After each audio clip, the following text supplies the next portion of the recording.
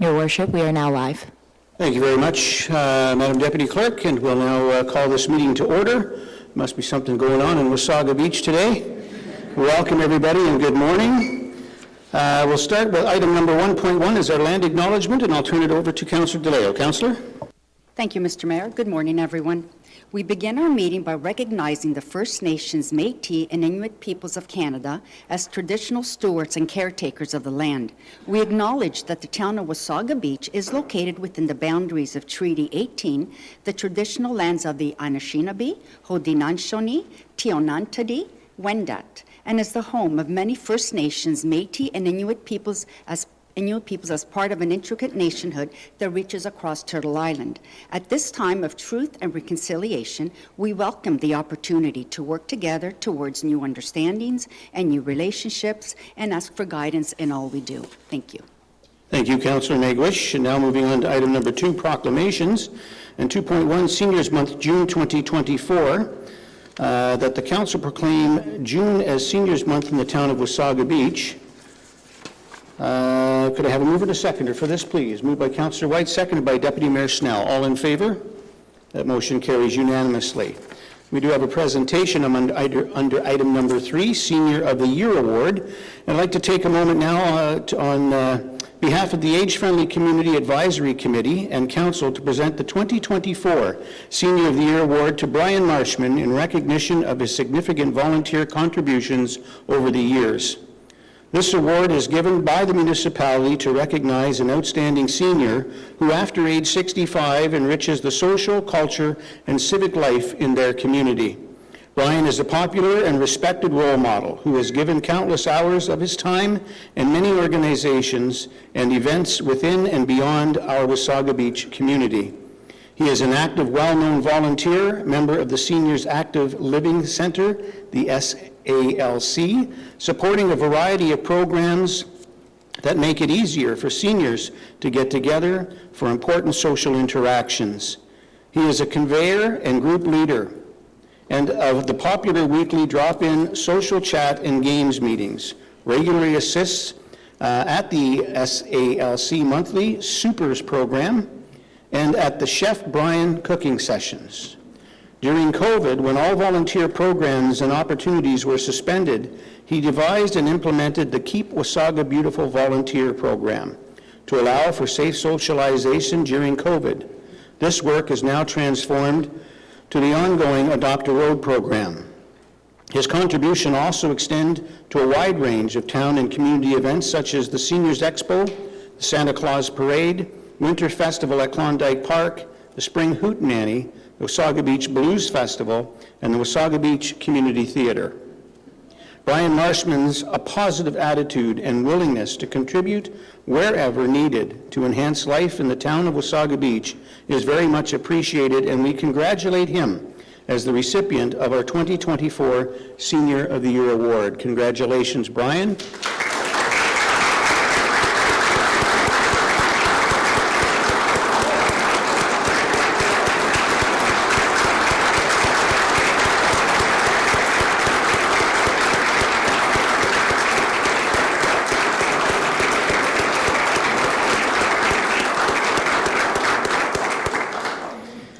Assuming you've brought breakfast for everybody, Brian. But I'll ask you to come forward along with the members of the Age-Friendly Committee so we can do a photo. Thank you.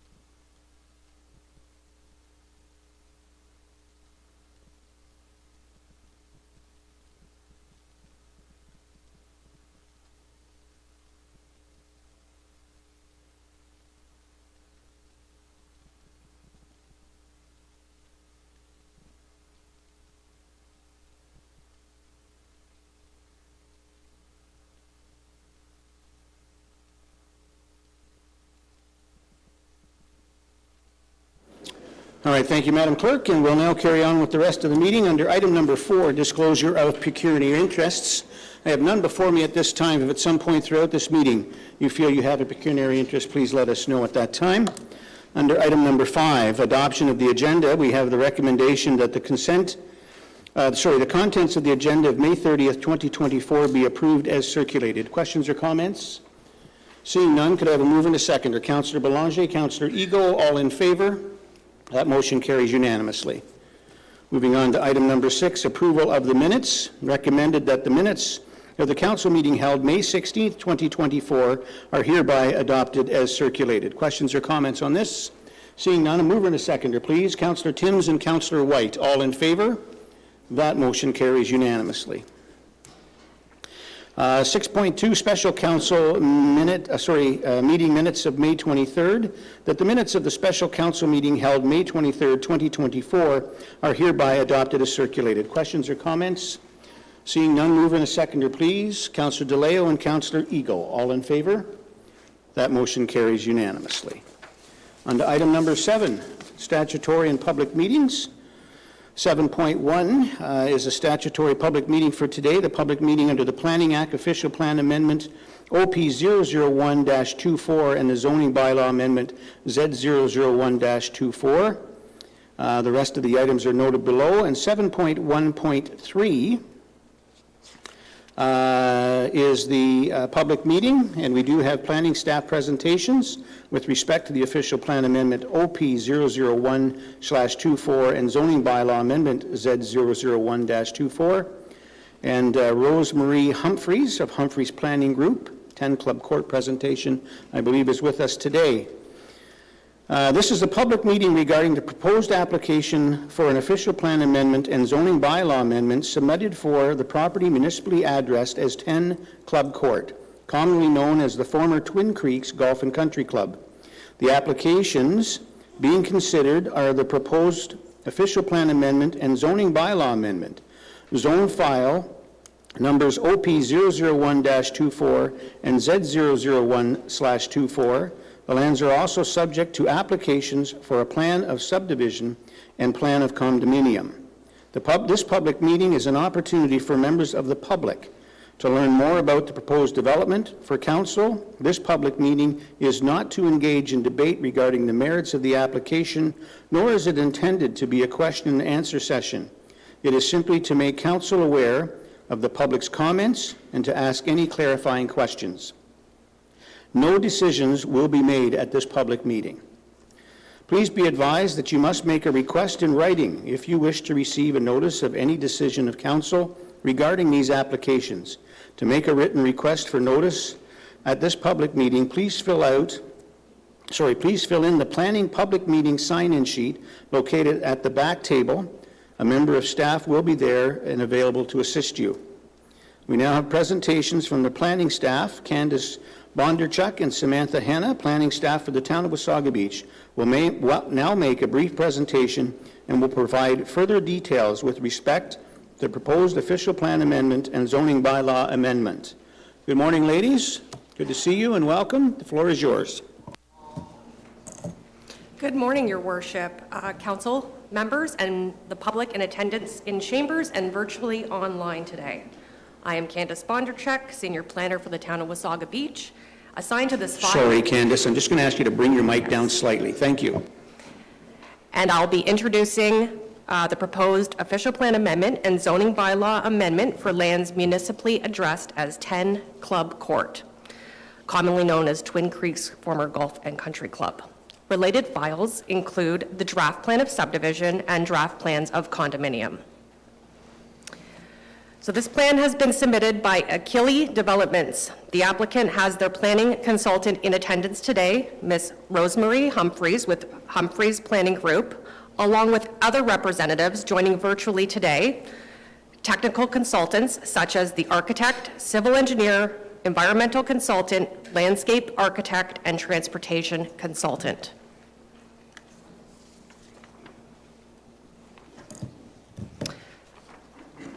The outline for this morning's public meeting will follow the town's standard format. Mayor Smith has introduced the public meeting, and planning staff will now describe the purpose of a public meeting, the planning application process, and present an overview of the applicant's development proposal.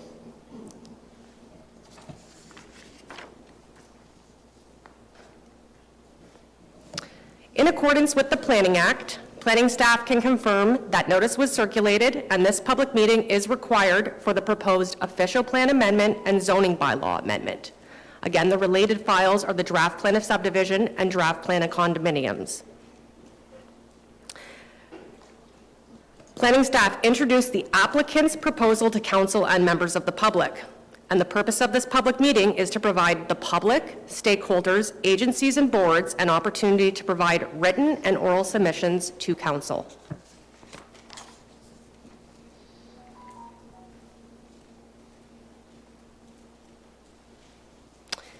This slide indicates where we are in the planning process. Planning staff have received the application, deemed the applications complete, circulated public meeting notice, and now here we are today at the required statutory public meeting in accordance with the Planning Act. The purpose of the public meeting today acts essentially as an information gathering session for staff and agencies to then review the comments received, analyze the applications, and at a future date, provide council with a staff recommendation report.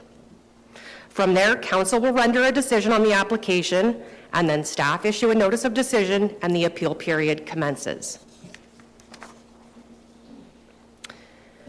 This slide indicates what the applicant has applied for and the development concept being proposed. The proposed draft plan of subdivision and plans of condominiums have been submitted to facilitate a residential development consisting of 364 single detached dwellings with lot frontages ranging from approximately 10.2 meters to 24.7 meters, 95 units of which will be divided between 2 common element condominiums, which will provide shared private access through those private streets. 6 internal public streets and a series of private streets, again, the common element condominiums, there's 2 of them. 3 emergency access blocks, 2 stormwater management blocks, 2 park blocks, and 4 open space blocks. This public meeting is required under the Planning Act for the related official plan amendment and zoning bylaw amendment. However, again to note, there's no public meeting required for the plan of subdivision and plans of condominium in accordance with the Planning Act. Here's the slide in regards to the existing official plan designation. So what we have is an open space and natural hazard land use designation. Permitted uses in the open space include, but is not limited to, passive recreational type uses, conservation uses.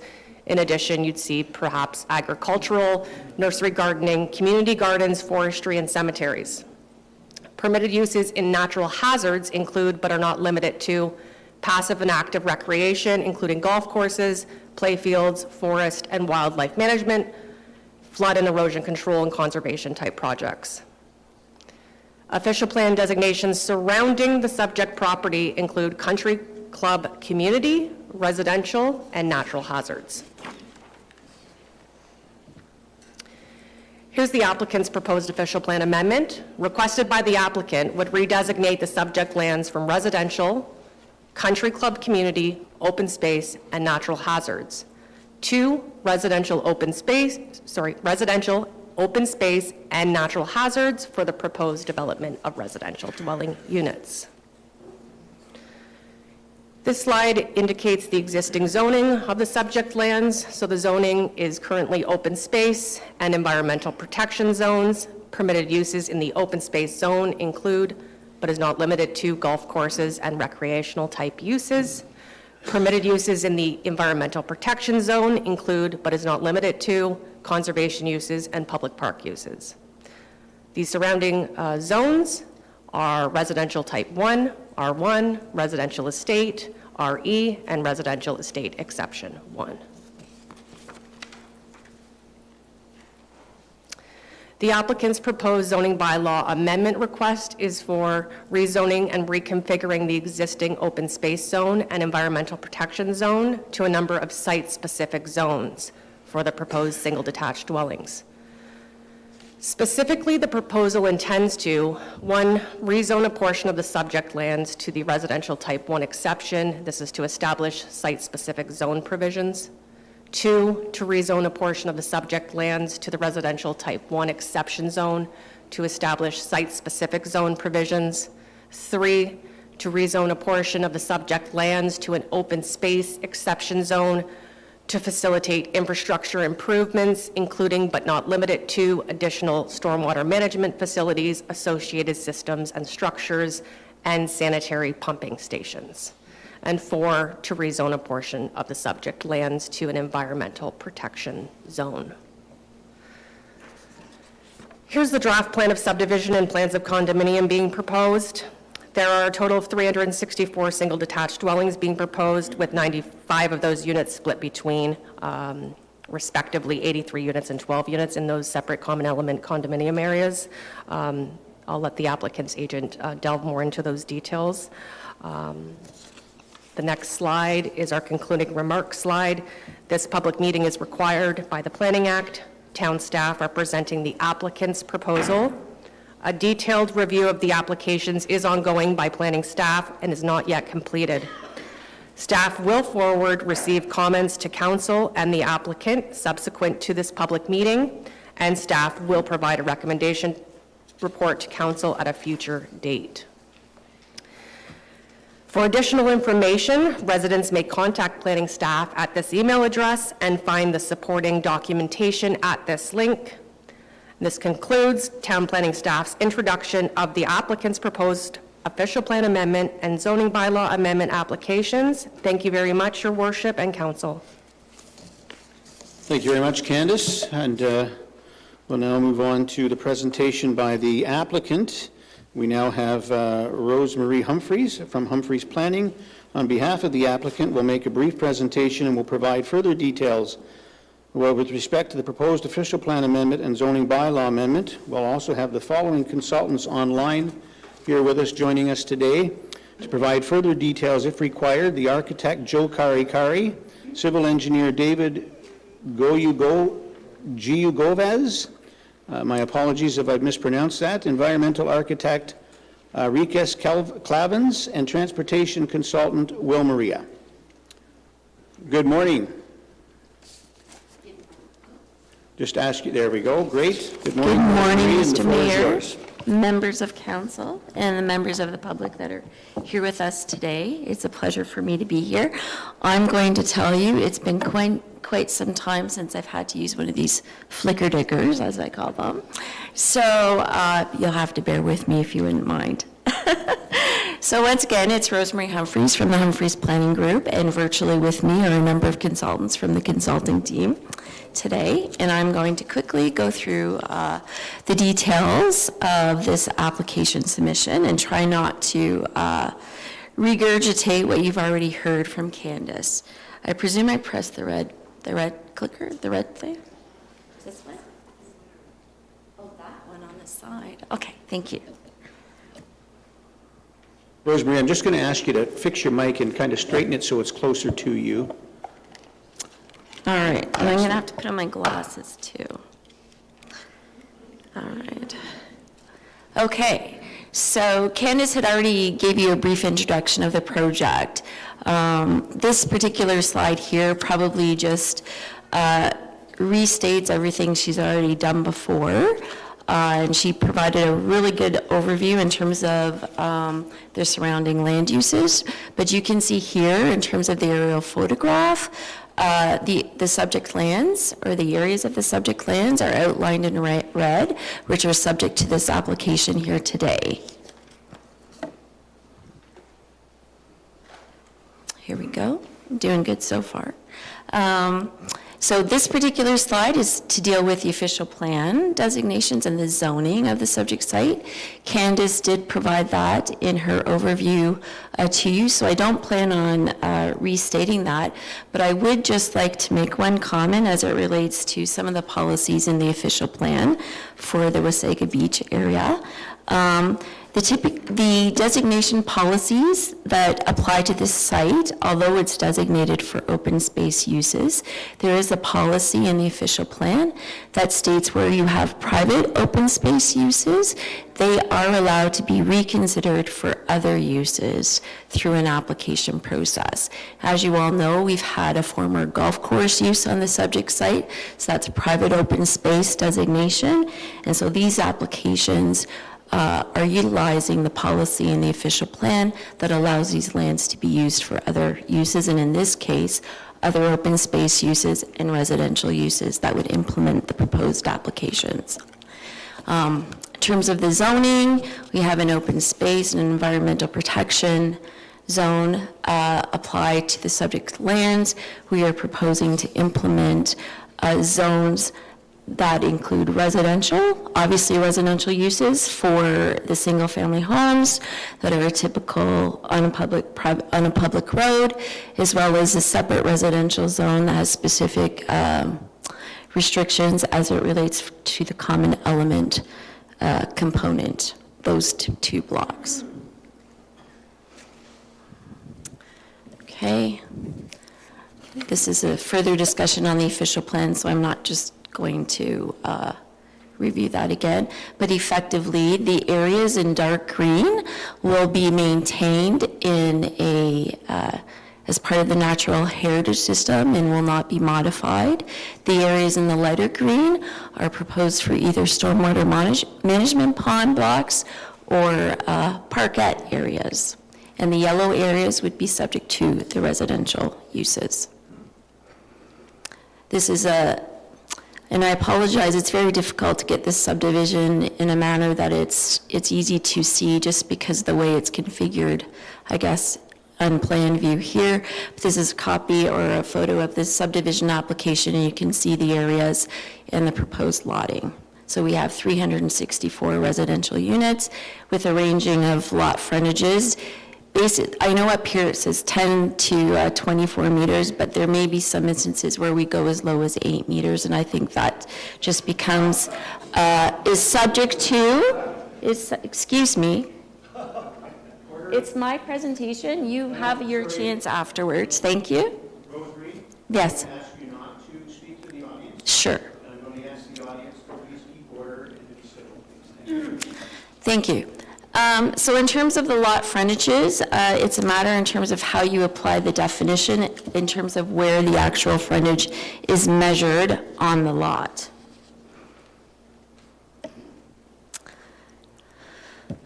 So in terms of the zoning, once again, you can see up here at the very bottom, I'm going to start in terms of the figure that you see on the display here at the very bottom is the environmental protection areas, which I had indicated earlier. We're not being disturbed. It currently exists today and are part of the natural heritage system. Up above that, you'll see the hatch line there. It's the open space areas, which will deal with the parks and the stormwater management pond areas. And then the two residential zones proposed. The darker of the two is where the common element condominiums are located. And then the lighter area is where typical on-street public road is proposed. So we have thought about transition and land compatibility between the proposed uses and the existing uses.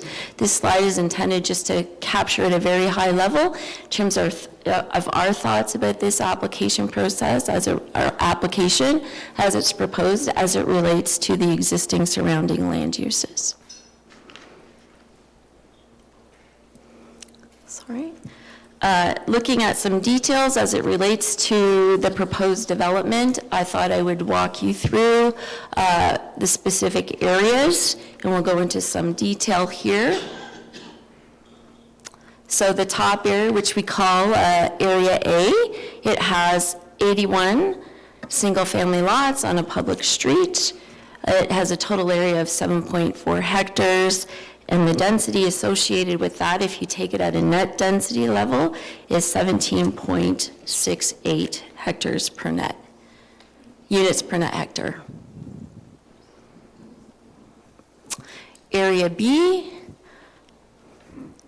has 68 single-family units on 4.73 hectares.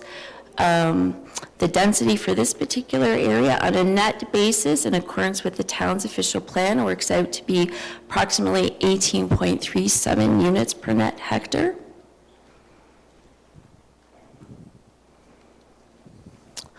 Area C, there's no residential development proposed here. This area is being used for the stormwater management pond block and a park block. Area D, and I'm going to apologize, there's a slight area on the coloring of this slide, but there is 12 proposed single-family units on a common element condo road at the north side, and it kind of looks like a rose brownie colored color. You see the natural heritage system, the environmental protection lands, and the green band that runs through the middle of the site, with a storm pond just to the south of that in the hatched area.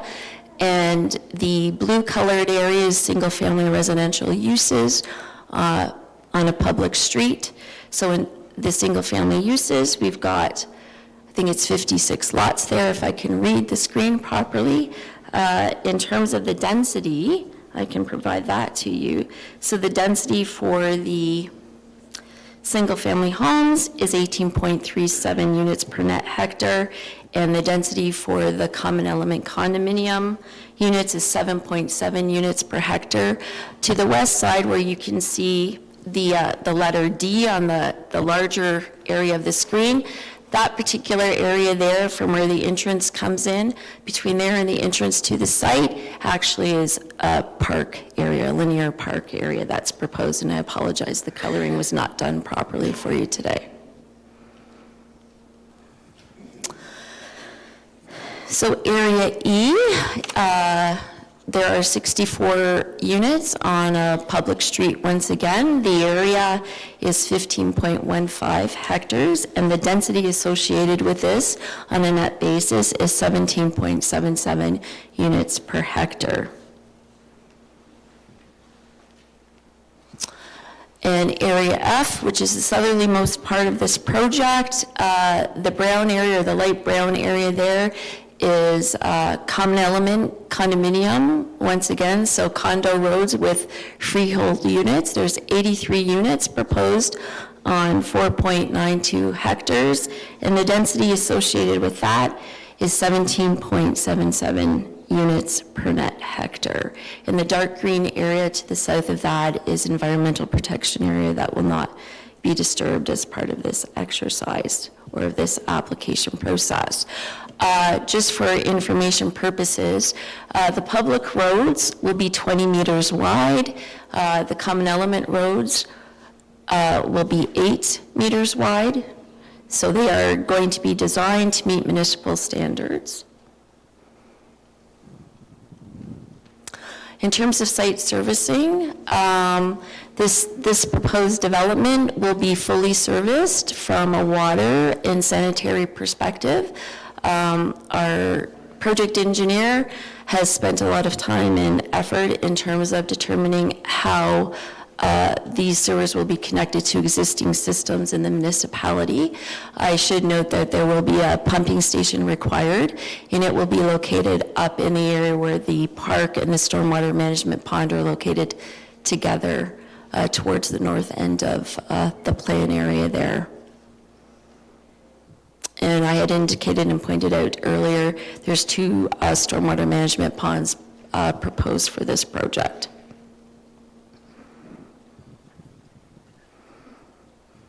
Okay, so there were a number of studies completed as part of the submission for this application. I wanted to point out to you today, I guess as part of this discussion, that there was in fact an environmental impact study completed by Tor Story. They actually had terms of reference submitted and approved by the Conservation Authority and other review agencies, and they conducted that study work in accordance with that approved terms of reference. Effectively, what they have concluded is that the existing natural heritage system that's there today will not be disturbed and in fact will be protected as part of this development. So you can see here, it's very difficult to see, and I apologize, and I'm not sure quite why. The study area is outlined in red, the total study area. Okay.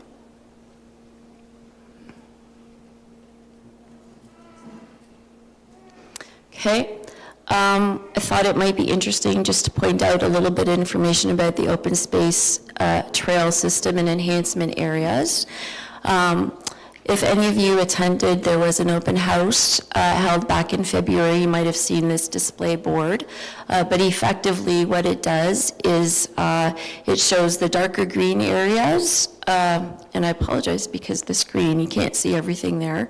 But the darker green areas, in fact, will be maintained and or enhanced as natural space areas. The red dotted lines that you see on the screen there floating around are proposed trail systems. There already is a trail system that runs partially through this area, so it's anticipated and proposed that we could actually enhance that through this application process. The lighter green areas that you see on this plan are where the proposed parks are located that I had previously reviewed with you. And the blue areas are where the stormwater management ponds are located, or will be located. So here's a list of all the submitted reports that were undertaken, and we don't have actually comments back from the circulation process as of yet on a lot of things, but this will just give you a list. There was a noise report, a planning report, archaeology, an arborist report that looked at the existing vegetation, what could be preserved, what would have to be removed, functional servicing and stormwater management report, cost of works estimate, phase 1 environmental site assessment, fluvial geomorphological assessment, geotechnical work, hydrogeological report, slope stability analysis, an environmental impact study, and a traffic impact study. And I know Candace had effectively discussed this as part of her presentation in terms of where we were or where we are at the process. So you can see in the brown area there, it indicates that we're at the public meeting. Our view is that this is sort of the beginning of the process. We're here to see what the public have to say. We're still waiting for comments to come back as part of the review of the application. And I guess there will be further submissions and discussions in the future before the applications come forward for council's consideration. And I think that's it. Thank you. Thank you very much, Rosemary. All right, we'll now move on to the question and comment part, and I'll ask the Deputy Clerk. Deputy Clerk, are there any members of the public registered in advance to make oral submissions at today's virtual public meeting?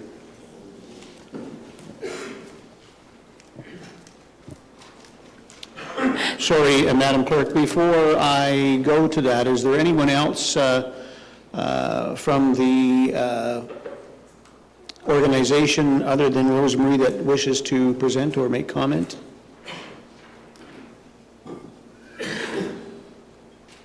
No? Okay. Madam Clerk? Yes.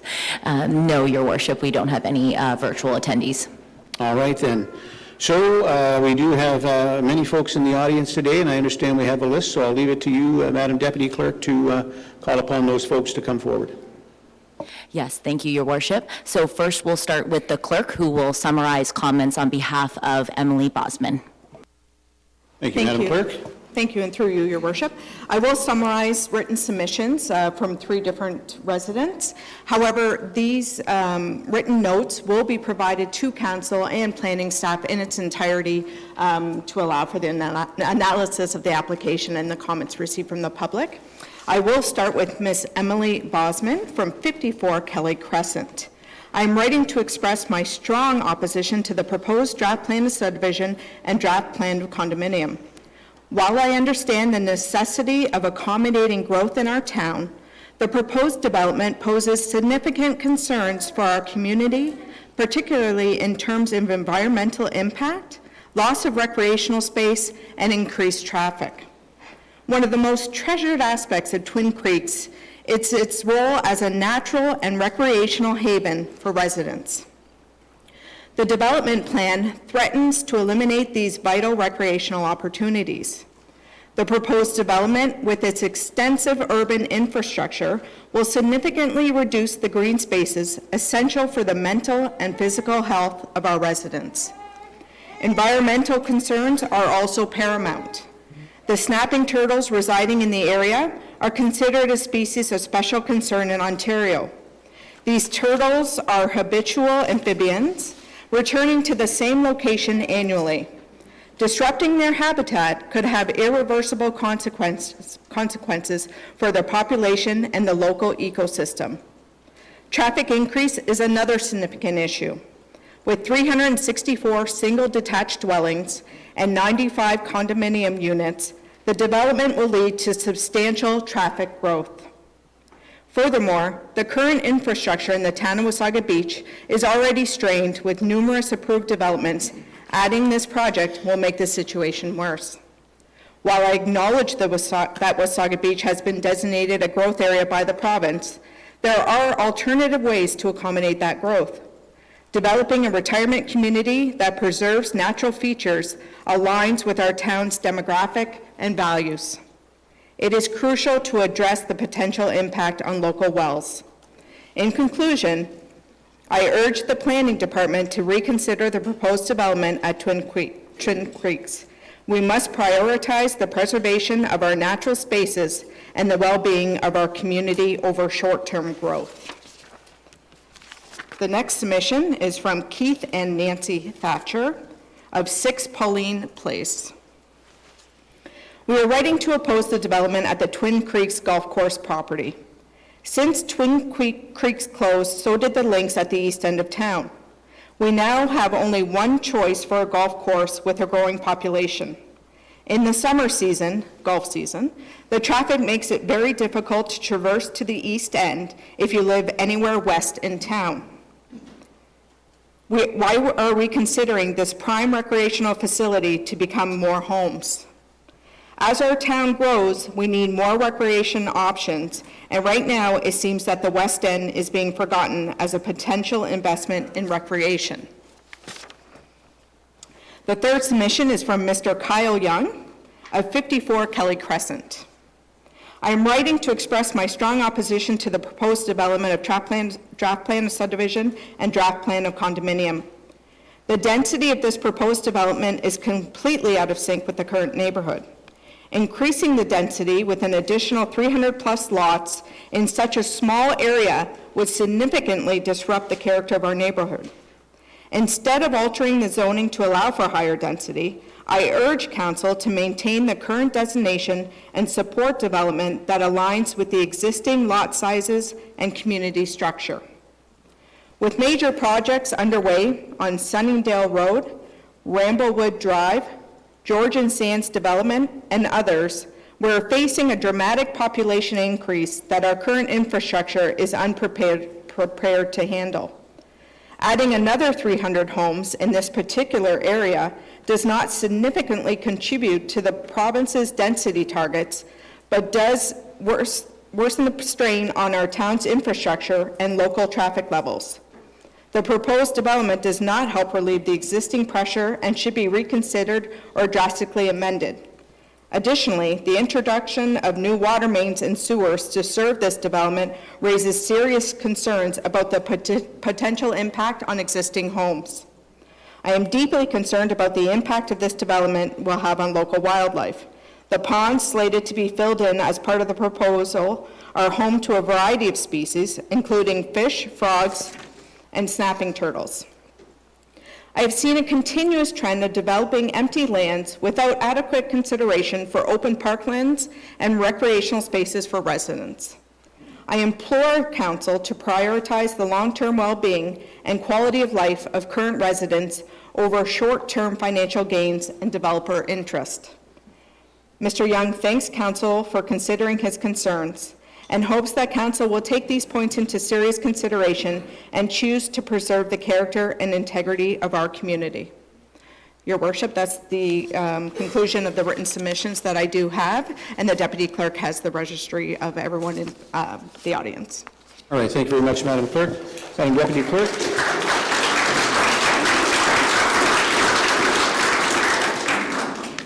All right, folks, I appreciate your passion. We have a lot of people here to speak today.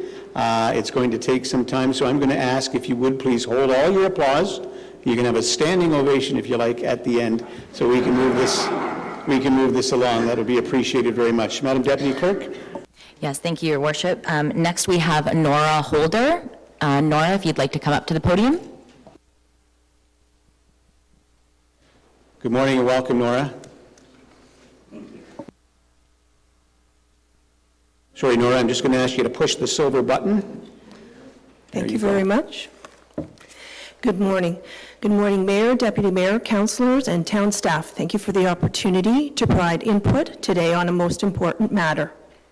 My name is Nora Holder, and I live at 73 Wasaga Sands Drive, and I've lived at this address for approximately 15 years. Our property backs onto the pond on what was once the 7th hole of the golf course. The pond has a high berm on one side, runs along Wasaga Sands on another side, and runs along Deanna Drive on the other. I think it's important to put a face to feedback, hence my standing here and speaking to my letter that you will be able to read in your package at another time. It provides an opportunity to understand perspectives, facts, and opinions clearly and concisely from your community. I am retired, and I worked in healthcare for 42 years, and I've been happily retired now for 2 years. So for some of you in the audience, retirement does come. I have feedback to share regarding the proposed development of the golf course that mainly pertains to the pond proximal to our home and the other 2 ponds that are proposed to be filled in as a result of the current proposed development on the Wasaga Sands or Twin Creeks golf course. The 3 ponds are teeming with wildlife within and proximal to the ponds all year round. I understand that many are stating the ponds may have been man-made, but regardless of how the ponds were created, these ponds maintain water levels year-round despite hot weather and/or low participation, and additionally, the ponds are now a naturalized habitat for birds, fish, and mammals, and have been for decades. Ponds cannot become daylighted once they are covered over. Today, worldwide, rivers are being daylighted in attempts to environmentally recapture and save rivers and creeks that were covered over and diverted into underground tunnels by developers to build roads and buildings. Once a pond is gone, it can never be brought back or restored. Ponds are wetlands that are fast disappearing and are essential to slowing climate change, carbon capture, cooling effects upon micro and local environments, absorbing rainfall and water, filtering water, supporting trees, shrubs, grasses, etc. The pond proximal to our property contains aquatic flora supporting muskrat, fish, turtles, frogs, leeches, ducks, geese, white swans that actually are tagged from Marsh in Midland. It also provides food for kingfisher, white heron, blue heron, cormorant, dragonflies, water spiders, and food and water for birds such as red-winged blackbird, yellow finch, raven, starling, crow, sparrow, blue jay, cardinal, robin, chickadee, white-tailed deer, raccoon, skunk, rabbit, and fox. The flora within the pond is unique and supports the species living in the pond and utilizing the pond for food and water. Proximal to the pond are unique flora, shrubs, trees, grasses, bulrushes that create a microclimate and support nesting, migration pathway stopovers, and hibernation for birds and other animals. The animals living in the forested dune across the road from our home rely on the pond for food, substance, and life, as do the creatures living around and in the pond. And in fact, the current impact of the recent dramatic rate of oceanic warming globally is forecasted to lead to new severe classes of heat waves we have yet to witness. To support the microclimate and wildlife within and surrounding the ponds during such future heat waves, the ponds will even become more essential and more valuable to our community. There are also 2 muskrat dens at the pond proximal to our property. One den is located on the berm side of the pond and the other on our home side of the pond. The dens provide homes for raising babies in hibernation. Many of these things that I've spoken of I did not see within the environmental report.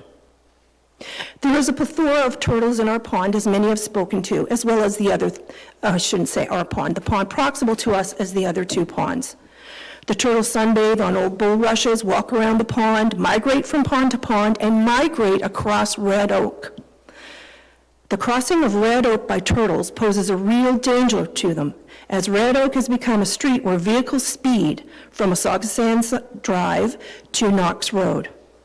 Red Oak should actually have turtle crossing signs incorporated, and the speed limit should be reduced to assist drivers to see turtles crossing the road and to save turtles from being hit, harmed, or killed. Many of us in our community have stopped to help these turtles at our own peril. Almost all turtles in Canada are federally listed as species at risk, with the exception of the prairie western boreal Canadian shell population of the western painted turtle, with the biggest threat to turtles being habitat loss as their wetlands are drained or filled to build roads and buildings or dried up by climate change. This is from Infoot Newsletter, CBC, CBC News, What on Earth, Thursday, May 14th, 2024. Turtles also create tunnels underground, which are essential for their existence, so they rely on the land around the ponds. They don't only require the ponds, but the muskrat also migrate between the ponds, as do the geese with their goslings. And this year we have one family of 6, and last year we had 3 families with 17. All 3 ponds are seasonal stopovers for migratory birds: Canadian geese, white heron, blue heron, mallards, merganser, wood duck, and the trees and bushes support other birds during their migration. The wildlife changes drastically on and around the ponds during the spring and fall as birds stop to rest and return and recharge for their continued migrational journeys. Therefore, as a result of what I've just spoken about, I do propose that there should be a buffer zone at least 30 feet from the edge of each pond circumference created around each pond that prevents the removal of earth or the erection of buildings, fences, etc. within this area. This would assist in supporting the wildlife living in and around the ponds to continue to thrive. I also propose that the development of the golf course lands should consist of larger lots that would provide space to sustain the ponds and surrounding flora, fauna, and environment for years to come and for future generations to enjoy. And lastly, the proposal to move all wildlife within these 3 ponds to storm drainage ponds is not sustainable or a moral option. A storm drainage pond will experience water levels moving up and down in relation to precipitation and weather, and will send water polluted from roofs, asphalt, yards into the drainage ponds, threatening the life within the pond with chemicals, gasoline, oil, road salt, etc. runoff. A stormwater pond requires a fence surrounding the entire pond to ensure safety, as the threat of rapidly rising water is a real risk. Thus, turtles, muskrat, etc. will not be able to leave the pond to walk around. Geese and ducks will not be able to access the pond with their young and animals, and will not be able to use the pond for water and life-sustaining needs. Please know I understand that development occurs, but development in today's world must include a balance within our environment and the species within the environment. I believe my above proposal suggestions provide such a balance, such as 1, maintain the 3 current ponds, provide at least a 30-foot no-building buffer zone around each pond. Housing development should have large-sized lots, low density, not high density. Lower the speed limit on red oak and place turtle crossings signs. And last, I have a 5th recommendation that I did not put in my written submission, and I'm sorry I forgot. I also suggest that the lands pertaining to the proposed golf course development remain as is, with no cutting of trees, moving of soil, until all required approvals for a development on the land, including the ponds, are finalized and obtained. I thank you very much, everyone, and have a good day. Thank you very much, Nora. Oh, we're going to wait to the end, remember, everybody? Thank you very much, Nora. Madam Deputy Clerk, the next speaker, please. Yes, Your Worship, it's Lori and Shauna McElroy.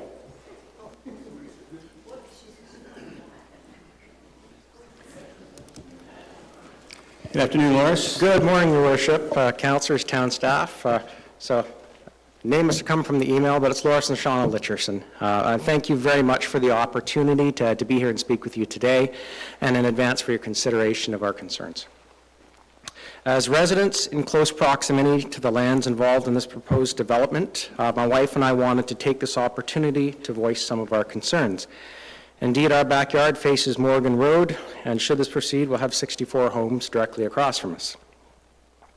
We are a part of the Concerned Wasaga Sands Homeowners Group, and while I know that our issues will be raised individually in detail by our partners, we wanted to touch on several in a holistic and introductory manner. I'd like to begin by noting that we're not anti-development, nor is our position based on a not in my backyard type of sentiment, even if it's literally in our backyard. We believe that development and housing is a critical societal requirement and feel that it's a major pressure provincially and nationally. However, that being said, we believe that such development must be responsible, reasonable, thoughtful, and take into consideration existing and long-established community and neighborhood planning, layout, culture, and atmosphere. Our concerns are many. However, I would like to raise two today: the lack of appropriate and responsible community planning, and the increased threats to road and public safety from increased volume that, in our opinion, are downplayed and minimized in the developer's traffic impact study. We came to this community 15 years ago, and coming from the far north and a house in the bush and on a lake, we had some concerns about coming back to a residential neighborhood. Wasaga Sands, by its very nature, design, development plan, and layout, not to mention the outstanding neighbors, quickly put those concerns to rest. As you know, the Wasaga Sands neighborhood, where the property in question is located, is a mature, treed, and estate lot residential area with significant green space. The proposed Twin Creeks development seeks to intersperse high-density residential areas within and adjacent to existing and established estate lot neighborhoods, also known as country club lots. This is not in keeping with positive or professional urban planning or community consistency. Mixing fundamentally different neighborhood types with dramatically different density patterns, indeed polar opposites of each other, in this manner would seem to be anything but responsible and adequate town planning. It is our belief that this development as proposed will decisively and permanently impact the current residents and citizens of this area of Wasaga Beach through anticipated potential impacts to existing homes due to water table variance caused by construction and drainage diversion, through the destruction of existing green space, the reduction in property values, and in road and public safety, to name but a few. We would respectfully suggest that this is fundamentally contrary to the pillars of our town's strategic plan. We have reviewed the developer's traffic impact study and have some concerns with its conclusions, specifically pertaining to sections H and G, so Morgan Road and in between Club Court and Martin Drive. The developer's traffic impact study indicates that the proposed development would have a negligible impact on the operation of the intersection of Wedgwood and Morgan Road, and that no structural improvements are needed. The exact same verbiage is used for the Morgan Road access point for the Section H development, of which Morgan is the only access, page 22. The same study recommends no improvements to account for pedestrian and cycling traffic due to low volumes. It's page 25. As someone who walks those roads every day, I must disagree that there are no public safety issues or concerns. Rather, this will exacerbate the existing safety concerns that we have, such as the lack of sidewalks or speed-lowering infrastructure. In fact, years ago, we petitioned and were successful in having additional school bus stops established on Morgan Road due to the lack of sidewalks, decreased road allowance and shoulders due to winter conditions, and the danger of the existing roadway for pedestrians. In short, we didn't want our daughter walking down Morgan Road to Club Court because in certain weather conditions it simply wasn't safe to do so. We would suggest that low pedestrian and cycling volume in this area now will certainly change with the construction of 147 new high-density builds within these two sections and the potential for many hundreds of new residents in this small area. This study does not seem to take this into consideration in any serious manner. Indeed, we have already noted a change in the pedestrian and traffic volume in our community with a new build off Morgan Road west of Lamont Creek. The only access to both these development areas, section H and G that I referenced, are Morgan Road and Wedgwood, both of which are already well worn and in need of repaving and widening in our opinion. And this will dramatically increase volume and noise on both those roadways. The study appears to suggest or anticipate less new two-way trips a day than there are houses being built. That's page 25. And certainly less than the anticipated number of vehicles associated to those homes. With an average minimum 2 cars per household with the potential for more, that estimate is unrealistic and does not take into consideration the increased volume on existing unimproved roads and the corresponding threats to pedestrian and cyclist safety. Possible solutions are to require the inclusion of sidewalks, cycling lanes, and the addition of access routes to the Wasaga Sands community from County Road 10, allowing for a third and fourth ingress and egress point. As I've already noted, we are not at all against development, provided it is done well, is respectful of established community and neighborhood consultation, environmental concerns, and within the established zoning guidelines within the existing official plan. There is no reason why this development cannot be significantly scaled back so that the new proposed neighborhoods are in keeping with the current and existing ones. With the massive development that Wasaga Beach has seen and is currently undergoing, with many ongoing residential construction projects, 45th and Morgan, Wasaga Sands, County Road 10, the Ramblewood subdivisions, and that's just in the west end, we would submit that this level of high-density building is not necessary to meet the current or even the future needs of this community. We understand the need for profit margins and the corporate responsibility to maximize them when considering projects such as this, but I would respectfully suggest that the bottom line of the builder and developer should not trump the rights and needs of the existing citizens or the obligations of the town to those citizens. We're asking you as the mayor of this community and the councillors who represent us to consider the needs of the people who live here, pay taxes here, and are raising their families here, not just the anticipated needs of those who, as of now, do not. We implore you to engage with the existing residents of Wasaga Sands to come up with alternative development strategies to that which is presented by Achilles, and to see that any new development of the lands in question are both responsible, reflective, and supportive of our community. Thank you again for the opportunity to speak here today. Thank you very much. Oh, at the end, remember? Thank you very much, Loris. We appreciate your comments. Madam Deputy Clerk, next speaker, please. Yes, Your Worship. Gary Bendis. Gary, there he is. Good morning and welcome. Thank you very much for this opportunity to speak. We all could be in better places than in front of council today. And I'm sorry, Gary, to interrupt you. I'm going to ask you to stand in front of the mic. Okay. So everyone can hear you well. Thank you. Thank you very much for allowing me to speak in front of the council and members of the public. I'm sure the members of the public could be in better spaces today than we are. Okay.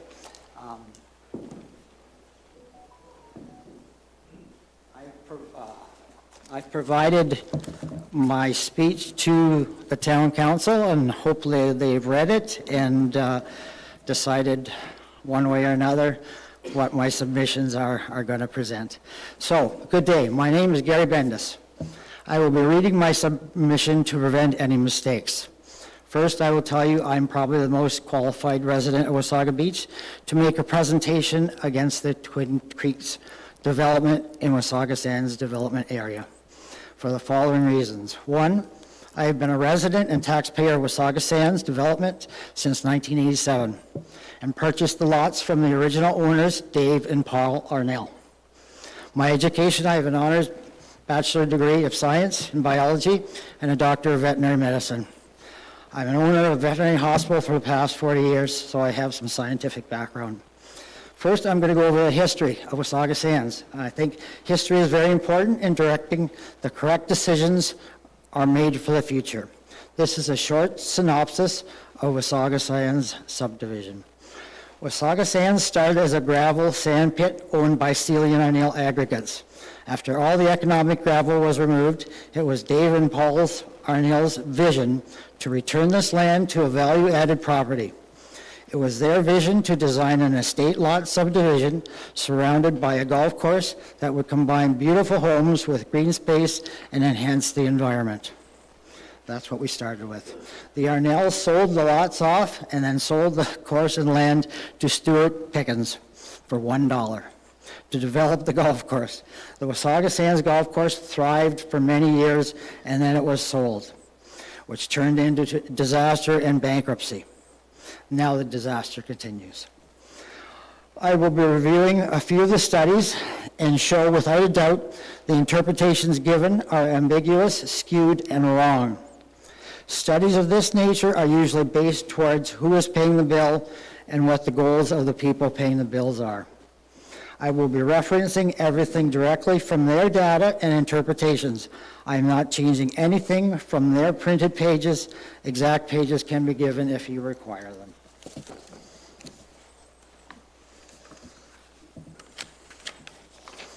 First, the arborist report. I have a copy in front of me if anybody has any questions.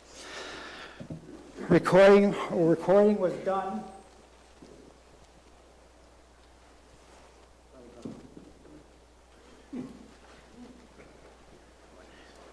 Show and tell. All right. So a little bit of fun here. Recording was done on trees 10 centimeters in diameter and above at chest height.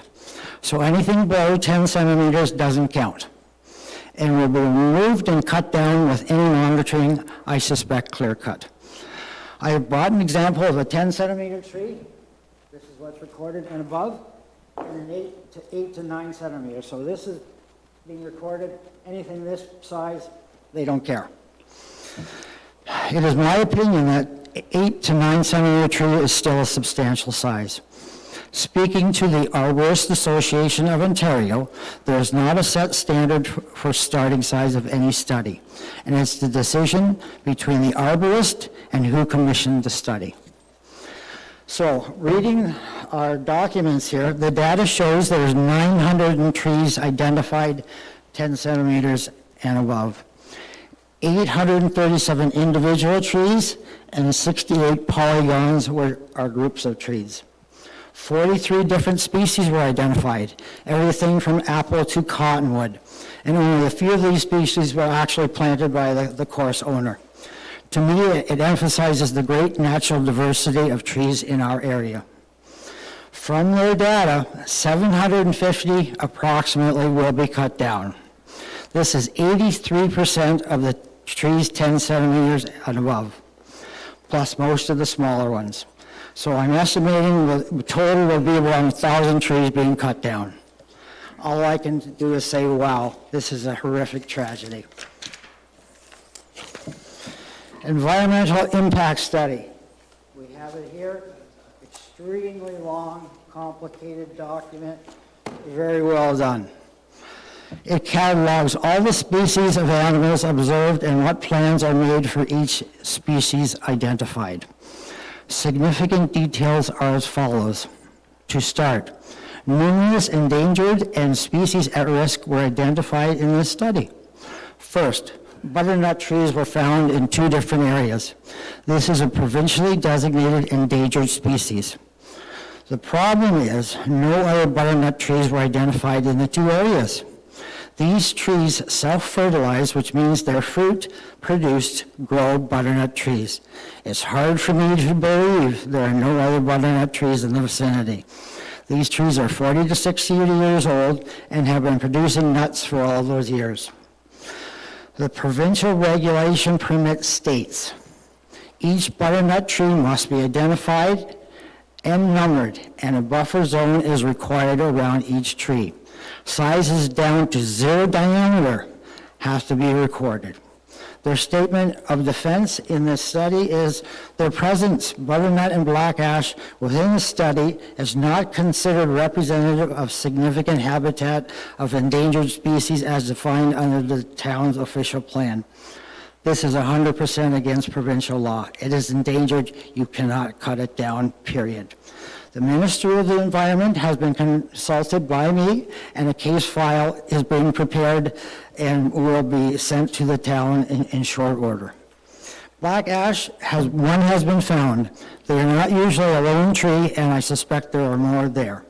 Frogs. 4 frog species have been identified. The survey indicates the environment supports significant breeding of this species.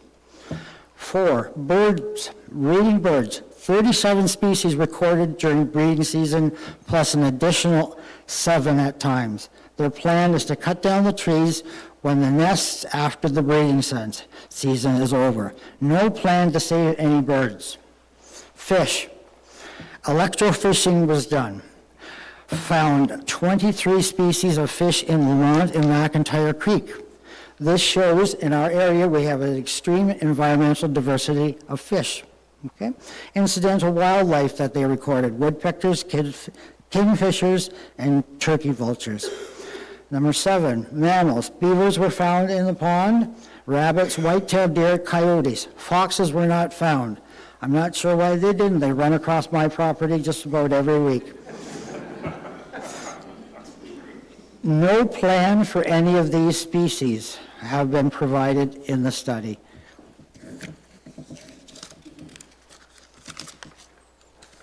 Number 8.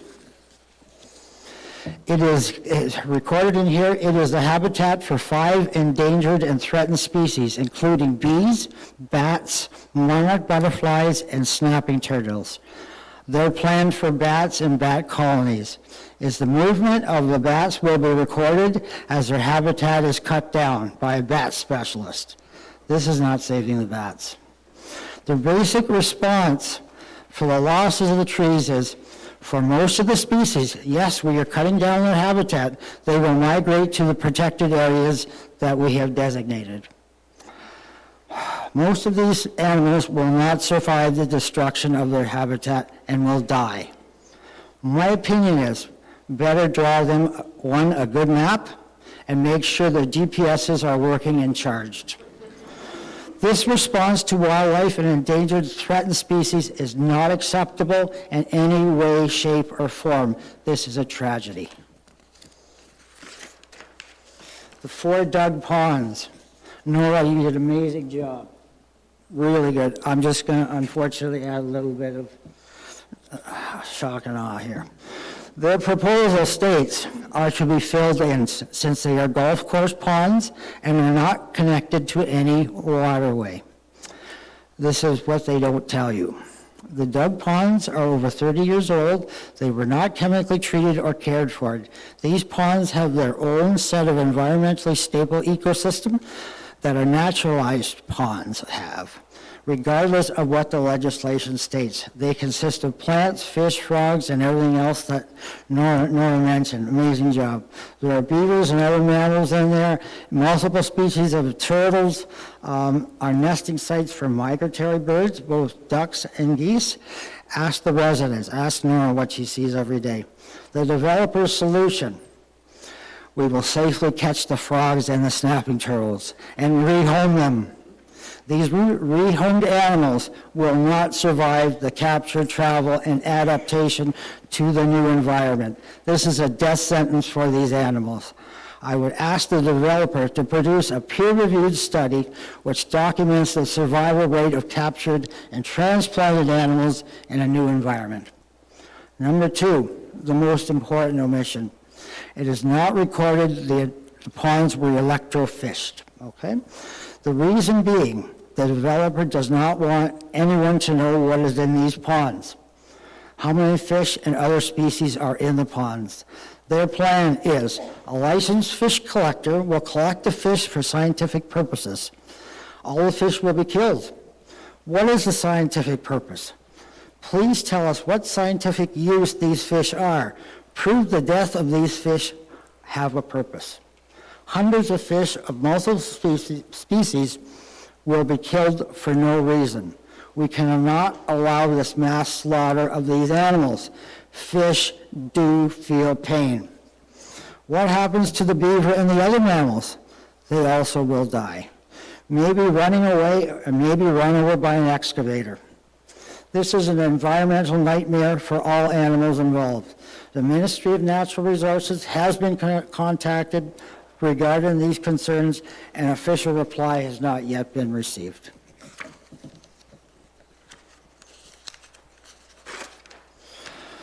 Now, oh boy, okay. Planning justification report. We have this right here too. Okay. Extremely wordy document that tries to justify the subdivision by all standards set out by all legislative bodies. All I can say is, how brain dead do you think Wasaga Beach residents are? I'm sorry. Major disagreements. Talks at length about the Golden Horseshoe Plan 2020. Please be informed, we are in Simcoe County, we're not in the Golden Horseshoe. It states, the subject land represents an important piece of the county's and town's structure without impacting the low-density character of the surrounding existing neighborhood. Mathematics skills are to be questioned here. Wasaga Sand development goes from 150 lots to 514. That is a 240 increase in density. Number 3, the development expands housing demands, particularly low and middle income residents and seniors struggling to find and secure housing they can afford. The price point of the developer is estimated between $600,000 and $900,000. Nowhere near the targeted population mentioned here. If they do have properties in the 400 range, investors will buy them up and charge your target population sky-high leases. Their final conclusion is beyond belief. The proposed development is wholly compatible with its surrounding residential, commercial, industrial, conservation, active recreation, and natural heritage uses in the immediate vicinity. This is 180 degrees different from the truth. There is zero compatibility with this development. It's hard for me to believe that anyone reading this study could come up with this conclusion.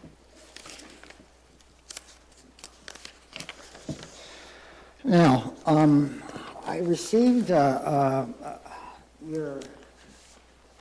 rules of engagement on May 28th, okay? And it states that I'm not allowed to speak about property value. Is that true? That is correct. So it cannot be put in my speech then? Correct. Okay. And even though it impacts 150 residents of the Wasaga Sands development, I still can't speak about it? Well, I think it's comfortable for you to speak that there could be an impact if you Yes. feel so. Yes. What you shouldn't be speaking to is specific values. Okay, okay. And there's we- a couple. So I'm just going to look to our planning staff to confirm that, but Yeah, I I'm just quite want to be confident. fair to everybody. Trevor? Certainly, if the resident wishes to speak to impacts, he may do so, but to your point, it should be on point as to the actual, how the impact would actually be foreseen. So that's a yes or no? I don't understand. So again, I'll be clear, if you feel there will be a financial impact because of Yes. this development to your property, Yes. you can speak and you can mention that. What you can't speak to is specifics. Okay. Okay, thank you. Yeah, that clarifies it. On consultation with a number of local real estate agents, a few common threads were mentioned. The homes in this subdivision would appreciate in value more than the surrounding subdivision due to the design and environmental green space that we have. The Twin Creeks development will negatively impact the values of existing residents. 1, devaluation of the properties up to hundreds of thousands of dollars depending on location and value of each property. 2, increased difficulty of future sales. 3, decrease the appreciation of all properties. 4, remortgaging will be more difficult due to the devaluations. To prove this, there are 10 properties currently for sale in this small subdivision at the same time, with minimal interest in these properties. Our custom-built home currently was sold. It was listed for 10 months. The owner had to reduce the price close to $200,000 for it to sell. They suggested each property be appraised by a licensed appraiser as to the depreciated value. Now, in conclusion, I'm sure you want me to get off the stage here. To the Town Council and Planning Department, your responsibility is to the residents of Wasaga Beach, especially the ones in the Wasaga Sands subdivision. We have been good and faithful taxpayers since 1987. We have done nothing to deserve the destruction of our peaceful, beautiful environment. Kill the trees, kill and displace the wildlife, and depreciate the value of our properties. Environmental preservation is the most important topic in the world today, sir. This development is opposite to all the principles Canada and the world is trying to achieve. Thank you for your time. Thank you, Mayor.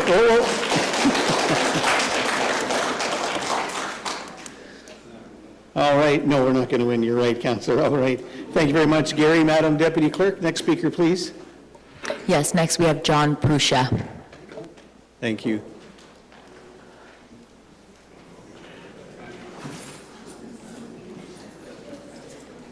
Big John, welcome. Good afternoon. Good morning. Good morning. I thought I was 10th. So, thanks for the opportunity, folks. As before, I'm John Pruk. I'm not an expert. I've lived in Wasaga Beach since 1989. Back then, the sign said, "Welcome to Wasaga Beach, population 4,800. I've lived in Wasaga Sands since 2000. I was 30 years a fireman down in the city before retirement, and I understand large volume water flow and firefighting operations, and I also moonlit hauling tractor trailer loads of sewer sludge from treatment plants to lagoons and back for a few years. That's my pretty basic profile, and you'll see how it applies to the questions and statements I've got regarding infrastructure of this proposal. What I've learned over and above my profile came from the town's website and a couple of phone calls to numbers on this website. So there's no secrets here. This is all public knowledge. Our town, that's Wasaga Beach here, our civil servants in public works, similar to our fire department, where'd the chief go? Anyway, we'll get to them in a minute, but these people, they're just that, they're civil servants, they serve us. They're not biased or against or for this development. And with regards to water and sewer, they monitor and oversee these new projects. Then they're trained to operate and maintain them. They're very, very aware of costs and timelines, et cetera. None of it's new to them. We have forced mains, pump stations, storm sewers all over town. We have every reason to be proud of them. I learned that the infrastructure requirements, i.e. municipal water delivery, storm sewers, and sanitary sewers for this development, very likely, not even very likely, for sure, they'll far exceed, and something's wrong if they don't, they'll far exceed the less than $10 million estimate Achille quoted in their initial submission. Maybe they were unaware of these costly hurdles, maybe they made a mistake. It's obvious that they don't have a lot of experience in neighborhoods with through streets and detached homes. They mostly do multi-use high-rise and high-rise rest home complexes. So anyways, over in Wasaga Sands, we're on low land. So to move sewage to our treatment plant, which is up on the Oxbow on the far bank of the Nottawasaga River, force mains and pump stations are required because it's uphill all the way. So this is very expensive, including the storm sewers and town water on top of it all. These infrastructure costs could result in almost $300,000 per unit that they intend to build. That's before the first load of lumber or handful of nails or the first backhoe plunge into the sod to dig the very first basement. And that's for 364 new units. If these developers are held to the town's density guidelines, these efforts and costs would be for around 190 units, almost doubling the per unit expense. It makes no sense. We're going to hear that over and over here. Across the road on Sunnydale, or across Sunnydale Road, where there are 3,500 new homes, a school, some other services, maybe a plaza or whatever, this does make sense for that number of houses, this kind of expenditure and this kind of technology. But, you know, I got actual numbers from the town's 10-year waterwork forecast. Again, this is public knowledge. There's no secrets here. So developers make money. That's why they develop, that's what they do.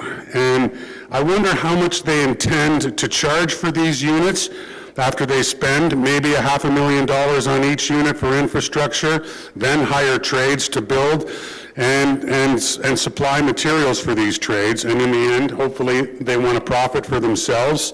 So by no means does this answer the province's call for affordable housing. This housing will be very, very expensive. Now, with regards to the fire department, hey, Chief, you're back. As with our other public service, our employees in public works, we can be very proud of Wasaga Fire. They train hard and they're keen to serve, and the chiefs along the way have made sure that they have adequately kept up with the constant demands of our growing town with state-of-the-art apparatus, equipment, and facilities, as well as manpower. If someone from these development people had any sort of sense or awareness or consideration for the safety of its potential buyers or the workers who will be building for them, a 2,000-foot cul-de-sac of townhouses fronted by a 10-meter wide dead-end alleyway, you can't call it a road because roads are 20 meters wide, this wouldn't even have been dreamt up. I'm sure the chief himself, who has vowed to protect the lives and property of the townsfolk, he's also responsible for the safety of his firefighters. He'd be the first to acknowledge the trouble emergency services would have with a full response to an address anywhere along this location. That includes police and ambulance as well. These units would likely be the lowest, would have the lowest price tags and would likely house people with lesser or fixed incomes like seniors and or young families with small children. Evacuating these folks safely past crews and vehicles tasked with fighting a fire would be required and take up more manpower. Evacuation of multiple units on either side of a fully involved townhouse is what happens, as there's no buffer between them. Wasaga Fire's state-of-the-art pumpers and aerial would have this inadequate laneway blocked on arrival. Matters would be worse in the winter. Trucks and narrow laneways are not a good mix. That's why the county's already said they won't send garbage trucks down this street, if that's what you'd call it. This part of the development also makes no sense. So the reoccurring words here are that none of this makes any sense. I'd hate to think that there was some kind of hidden agenda. I can't say there is, but you got to wonder if accomplished capital and Achilles only intend to see through the process of rezoning and then flip to another developer. As before, maybe they've just made a mistake and didn't realize that trying to rezone and redevelop this land makes no sense. The people of Wasaga are here for its attributes: the longest freshwater beach in the world, its less than urban-like density, its green spaces. Other people visit here for all the same reasons. This issue is so much more than affecting us who live directly next to the proposed development. It matters to the whole town and to those who visit. We're good people. If Achilles Development and Accomplished Capital are realizing that their initial plans are off somewhat, maybe we could help them and find a strategy that gives them an out. One that would bide well with their investors, whose money is sure to be tied up indefinitely considering some recent troubles.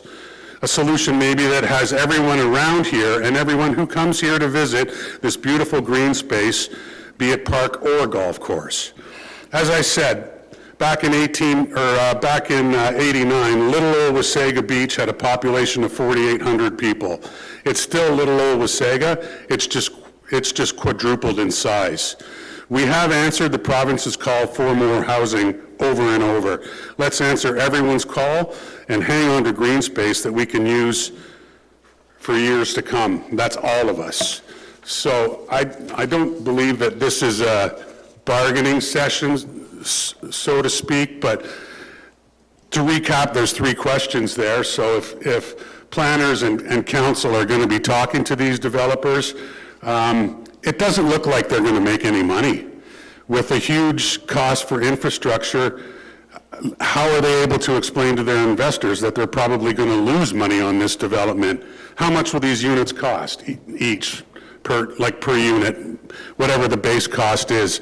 It'd be good if we could know that. We'll use the old math to figure out if it makes any sense. And the second question I was going to ask, and I don't think it is a question really, and it is, do they assume responsibility for a lack of safety concerns in their planning? And I don't even think I want an answer, because it doesn't matter to us who's responsible if something bad happens. We don't want anything bad to happen. So that little wee road and those townhomes, like a cul-de-sac that long, let's just not do it. And the other question I have is, however things go for Achilles and Accomplished today, whether they're rejected or whatever, I'd like to know if they continue, or if they intend to continue trying to rezone and then try to sell to someone else. I think these questions need to be answered, or at least asked, if you folks get around to it. Thanks for your time. Thank you very much, John. Madam Deputy Clerk, next speaker, please. Yes, Your Worship, William Pogson with Concerned Wasaga Sands Homeowners presentation. That's correct. Good morning, sir, and to all the council. I'll even say good morning to the planning group. Just to preface, one simple statement that might explain why I say certain things. I am a lifelong first responder from Toronto, and it's the only way I was able to afford to buy a house on Wasaga Sands Golf Course, moving from a big city to a small. Okay, so here we go. Background of the golf course: registered open space with a country club setting as per town papers. Starting in the early 90s, I've scaled back from 99% to 95% because I've noticed a few more, but 95% of the actual area that this development is being built in, not the major surrounding area, is a single-story dwelling on approximately 75 to over 100-foot lot, and proposed as all two-story buildings with vastly more, that's okay. Vastly more narrow land lots. Drainage from the homes and the golf course are via creeks, natural and man-made, with ponds, which have been in place for over 30 years. And a large number of the homes, and I'm speaking in my experience on Lamont Creek, because that's where we live, a large number of homes are graded specifically to use this drainage system. As of Tuesday evening, I went out to the back of my lot, which is the creek north side of Lamont. There was still 3 feet of water in that creek. And the drainage from my house to the creek is approximately a 6-foot drop. From the golf course, it's 8 to 10-foot drop over the ledge there. Right now, the density of homes is less than 3 homes per acre. I've heard 2.5, 2.6. I'm sorry, I'm not hectare able. They're asking to go to 6.9 per acre. Originally, the golf course was just sand dunes before the course was built. There's a 3-tiered aquifer that I researched with extremely clean water in it that rivals the best groundwater on this planet. A good number of houses still use their own well water for drinking, which is attesting to this purity. In researching the original development of the early 90s, I learned that the original housing project specifically stated, and this is from town papers, the developer was responsible for all drainage without any assistance from the town. This seems logical to continue forward. Zoning codes were set so the present residents were confident in their purchases not being subjected to any modifications in the future. This perhaps was the reason for the approximately, at that time, $40,000 to $50,000 premium in buying these dwellings. Recent estimates have gone higher than that. One would think that any zoning downgrade would be reflected in any future property tax bill. Otherwise, what is the point of documenting open space or country club estate residential dwellings or any other code for that matter? Because if it's written in stone, obviously this may not be a written in stone thing, so why use codes in the future? The construction as it is now set out is completely out of character with how this community is set up at present, both from a density and a height perspective. And the road infrastructure is all set for the present dwellings, not double or triple that amount. In addition, the water table and sand soil is very susceptible to seismic shear from construction vibration, which can seriously affect any status quo with the soil as it is at present. This could in effect destroy many of the wells that residents use for their very life-giving water, and moreover, could cause settling of the sand over the next few years, and I'm taking this from major contract people on the internet from the United States, over the next few years, causing catastrophic damage to septic systems and even foundations of present homes which would not be detected at the present time. When approaching the question of climate change, it must be noted that again, due to sand soil, which could theoretically be left open to the elements for many years, specifically stated by the architect, before any drainage goes in, and this was at the first meeting, one-on-one with him, specifically stated that before any drainage goes in, the ground is leveled completely, so that they can put that in. All drainage has to be done before the first foundation goes in. By the way, he said the town council requested condominiums, but we're not putting any in. That was a first meeting. This could be left open to the elements for many years after the proposed drainage system is laid in.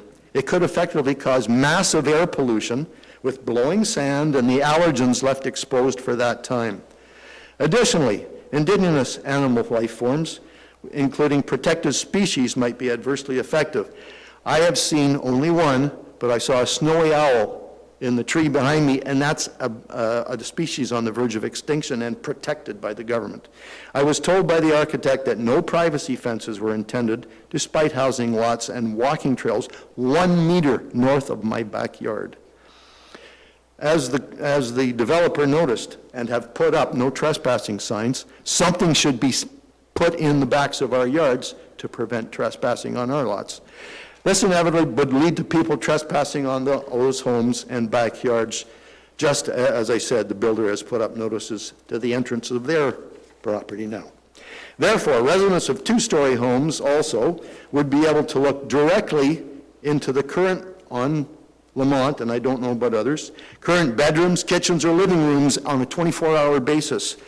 And you're looking straight on one, you get reflection from glass, but if you're looking at an angle, you can see right through. This is another good reason for bungalows to prevent this kind of privacy breach.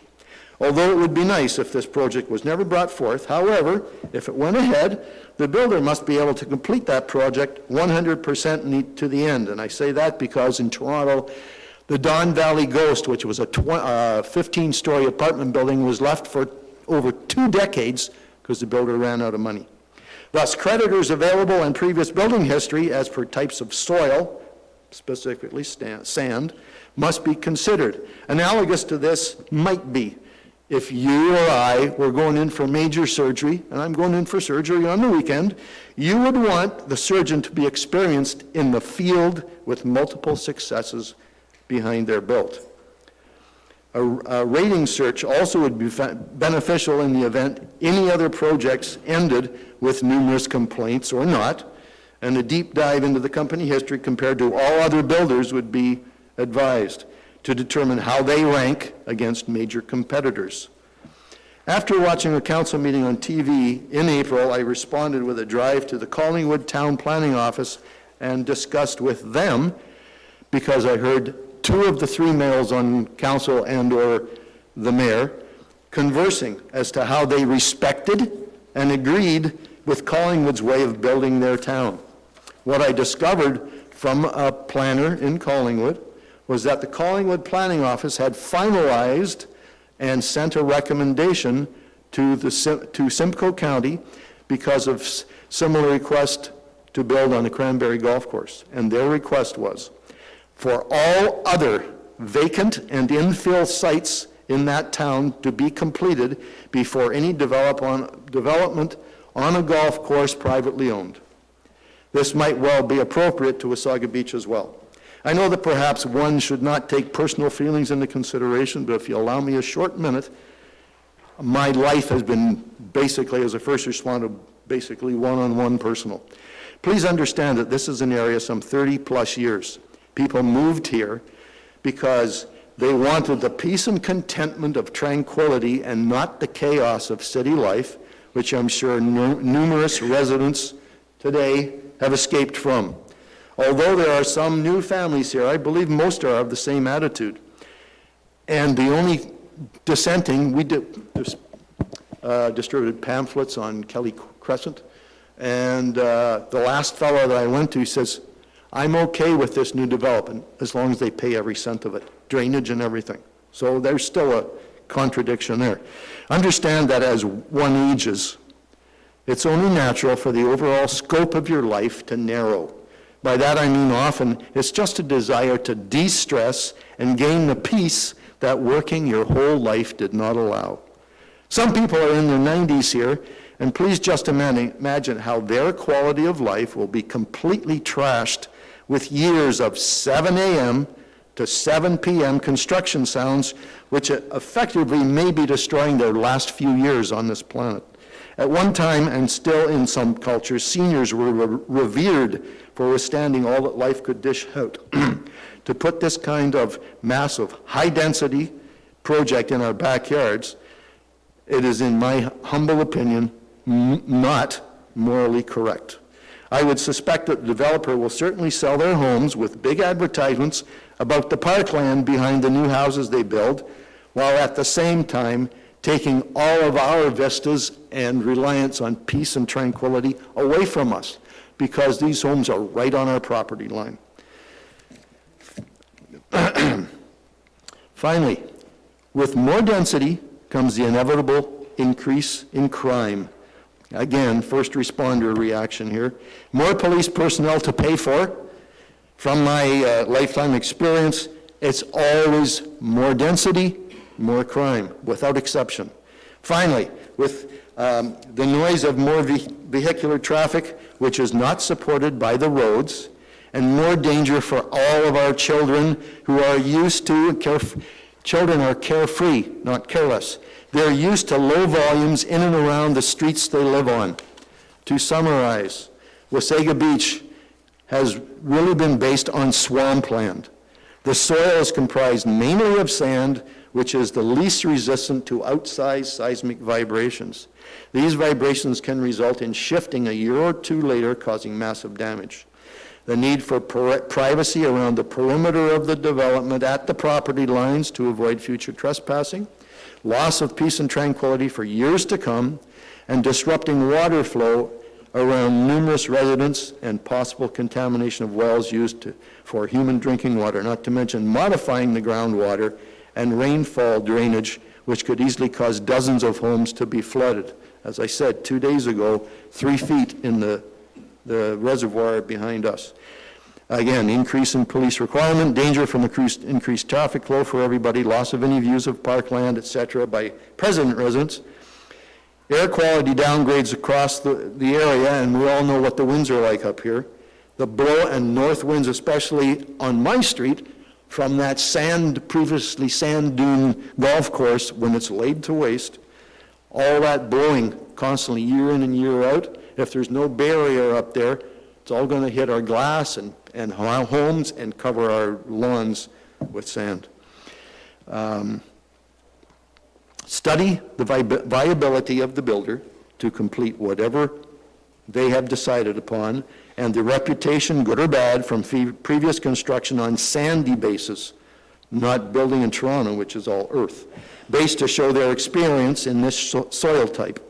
The wish to retain zoning for our homes, as was enforced when first purchased with large monetary premiums. And I want it known completely. As a blue-collar worker, I'm no elitist. I was very fortunate, just because I grew up in Toronto, to be able to afford the house that I came to.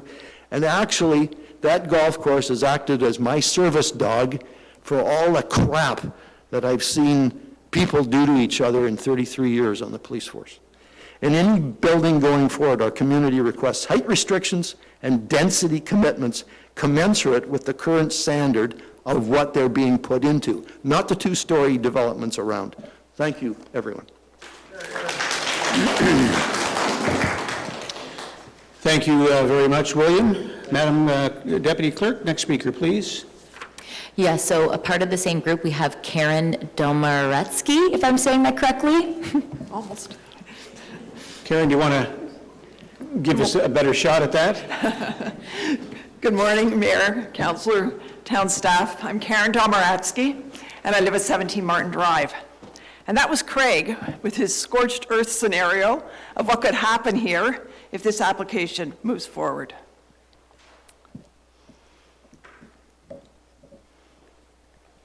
We are concerned with Wasaga Sands homeowners. You've heard how our golf course community is a unique parcel of land in the midst of an established 350-acre residential estates community. It was established by way of an agreement of subdivision in 1993, of which the town and all of us have a copy, with the golf course and the housing development very much intertwined regarding both the green space that the golf course provided for the housing development and the groundwater drainage plan, which had numerous creeks and tributaries taking water away from the streets and the houses and taking it directly onto the golf course. Our group of concerned homeowners was established in March of this year in response to the applicant's development plan. Our membership is about 100 families, and we are predominantly the homeowners whose backyards border on the golf course lands. We have a lot at stake. We're a diverse group. We're united around one goal, and that's to provide collective feedback to maintain this as a livable community. Our group includes families, it includes retirees, people who have been here from the beginning, right down to those who have moved here in the past year. No one wants the golf course lands to change. I mean, this is not a field of scrub. It's a beautifully landscaped space with a vibrant ecosystem. It's an intrinsic part of our community.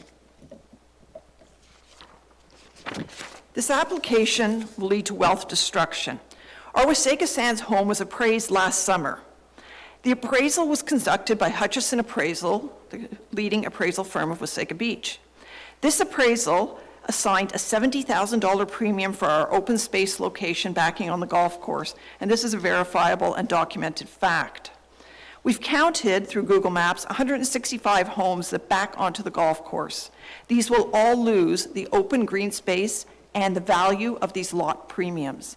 And this represents wealth destruction of almost $12 million for this group of homeowners. We are therefore here before you, Mayor and Council, to mitigate our damages. And how will we do this? We will demonstrate to you in our group presentation today that this planning application is flawed. We will ask you some pointed questions, and we will disagree with some specific aspects of the proposed plan, and we are going to bring these to your attention.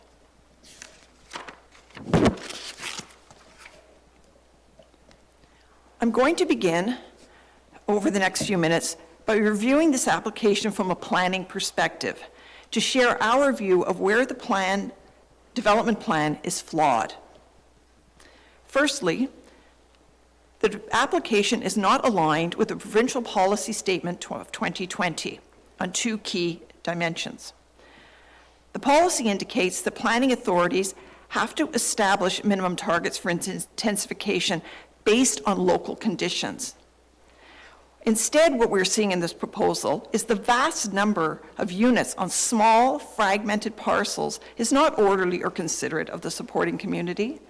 It's not cohesive or orderly, and it does not provide for housing where there is no hazard. It just appears only, to provide for housing where there's no hazard lands or wherever there's lots that are going to fit this way, that way, back and on to here. The proposed unity per hectare of 38 is drastically higher than the local condition.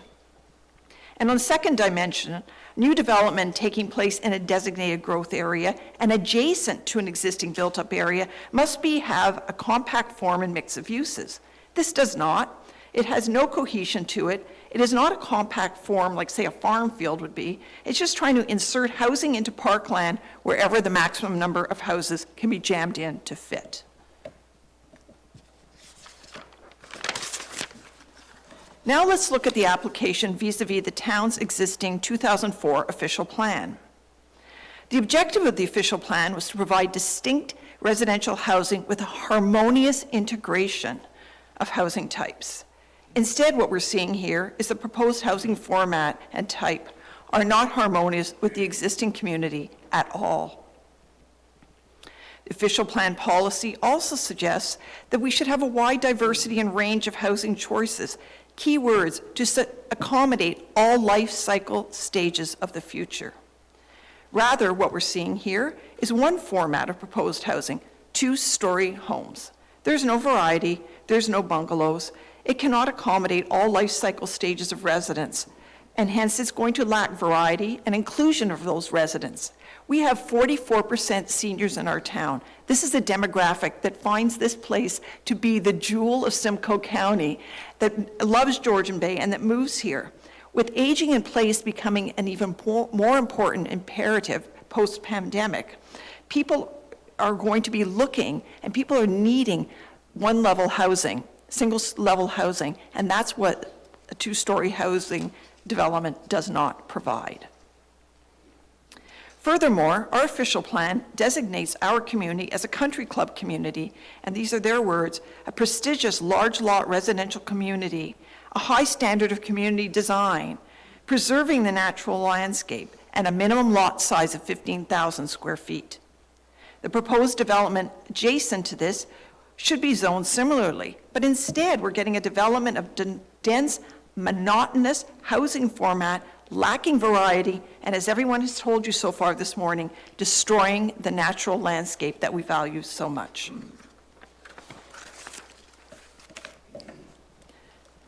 Now, a lot has changed in Wasaga Beach and in the world in the past 20 years, and our town recently released a new draft official plan.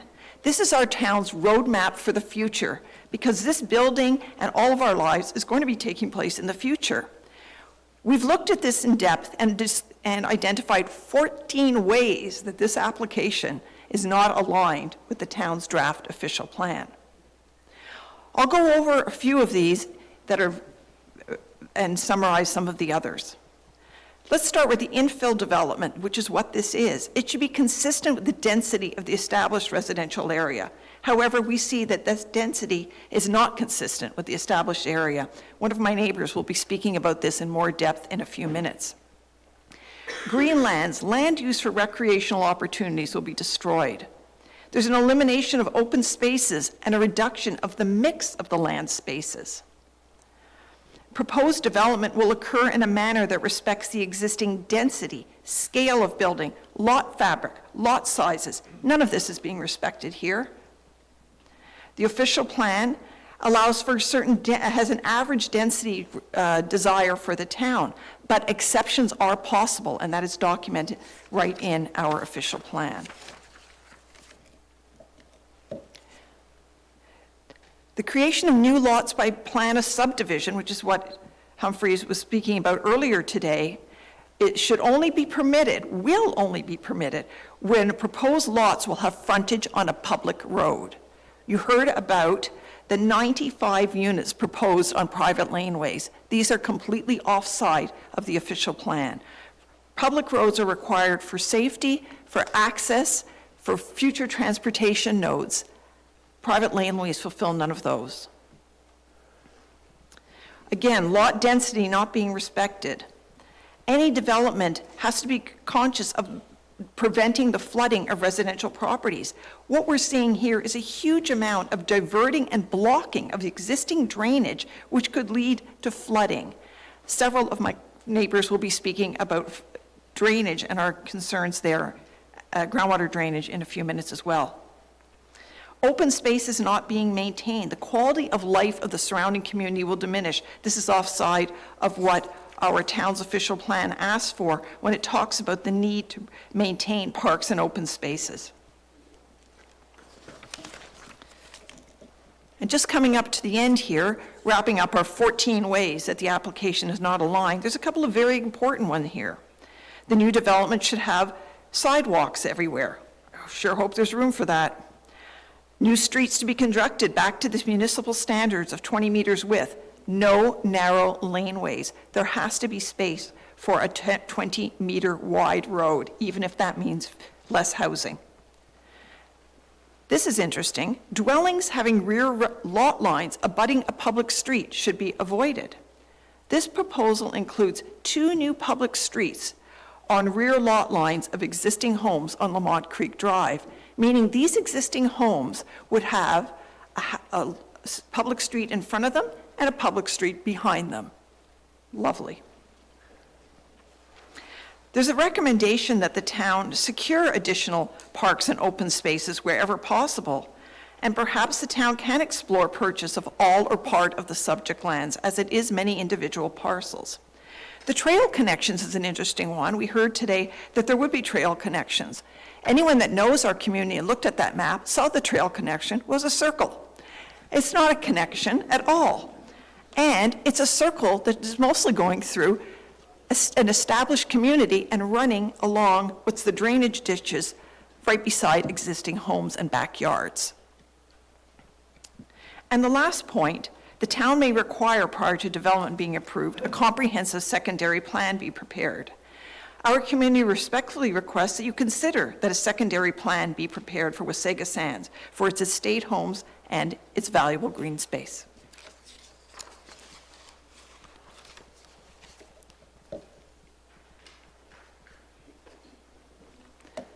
From a planning perspective, we see evidence here that the application is flawed. The proposal is not contextually sensitive to the form and character of the existing community. The application does not pass the test for proper and reasonable infill development that respects the form and character of the neighborhood. The density is much too high. The lot sizes are a mere fraction of the surrounding community. Over 70% of the non-condo lots are 37 feet wide or less, and extremely out of character with the area, which has 80-foot frontages. I'll mention that our area is the jewel in the crown, one would say, of Wasaga Beach. It's a very attractive community to a lot of people, and to jeopardize this gorgeous community just seems something is very wrong. Many of our existing homes would move from having green space behind them to having 3, 4, and even 5 houses backing onto their backyard. The applicant is trying to fit a square hole in a round peg.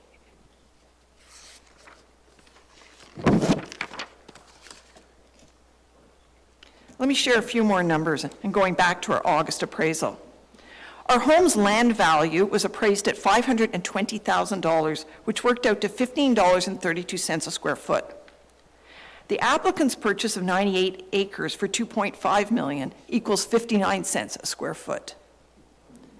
The difference is staggering. This is all happening while the existing homeowners backing on the golf course are facing wealth destruction of almost $12 million.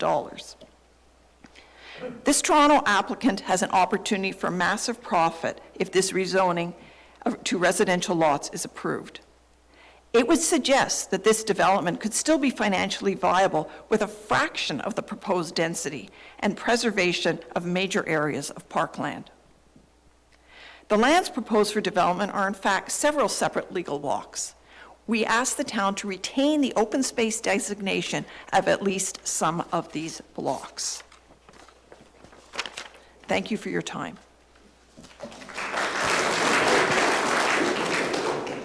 Thank you very much, Karen. All right, ladies and gentlemen, we're going to take a 10-minute break at this point. So we will start at 10 after sharp. So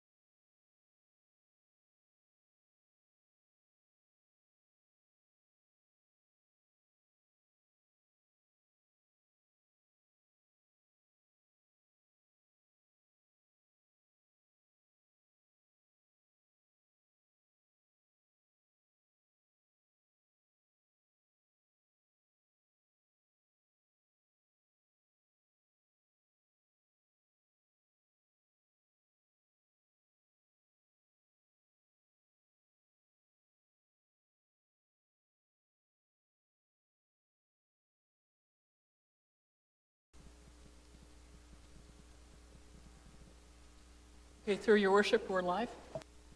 All right, thank you very much. We'll call this meeting back to order, and our next speaker, Madam Deputy Clerk, is? Sorry, thank you, your worship. Next speaker is Stuart Hamilton. I see Stuart is there and ready to go. Good afternoon. Ready, your worship. Mayor Smith, councilors, staff, fellow neighbors, and concerned citizens. Thank you for allowing me to speak today, and thank you for your patience listening to all the previous speakers. My name is Stuart Hamilton, my wife Joanne, and I have lived happily on Martin Drive for 15 years. Our house backs onto the golf course, and we have unobstructed views of green space, trees, and the McIntyre Creek beyond. Martin Drive is in the residential estate community of Wasaga Sands. I hope that you're familiar with our beautiful neighborhood. We are part of a large, very concerned group of neighbors who are opposed to the development of the Twin Creeks Golf and Country Club with 364 narrow lot dwellings. There are at least 165 houses that back directly onto the golf course.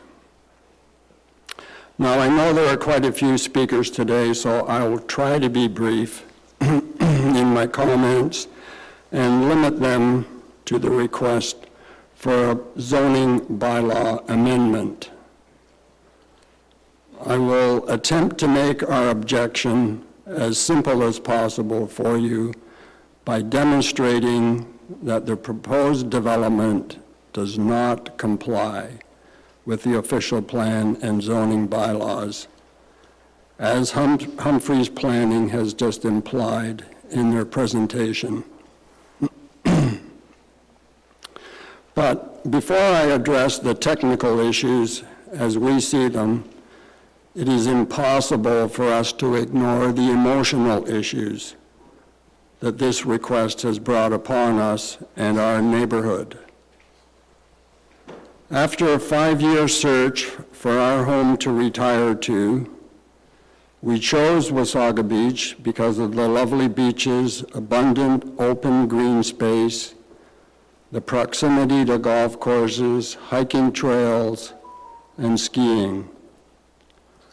We chose the Wasaga Sands neighborhood because of the large, minimum 1/2 acre lots with at least 80-foot frontages, many beautiful mature trees, and the mostly bungalow designs, with many, like ours, backing onto the golf course. We, along with many others, paid a large premium for this. From a personal perspective, if this development proceeds as planned, our dreams of a peaceful retirement will be destroyed, as we will then be looking at 83, most likely 2.5-story condominium units on shallow 37-foot lots. Furthermore, the value and demand of our properties will be diminished, as evidenced already by the numerous properties for sale in the Wasaga Sands neighborhood with no buyers. Those 165 homes that currently back onto the golf course will lose their view of the open green space, while the developer will create 62 new premium lots backing onto the same open green space. We don't think that's fair. So it is difficult not to get emotional about this proposal. Ideally, we'd love to see the golf course remain. Until it closed, it was a central gathering place for our community, offering social interaction and recreation. It was also a tourist attraction for the town. You would think that a town of almost 25,000 people, of which 44% are over the age of 60, could support 2 golf courses. Golf does continue to be a very popular retiree activity. However, if that is not to be, then what is being proposed for the golf course is totally unacceptable to us. Where's the slide? Oh, you've got it, Karen, thank you. Can you put up number 3? Perfect, thank you. The golf course is a very unique parcel of land. Development will have its challenges due to the size and shape of the 6 separate parcels. The varying soil conditions, the high water table, surrounding green space, and environmentally sensitive wetlands. These are challenges that a Toronto-based planner and developer may not be familiar with.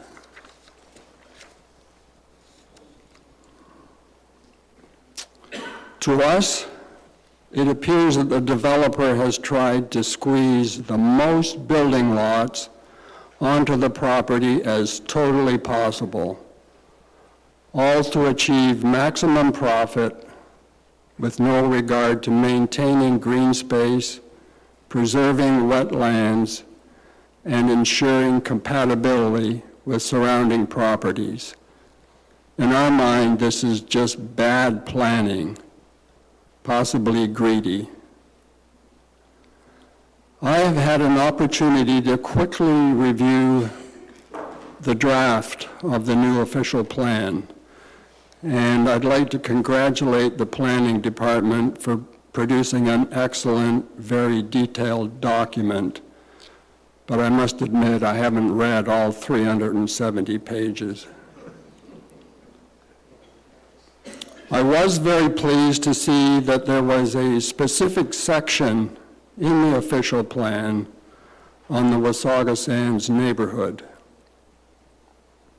And in that section, the draft of the new official plan states, any proposed development will be compatible with existing development in the area and will occur in a manner that respects the existing density, scale of buildings, lot fabric, and lot sizes in the immediate vicinity. The new official plan also states that all proposed lots will have frontage on a public road. So clearly, this proposed development does not meet those requirements.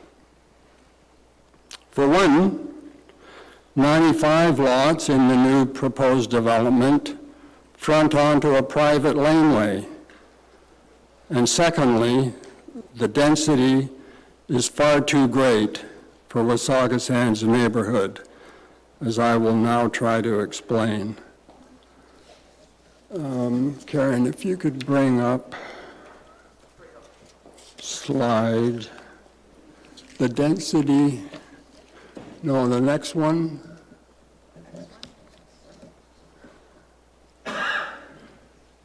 That's it, thank you. When trying to calculate the exact density per acre, and I'm not an expert on this, I'm just a layman, but I tried to calculate what the density was. I was faced with conflicting information from the applicant and their planner. One planning report says that there will be 366 lots on 72 acres. And the draft plan of subdivision, which is dated December the 14th, 2023, says that there will be 364 lots on 98 acres. So what are the correct numbers? If you could go to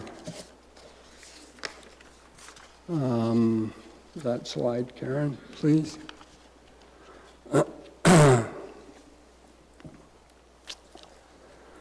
the end, I relied on the information on the draft plan of subdivision, which clearly states that the golf course consists of 98 acres, of which only 53 acres are buildable once roads, parks, and wastewater management ponds are constructed. That equates to 7 dwelling units per acre, or 17 units per hectare. The Wasaga Sands community where we live has a maximum density of approximately 2 dwellings per acre. So 7 dwelling units per acre versus 2 dwelling units per acre. So clearly the density for the proposed development is not compatible with the existing surrounding properties.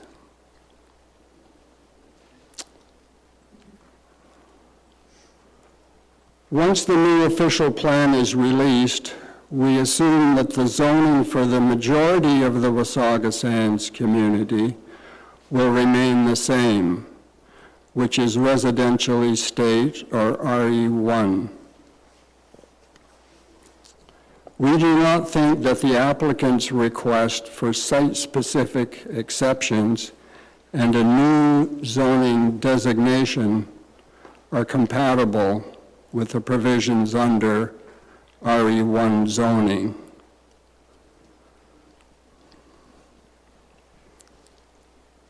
If you look at the slide that is up there now, I've tried to show the zoning provisions for the proposed zoning in the new development compared to the zoning, the existing zoning for Wasaga Sands properties.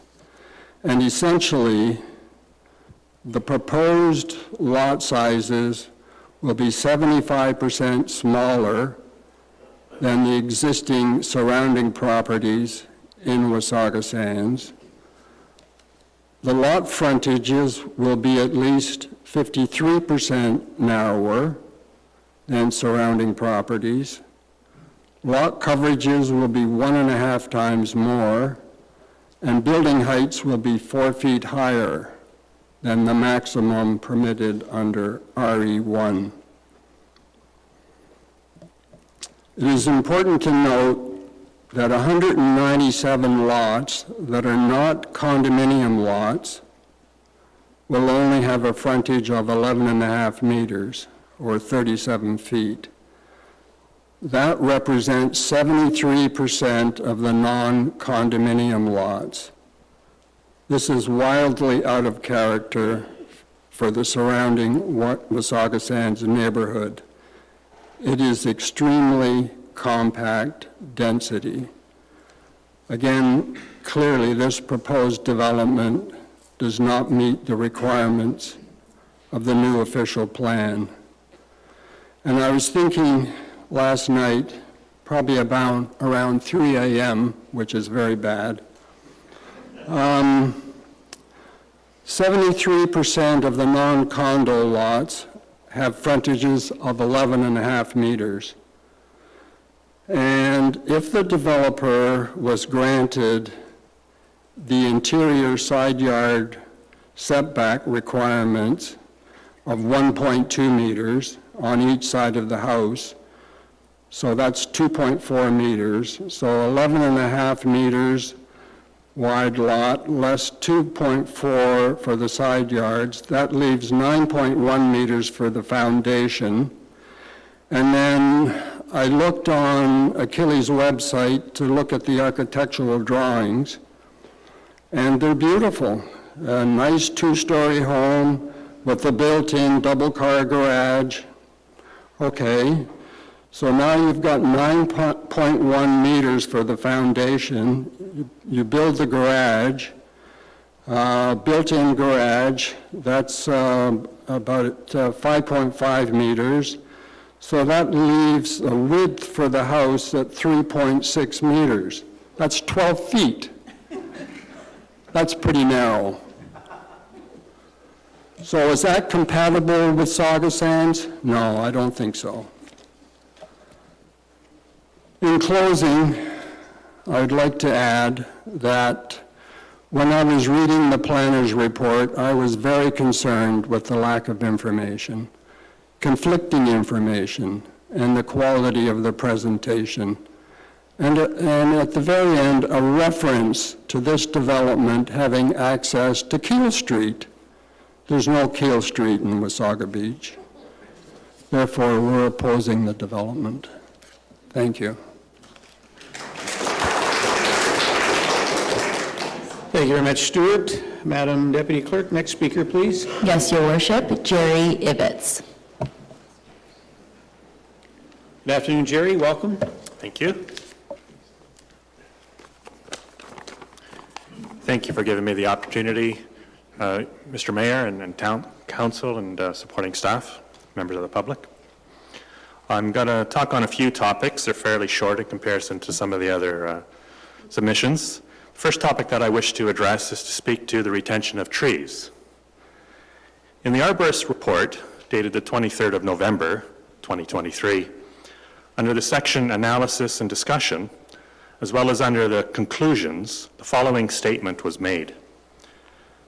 The removal of the majority of the trees on the subject property is proposed. The majority of the neighboring and boundary trees will be preserved where possible. When speaking with the landscape representative at the February open house, I specifically asked if the mature trees on the perimeter of the golf course would be saved. The answer their landscaping representative gave me was a confident yes. This report quite obviously says no. Their application was not put together after the February open house. On the contrary, it was created and submitted no later than November 23rd, 23, according to the date on the cover of the report. Why are they trying to mislead us like this? Many of the lots are 180 feet deep or more. Why can't they preserve mature trees in the last 30 feet of these lots? This should have no bearing on the grading of these lots. The next topic that I wish to address is from the geotechnical report. Thank you. The following comment was made in the geotechnical report. A problematic peat layer was found at the site in 8 of the 18 boreholes in all 6 areas investigated. And in the same paragraph, peat is very difficult material to build on, as it is easily compressed and can result in large settlements. So almost half of the test holes show a presence of peat. That would make the golf course a very unsuitable location to build, as peat was found in all 6 areas. What would you do about this layer of peat throughout the golf course? Excavate all of it? How would you make sure that the soil is solid to build on so that there wouldn't be any settling in the years that follow? The next topic that I wish to address is the hydrological report. The following comments were made in the hydrological report in section 1.2. There were 2 aquifers found at the site. The groundwater in the upper aquifer was found at shallow depths ranging from 0.75 meters to 1.8 meters in the sand and gravelly sand fill layers in areas A, B, and G. I just want to make a quick note. The areas that the developer showed earlier are slightly different than what's been in the plans originally. So I think G might be a different number. But if you go to their original proposal, that's what I'm talking to. Let me get back to this, I'm sorry. Since the groundwater observed during drilling in areas A, B, and G are above the expected foundation level of the proposed residential houses, both temporary and permanent dewatering will be required in these site areas. And another quote from that report, This could result in continually pumping water from sump pits and recirculating back to the surrounding lands. In other words, sump pumps will have to run 24/7 in order to keep the basements dry. Heaven forbid that there should be a power outage and all of the houses on the whole street become individual bathtubs. To build something like this, knowing that this obvious flood risk exists, is unconscionable. And one final note on this topic, borehole monitoring was performed in November and December of '22. This does not represent the wettest time of the year, which is typically in the spring with the snow melt. So how is the flooding of basements and the flooding of existing lots going to be avoided? How are our private wells going to be protected from disruption of source if the aquifers are disturbed? And the last topic that I'm speaking to is the area within Kelly Crescent. It is proposed that Kelly Crescent will be the location for a stormwater retention pond and a sewage pump station. This is an area where all of the existing homes have their own drilled wells for their own water consumption. Also, it is proposed that a park will be located here as well. I would think that that would be a concern for everyone, as the park is an invitation for children to come play. But then you have the danger of the storm pond there. Even if the storm pond area had a high fence around it, a kicked or overthrown ball could still be enough of an enticement for a child to climb the fence to retrieve it. And finally, the wonderful parks do not have any provisions for parking of the visitors' cars. So that would be a concern as well. So how will the risk of well contamination be managed? If there is a spill at the sewage pump station, how will it be contained? Can you guarantee that the wells won't be affected by a spill? Is it wise to build a children's play area close to a dangerous pond? Will you add parking for the park's visitors? Where's that parking going to come from? Because the parks are small as they are. Thank you.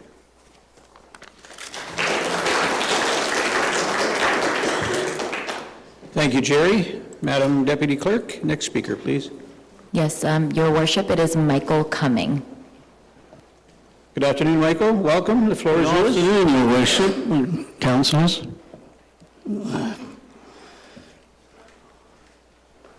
Perhaps a little light relief and show and tell time. I'll be brief. Exigencies of the moment dictate brevity, I'd say. Okay, so I'm just going to show three here. Excuse me. This is a piece of land, as I'm sure now council is familiar, that is between, on the right-hand side, the west-facing rear of properties on Club Court. Excuse me. And on the left-hand side are the rear of those on Martin Drive, and the arrow there in between indicates the distance. That distance is less than 70 meters. In fact, it is close to approximately 67 meters wide.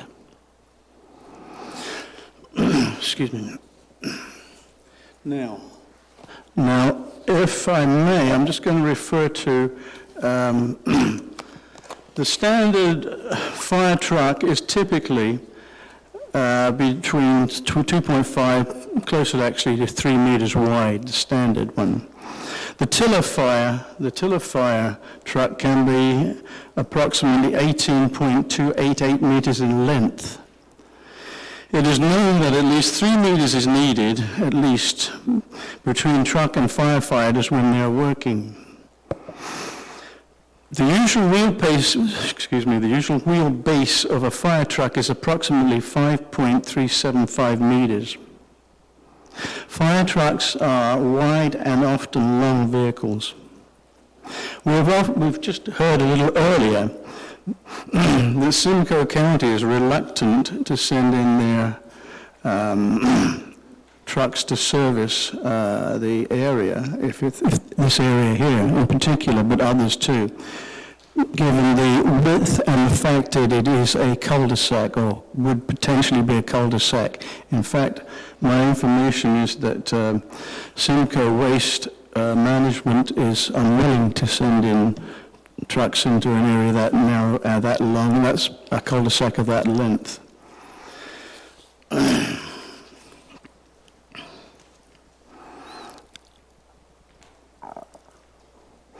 Now, this is the same piece of land.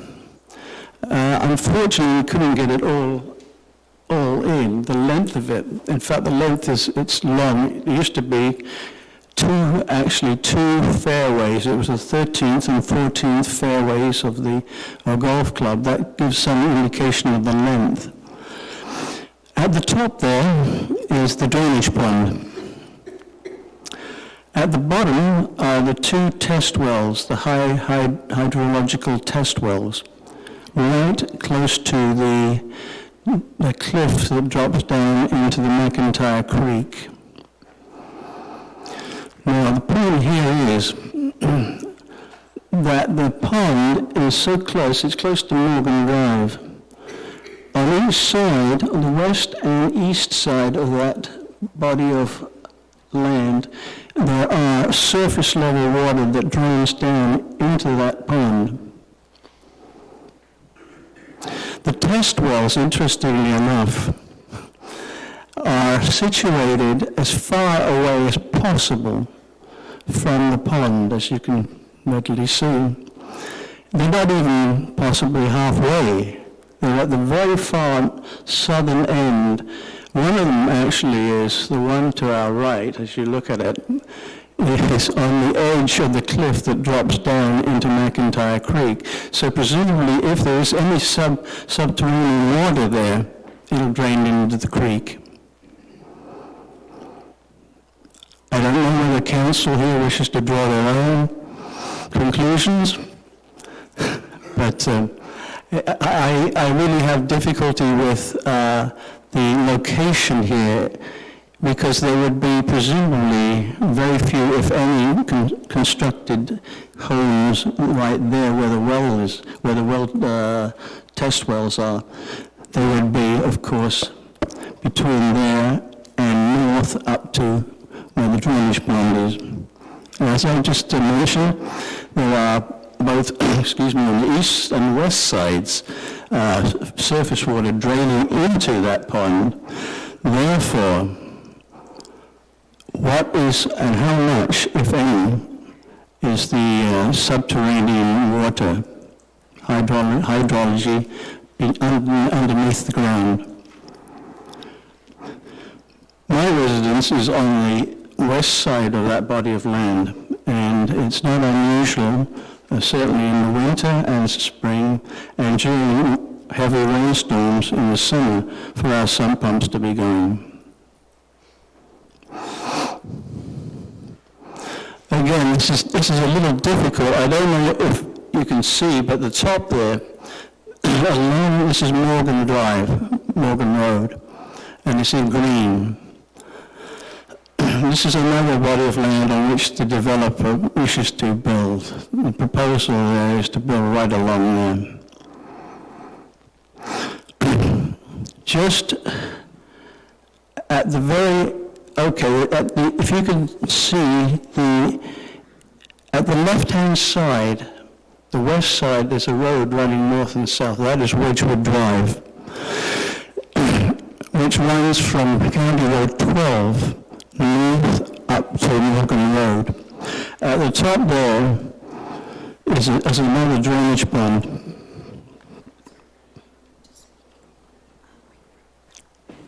Sorry about the distortion. Somebody should have said something earlier.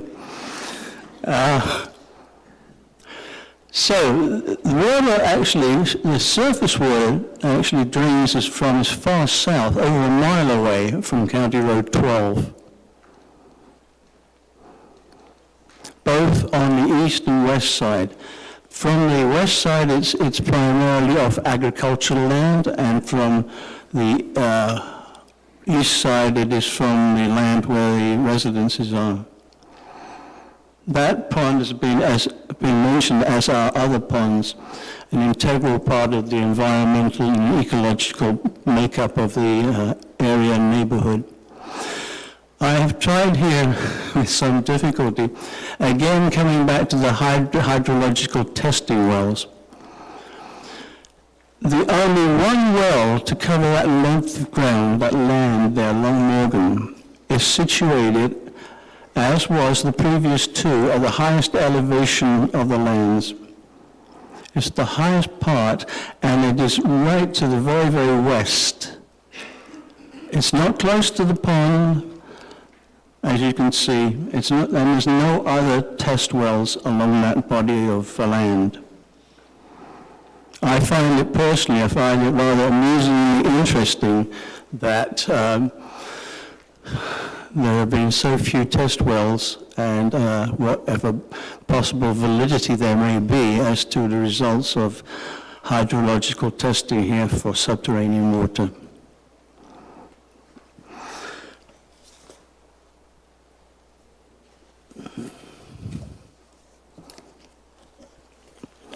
That being said, I hope one has provided a little light relief in the show and tell exhibit.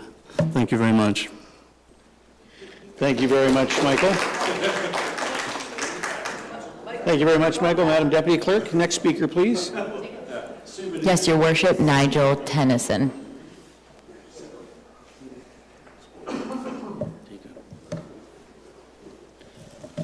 Welcome, Nigel. Good afternoon.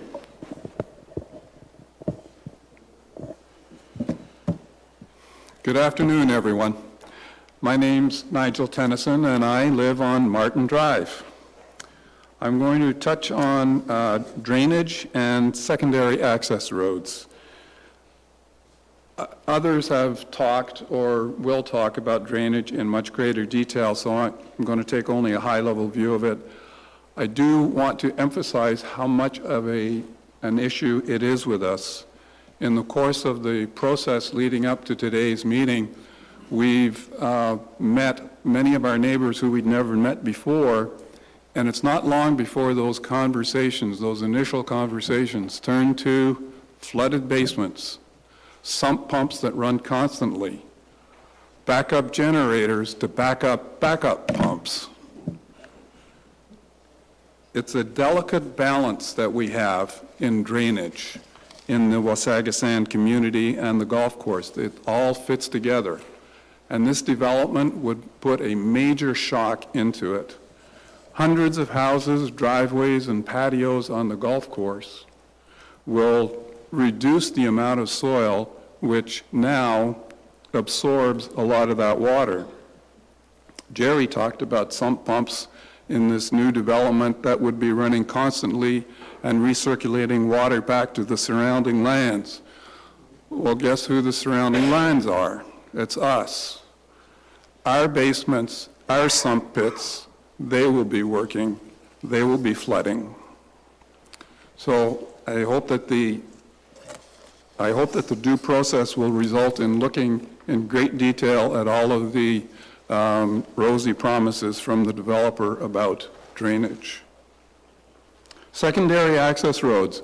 There are 3 secondary access roads in the proposal. 2 of them lead from Lamont Creek onto the golf course, and 1 from Martin Drive. They're similar, but there's one key difference. I'm going to focus on block 293, which is between 17 Martin Drive and 15 Martin Drive.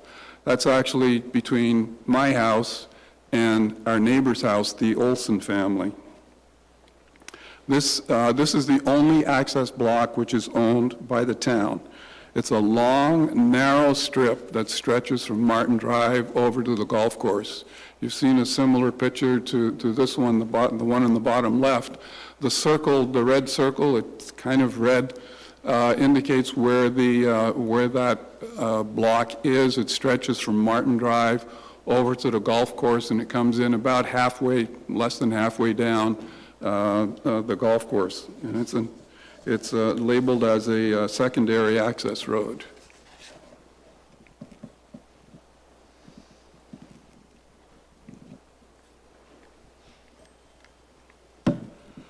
So Block 293 was conveyed to the town under the terms of the subdivision agreement. Basically, it's a long stretch of land, about 200 meters, 200 mature trees, stretches about 4 football fields long, provides a natural green buffer. It's narrow. What's available for an access road, it's a bit wider than 2 parking spaces side by side. 2 parking spaces side by side. We did have some correspondence with the developer about that. We were told it's a preliminary concept for the town to consider if emergency services require an alternative access point to the houses on that part of the golf course. They don't own that block, so they can't build on what they don't own. So they've kind of tossed it over to the town, hoping that the town will agree that secondary access is required.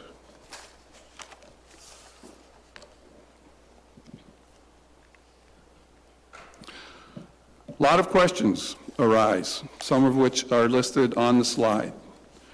Yes, I do have concerns about dog walkers, cyclists, and joggers going past within feet of my playing grandchildren in the yard, but consider this. Some fire trucks are very long, they're very wide, and they're very heavy. What does engineering say about the feasibility of combining drainage and fire trucks in that narrow spot? And what does the fire department say about operating fire trucks through that narrow spot?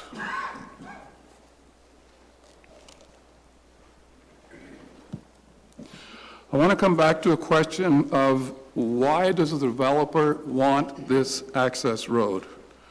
Well, it's related to the private laneway that it will connect to. That's the one that runs down the middle of the golf course there. We already know that the county won't run garbage trucks down that laneway. The fact that they need a secondary access is a subtle, tacit acknowledgement that their proposed laneway does not satisfy emergency needs. Now, if that secondary access is infeasible from an engineering point of view, or it's infeasible from a fire point of view, how can the overall design of that area and its private laneway be feasible?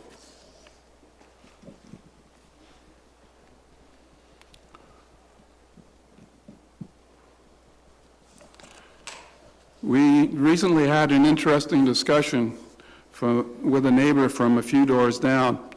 It turns out he's a retired fire captain, 33 years experience. Unfortunately, he could not be here today.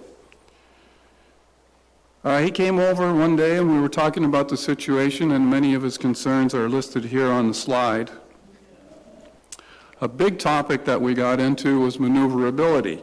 I think that's been somewhat addressed earlier.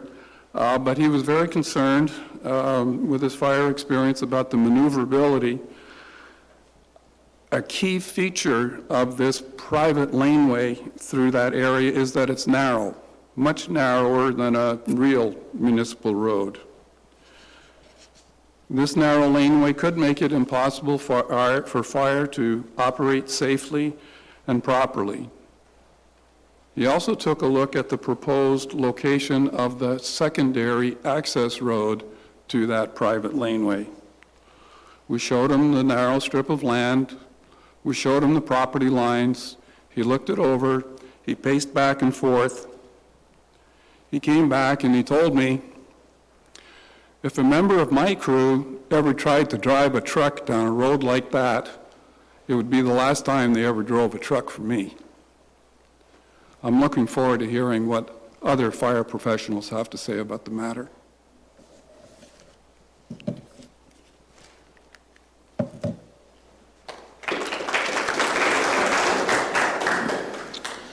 That was abrupt. That was an abrupt ending. Thank you, Nigel. Next speaker, please, Madam Deputy Clerk. Yes, Your Worship. Lance Young. Good afternoon, Lance. Good afternoon, Your Mayor. Welcome. A lot has been said. I was planning on saying a lot of what's already been said, so I'll try to summarize here. I'll start with the term infill that was mentioned. I don't believe this is infilling, destroying green space, clear cutting the equivalent of 3 forests. A forest is 100 to 200 trees. We have over 600 in this area. So I don't think clear cutting all those trees is a part of infilling. What would be possibly is the lot beside the Beacon down the road, opposite 3050 Mosley, the old school that's for sale down Mosley that's sitting idle, several lots in Beechwood, behind the Esso station at 45. How about 1080 Mosley, the opposite 905 Mosley, the side of 424 Mosley, 169 Mosley. The entire block at Mosley and Old Mosley that's been fenced off for years. How about the side of 201 Main Street? Or the block at Main and River Road with the shrunken clock tower. So that would be infilling. Destroying a golf course, clear-cutting trees, that's not infilling, that's harming the environment. And I'm sure the member that sits on the Environmental Advisory Committee would concur with me that that's not the route to go. Aside from clear-cutting the trees, you're going to affect the climate change, right? You're not going to help reduce the climate change. You're going to just exacerbate it. As well as that, the building will affect the impact tax situation for all of us. Some of us have been in contact with impact, and they have mentioned that, yes, our tax will decrease when the green space is eliminated.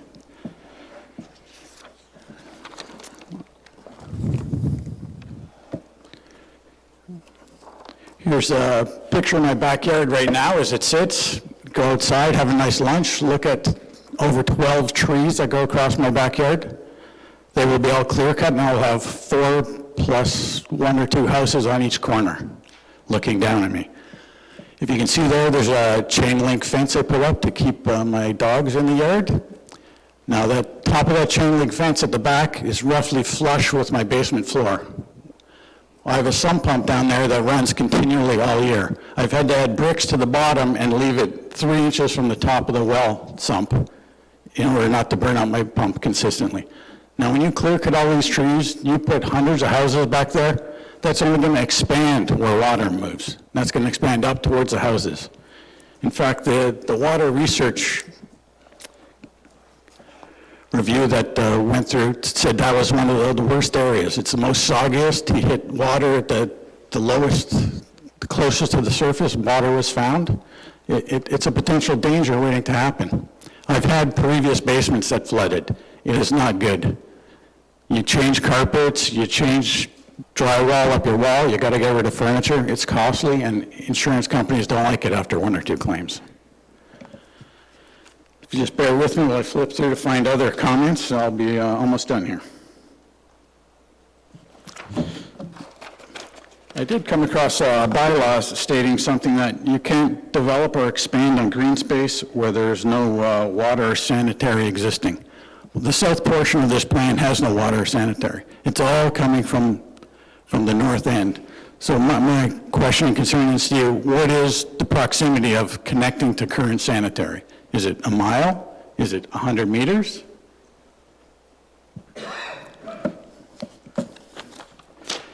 And finally, I'd like to, can I pass a motion? Is there a motion? If I put forth a motion and get a second, or can we discuss something?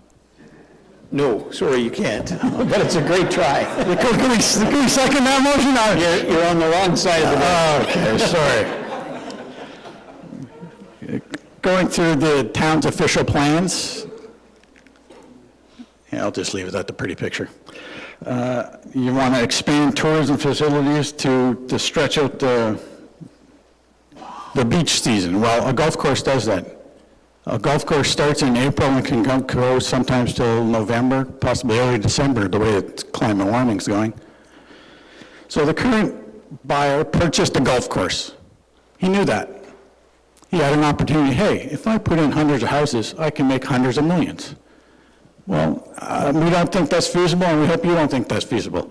And that reminds me of a story of my 18-year-old. He had an old Volkswagen Jetta that was dying, so he finds himself a really nice-looking, low-mileage Volvo. We test drive it, it seems good. He has it a week or two, the transmission starts to slip. So we take it to a transmission shop, Dick's Transmission, legitimate quick. Dick looks at it, an hour later he calls my son and I into his office, he goes, Volvos make great cars. That transmission company makes great transmissions, just not that transmission in that car. So my comment to you would be, they bought a great golf course in a nice location, but you're not putting houses on it. Thank you.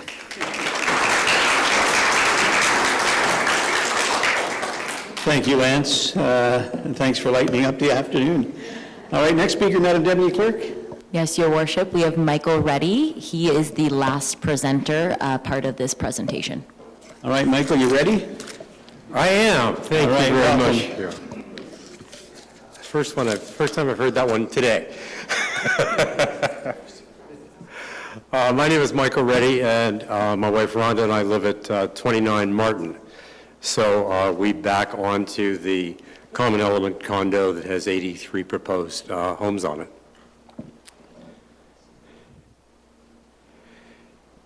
And if I could for a moment, Your Worship, I do want to touch on a legal issue, but I think I will prove that it relates directly to this land, and it's not something that's happening somewhere else that has no effect on the proposed development. So if you may, I can do this, and if you don't like it, you can rip the slide out and throw it away later.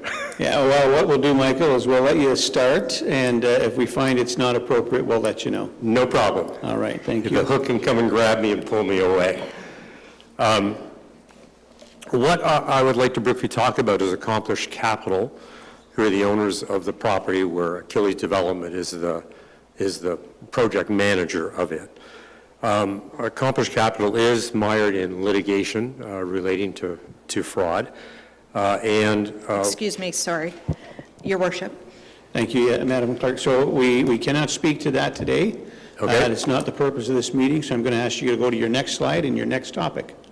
Okay.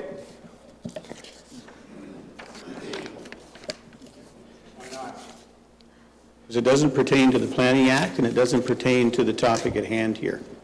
It does Right, pertain. Whatever issues or things may be happening in the corporation in life has nothing to do specifically with this application. We as a council and staff have to look at all applications based on the merits of the application. Can assure you that our staff are very competent and that we'll be doing that, and they will bring a report back to this council with a recommendation, and council will then be given all of the information that pertains to it. So it's the Planning Act that dictates these rules. It's not the town of Wasaga Beach. And I think our clerk may have sent that information to you folks before to let you know that, so I would appreciate it if you just move on. Fine. I will say one thing without mentioning the F word, in that the end point of my conversation was execution judgments have been issued and properties being seized. Well, I'm just asking whether... Michael, okay, please move on to the next part. Thank you very much. You're welcome. My other comment is about Achilles Development. They have been in business for a long time. They've done good work. And a lot of it has been in the GTA, building up as opposed to out is what the building is here. And so I'm concerned about the ability in terms of their team and what they put together in terms of, here we're repurposing land, they're talking about moving ponds, all sorts of issues that have not been dealt with their teams before, and I just ask that all of their submissions have the scrutiny to make sure that it's in line with what's being developed here. One of my concerns is from the meeting that we had earlier when I was speaking with Achilles Development at the open house in February.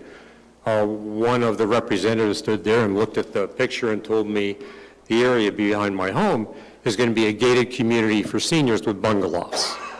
Sounds nice, except the zoning that they've asked for is for two-story homes that have a maximum height of 40 feet. That's very different than bungalows for seniors. And to make it personal to me, in the plan, I have 3 lots that back onto my lot. So I'll be looking at 3 40-foot high homes that are 20 feet from my backyard fence. They're going to be looking at, my home is 106 feet from the back of my fence. So I'll be looking at a wall of buildings, and they'll be looking at a small parkette that happens to be my backyard. I think they've got a better deal than I do. I'd also like to say that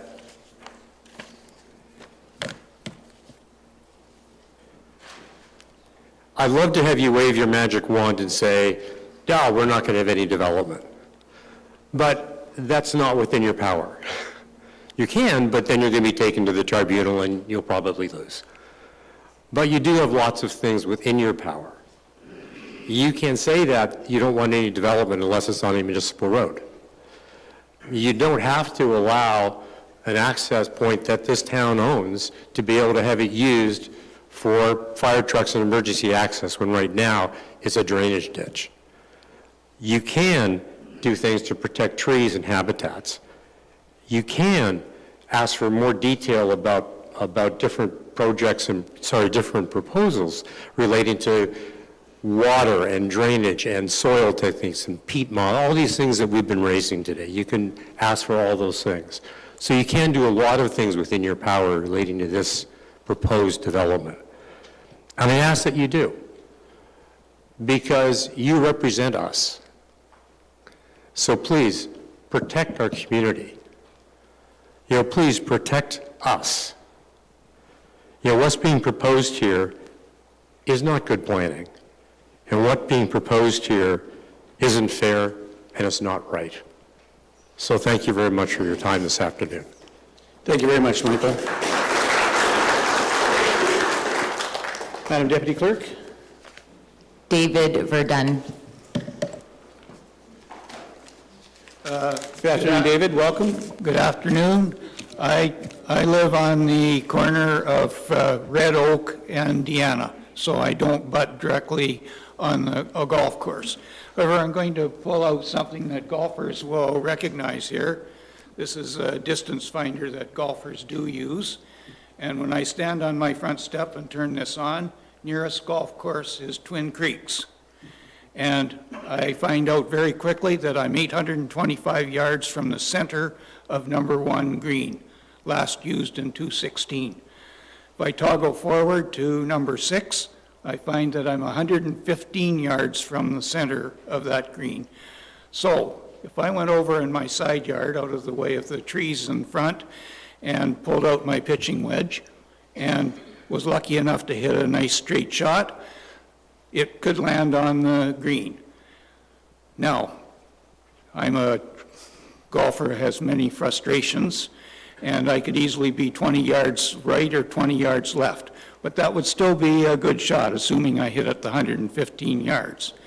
Now, if this project went through, and in a fit of madness, I went and tried to do that again, and I hit one of my shots, that ball would ricochet off of the roof of maybe 5 houses. I don't know which one, but at any rate, that's how close those houses would be together.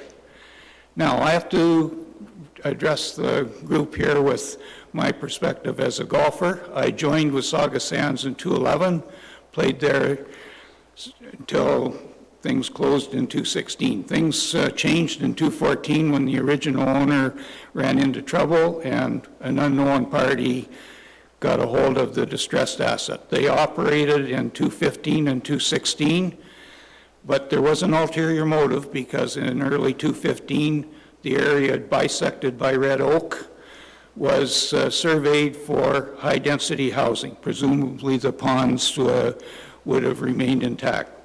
Nothing really happened about that, but they did operate the golf course, and in 2016, things were very good. We were very happy The senior group that I was in went from 20 members to 60 members. The ladies had over 60 members, and there was the regular men's league. Things were great for golfers, except the fact that the course had to operate without a liquor license, and that no doubt caused some of their financial problems. We were looking forward to 217. They had an offer for early memberships, so in February, in the snow, I went over to the clubhouse. I'd made arrangements with the general manager. He was there with the course superintendent, and they were talking about the upcoming season. When they took payment for my membership, it was refused on the visa terminal. So who had ever taken over the golf course had decided at that point that they weren't going to operate in 217, and they've obviously waited to arrive where we are now. Rather outrageous housing development, to say the least, as has been pointed out by many people here today. Now, I just have a couple of other remarks that are non-golf, and it comes back to, one of them comes back to Nora's presentation. Way back in my life history, I spent a couple of days going through the Serengeti Plains in Tanzania, so I have an idea of what exotic animals look like.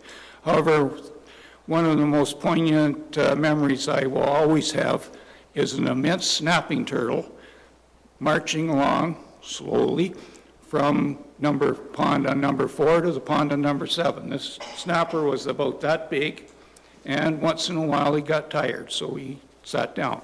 But then he pushes down on the ground with his 4 legs and 3 inches of clearance, and kept going along.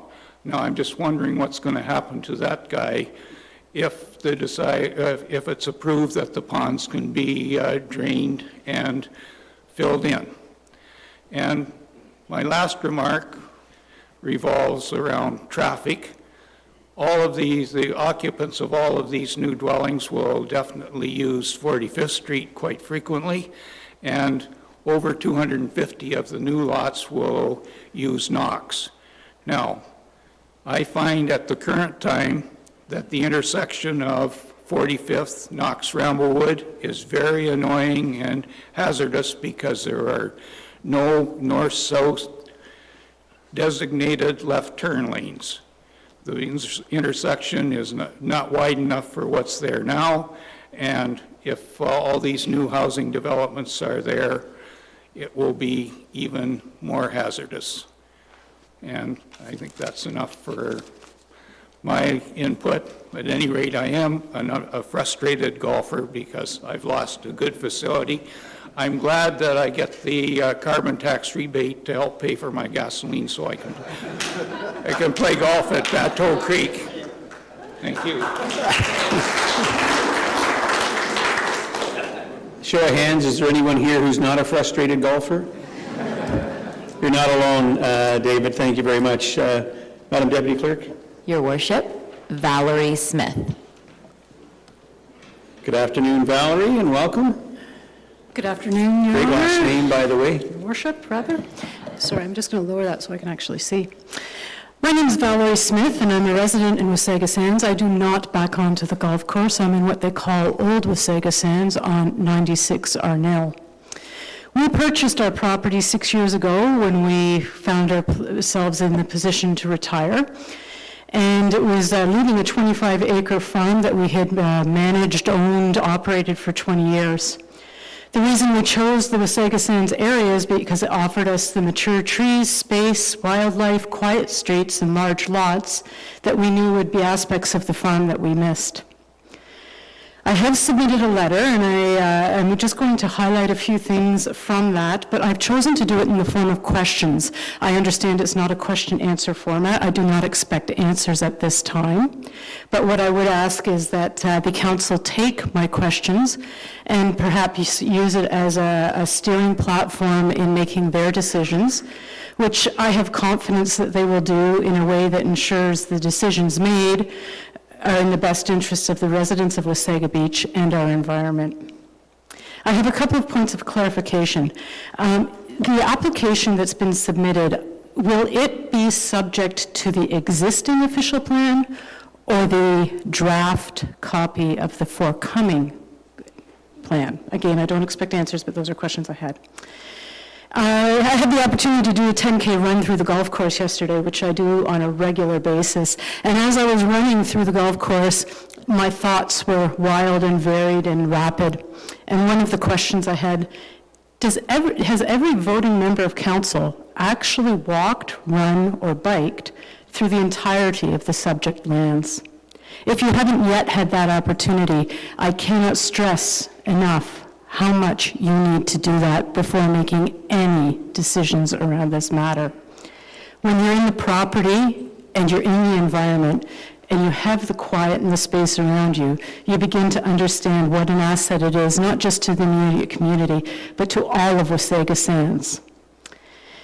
It's my understanding that Wasaga Beach currently has sufficient supply of developable residential lands to accommodate the growth forecast for 2031, and that they will be able to meet the provincial housing targets without additional residential lands.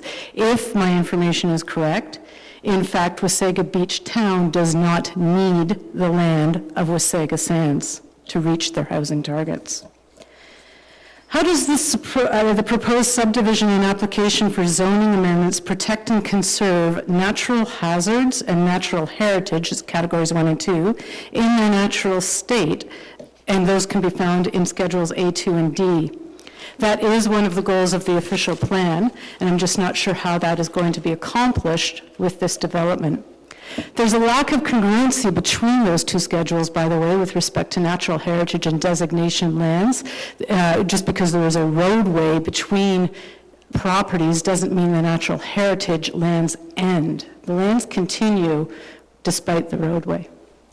And I also had questions around when those schedules were last made, when those maps were last drawn. The plan is 2020, but are the lands surveyed based 2020 and forward, or in fact, were they done in the past? If they've been done in the past, then the subject land and the ecosystems it supports have changed significantly, and since the community was first built, perhaps those need to be revisited.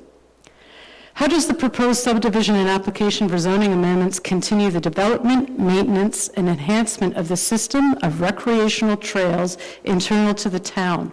Schedule E and its 3.2J. I don't understand how that can possibly be happening when lengths of existing trail will be removed and not fully replaced. What agencies and organizations will the town contact to determine which at-risk and endangered species utilize these lands for habitation at any point in their life cycle?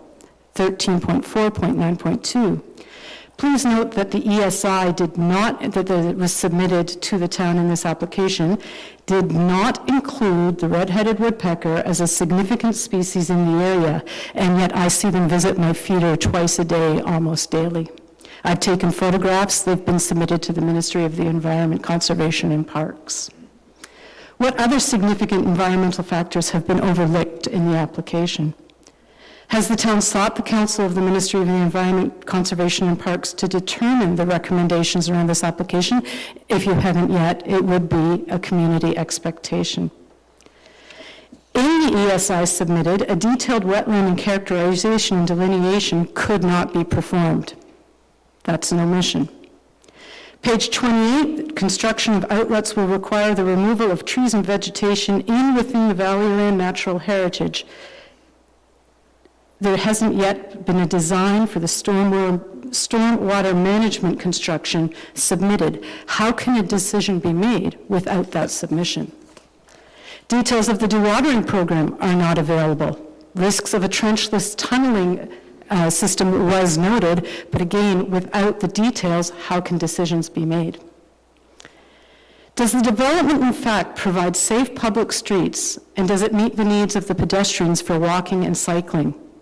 Would the Simcoe County On the Move Steering Committee support the street and transportation proposal in this development? And what about the surrounding area outside of the development, that the developer will not be responsible for changing those roadways, sidewalks, or access points?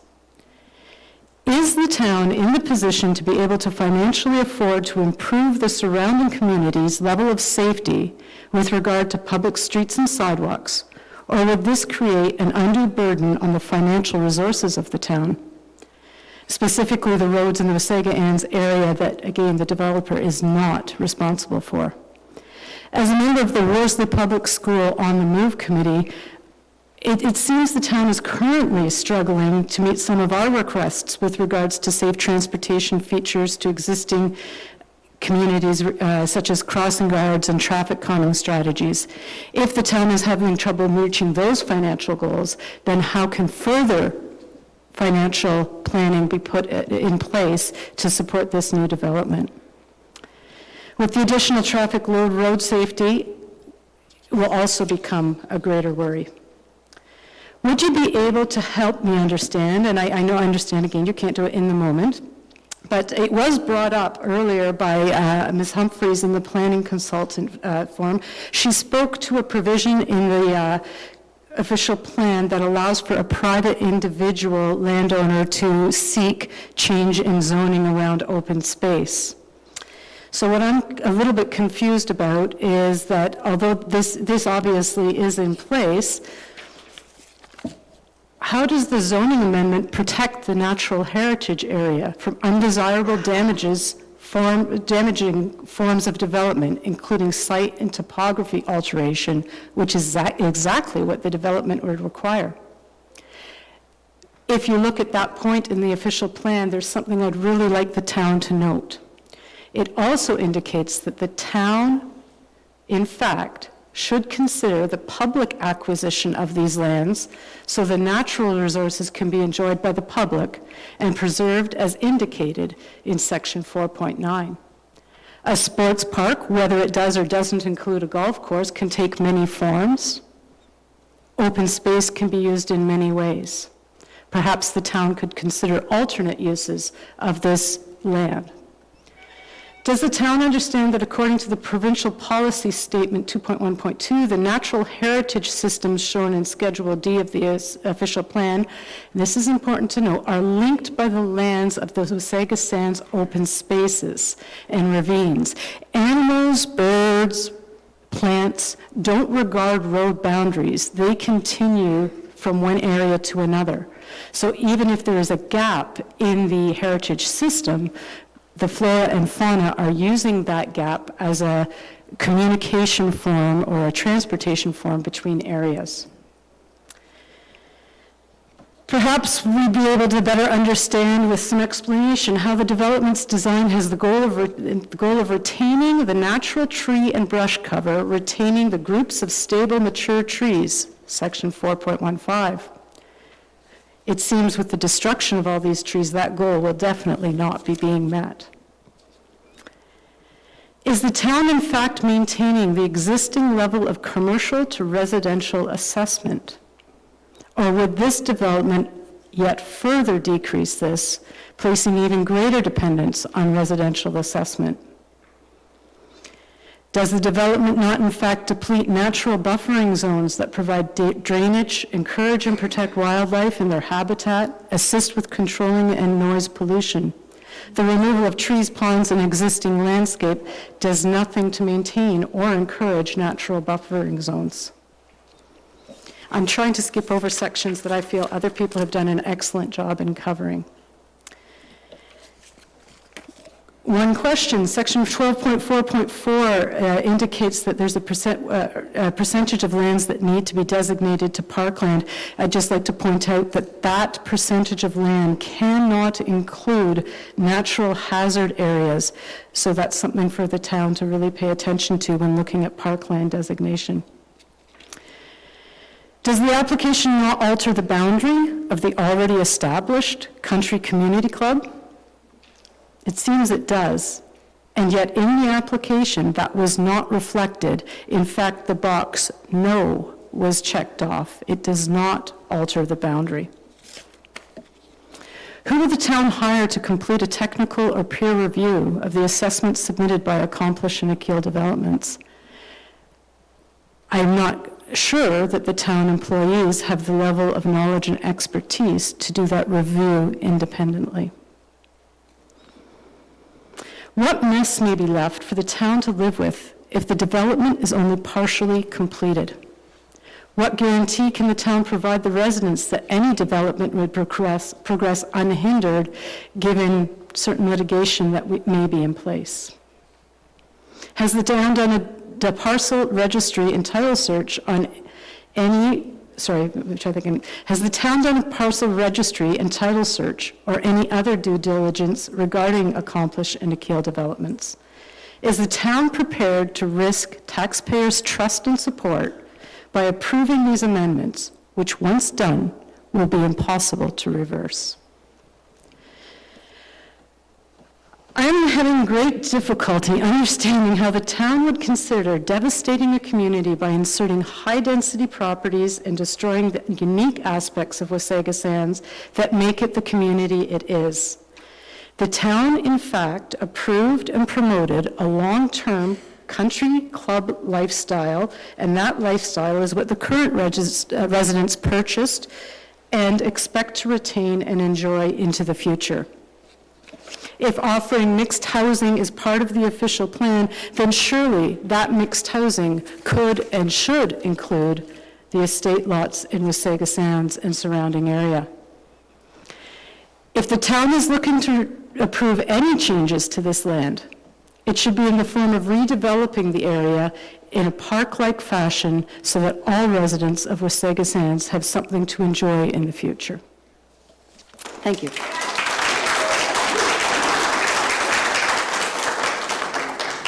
Thank you very much, Valerie. Madam Deputy Clerk, next speaker, please. Yes, Your Worship. Next is Chris Olson. And just before Chris starts, folks, just so you're aware, planning staff, and I'm sure representatives to the developer are recording all of the questions, and those questions will get answered. If you've signed up to be a part of today and to speak to today, or let us know that you want to be kept apprised of what's happening, you will receive answers to these questions in writing as soon as they're prepared and ready to go. Chris, good afternoon. Good to see you. Hello. Thank you for the opportunity to address this. I'm just going to start with the short song. Just kidding. Most of this is a very complicated, complex development plan. There's a lot of numbers, and I think most of that's been covered. So rather than rehashing a lot of that, I'd just like to step back and maybe look at a broader perspective for some of these things. I've been in Wasaga Beach now for about 18 years. I'm in my second home in the Wasaga Sands area now. And since we first came, there's been a lot of talk and debate and a lot of effort devoted to developing Beach Area 1. I have it on good sources that that's still before council. They're devoting a tremendous amount of effort and energy towards what we do with our town beach. Why is that? Well, the obvious answer is because the beach is unique, it's valuable, it's important to the town, and when you have something that's unique and valuable, you're careful with it. And when you develop it, you want to develop it well. Developing is not particularly difficult, but developing something well takes care, it takes planning, and it takes attention to detail, and so it should. If, for example, I came before council and suggested that a great use for Beach Area 1 would be Costco, I'd be laughed out of the chamber, appropriately so. We all like Costco. Costco is great. I love the $1 hot dogs, but maybe that's not the best use for Beach Area 1. It's not appropriate. It's not fitting for that space. So I'm here to suggest that we need to apply that same kind of thinking to this proposal. The Wasaga Sands area is a very unique and desirable neighborhood. We moved there from a much smaller unit here at Wasaga Beach. We moved there some years ago because of the lot size and the dedicated space for green space, which is something that we valued greatly.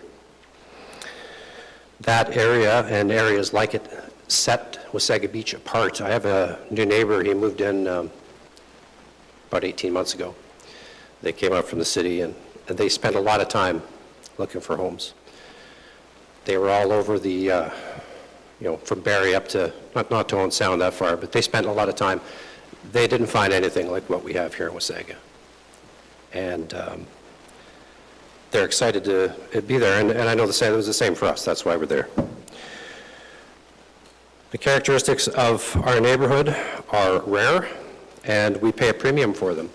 Premium not just in the initial investment, which is substantial, but in ongoing investments in time and labor and with, obviously, the tax rates. What I'm seeing here with this proposal from Achille, this looks to me like a beachfront Costco. It appears to me to be little more than an exercise in subdividing real estate to extract maximum profit. Now, don't misunderstand me. I'm not against profit. In fact, kind of fond of it. But not profit at any cost. Not at the cost of my neighbors. And not all value is to be found in dollars extracted from real estate. There are other things that are also of great value. This development completely alters the character of our neighborhood. I think just even a very cursory glance at the plan view when they put it up, the proposed development, it jumps right out. I mean, it's a very low resolution assessment to look at a plan view, but you can't miss it. I have very expensive progressive lenses for my aging eyes. Those lines were so fine I could barely resolve them. It completely changes the character of the neighborhood. And there's no consideration for what's already been built. And I think that's actually an important point to pause on is we're talking about builders and investors. This isn't a new project. This proposal is not a new project. It's a continuation of a project that's been going on for decades. There's already been many investors and many builders, my neighbors among them, big investments, and they're ongoing. And I think it's a disservice to the citizens of Wasaga Beach to not recognize what they have invested in and what they've built up. This proposal to me is a thumb in the eye of my neighbors. It demonstrates contempt for what they've invested in and what they've built. This proposal degrades a unique and valuable neighborhood rather than enhance it.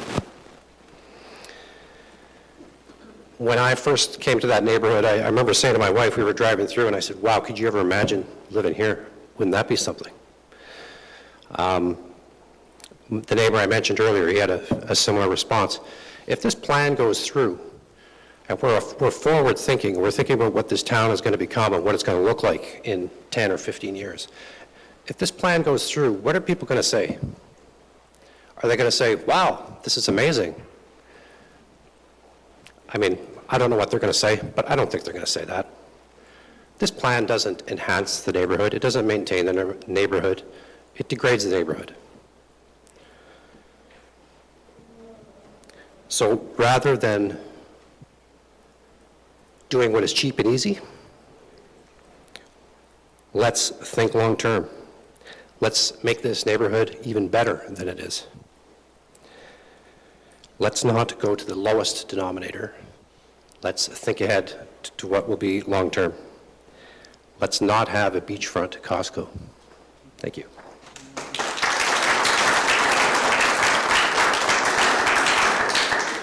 Thank you very much, Chris. Madam Deputy Clerk. Yes, Your Worship. Lorenzo Carabs. Good afternoon, Lorenzo. Welcome. Yes, well, good afternoon, everyone. Thanks for listening to me today, and thank you all the residents for coming. Great support. Let me just change my glasses here because I got to put my readers on. I'm going to leave some things out because a lot of stuff has been said. I'm going to start first by saying that I've only been in Wasaga this is my second year. I live on 5 Red Oak, right next to one of the ponds, and 2 tee-offs. I got to say, I didn't know that the golf course was closed when I bought. They didn't disclose that. And I was looking forward to seeing, golfers there and throwing, maybe some guys throwing their clubs in the pond. I've seen that happen before.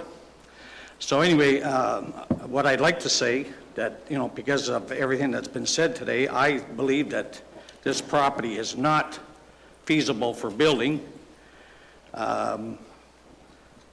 According to the original owners, that quite a few of the residents that have been here for a number of years have spoken to them and said that it was never feasible for building because of the water table.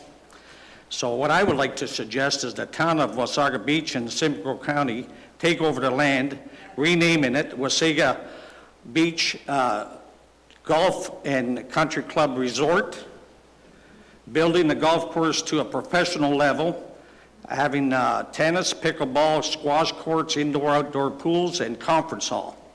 Having a venue like this level would bring revenue, also employ a large group of people living in Wasaga Beach.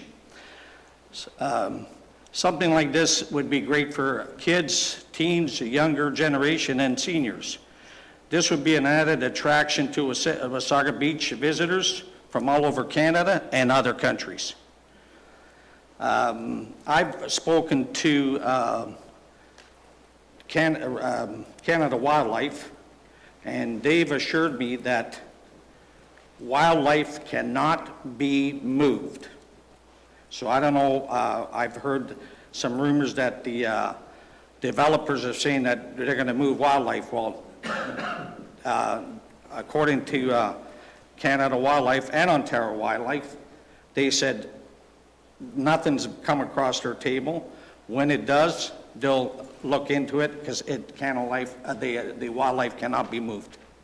So in closing, I'd like to say that we are paying taxes for golf course lots, and everyone that lives in the area has, I guess, had a dream of living in a nice community like this, which I have, and I'd hate to see it go down, down to a different level. Anyway, thank you for listening to me. Wanted to make it short and brief. Thank you again. Thank you, Lenny Renfro. Madam Deputy Clerk. Your Worship. Next is Lydia Hendricks.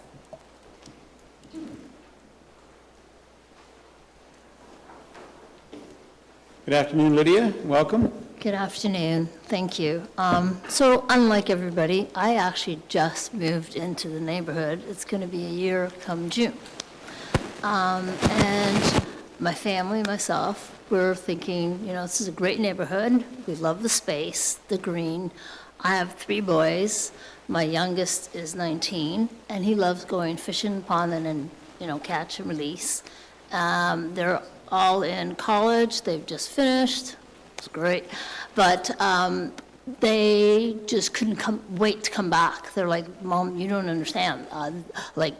The air of where they were in Hamilton, the air alone, they would roll up the windows as soon as they entered a certain location just to come back. They enjoy just being home, which is odd for that age group. They take pride in what we have at the moment. I also am aware that in the golf courses, the turf, there's also a lot of chemicals that were put in to maintain that type of level of grass. So I don't know if there's been any tests done because there are some chemicals that they need to remove. So I don't know if the soil's been tested. And I'm not going to repeat everything that is said, but I have to say, before moving to this neighborhood, we were lucky to live beside Ramblewood, where they did develop all that. And so we're like, okay, well, now let's move. And now here we are again in this situation. And I'm hoping that the town of Wasaga has the integrity to look at that area and realize they don't need to make another green space because we already have it. And the pond, sorry, I didn't mention, I live at 77 Wasaga Sands Drive. So our backyard is the pond. And we have in the wintertime, that pond, a neighbor freezes it and does a skating ring. So it's not just one thing. It's like, it's a lifestyle, it's a family, and that becomes disturbed as well. Like, that gets taken away. It's not just one thing. It's a big element of many things. And I think, I come from Toronto originally, and I've moved north, and I'm like here, and I'm loving it, and I'm like, oh my God, here we go again. Like Toronto, look at it, what it is now, and we're doing the same thing. Collingwood, that's where I lived before I came here. It's just, we got to there's got to be a line somewhere where you got to maintain, you got to keep certain things, or else we're just going to lose everything. And the wildlife, it's true. I see it every morning. I love it. I wake up and I look at the pond and it makes me happy. It's not just about me. It's about everyone, because other people do go there for bike rides and do different things. So we need to keep some things. We can't just get rid of everything just for money, because you know what? It comes and goes. That we have to maintain. I believe in that. So, and at the same time, I'm worried. I didn't even realize about I don't think I have a sub pump in my house, but I'm thinking if they do that, and it's all sand. It's like if you play in the sand, when you add water, it moves really quickly. So I don't want to be flooded. Like when I'm thinking about all these things that are going on, I came here because I'm like, okay, I gotta fight for what I believe in, and we all need to stand for each other. And I think you represent us, and what. I paid full price for that. And now, 18 years ago, you did not pay what I paid. I paid this now, and now it's going to depreciate, right? It's all about money. So if it's about money, well, my money matters too, just like everybody else's. Even if they're gaining, I'm losing. So, I don't know. Thank you. That's my point.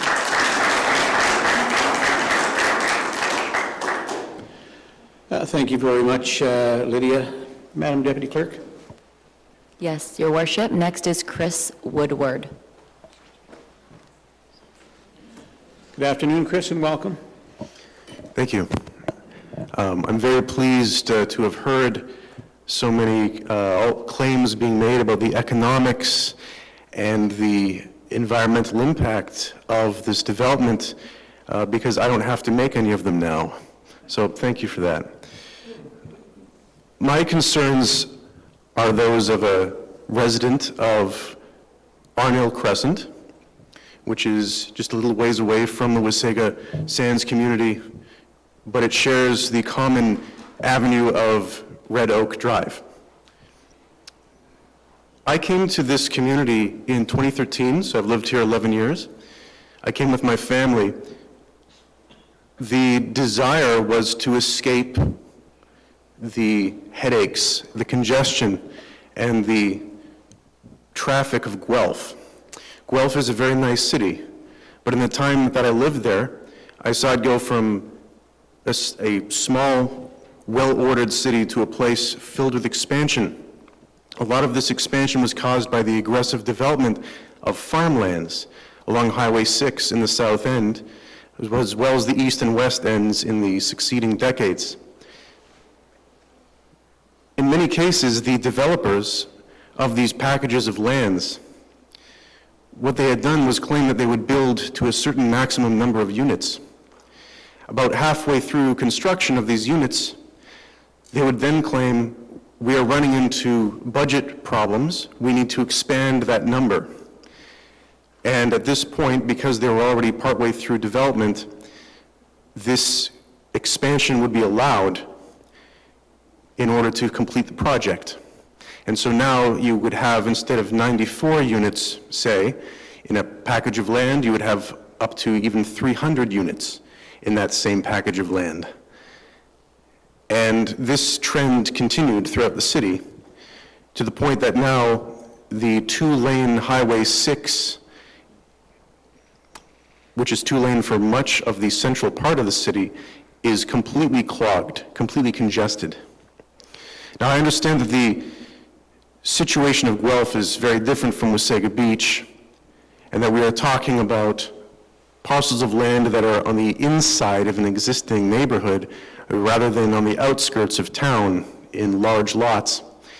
I say all the more reason to be extremely concerned about the development of these parcels, because now we are talking about parcels that sit right inside the interior of space that was never intended to be developed in that way.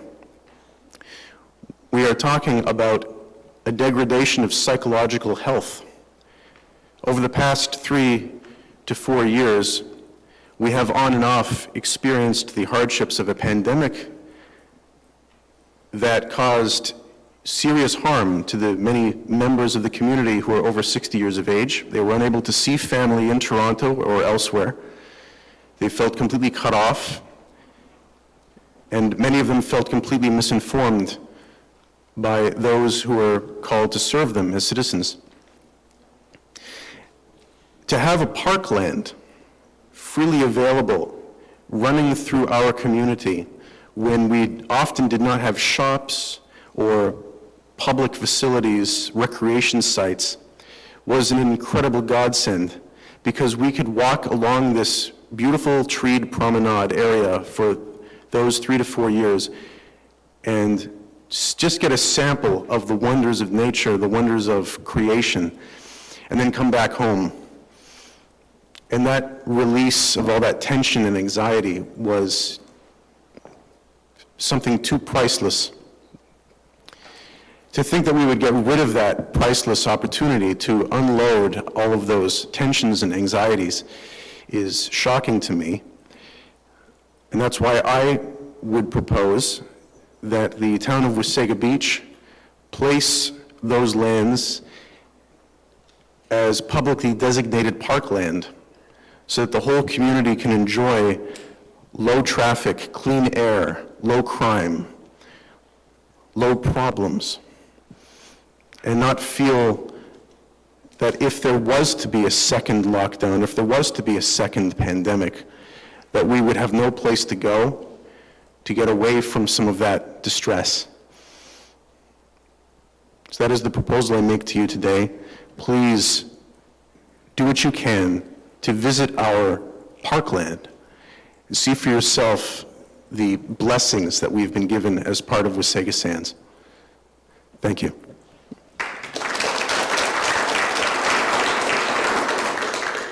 Thank you very much, Chris. Madam Deputy Clerk, I think we have one more. Yes, correct, right. Your Worship. Melissa Lang.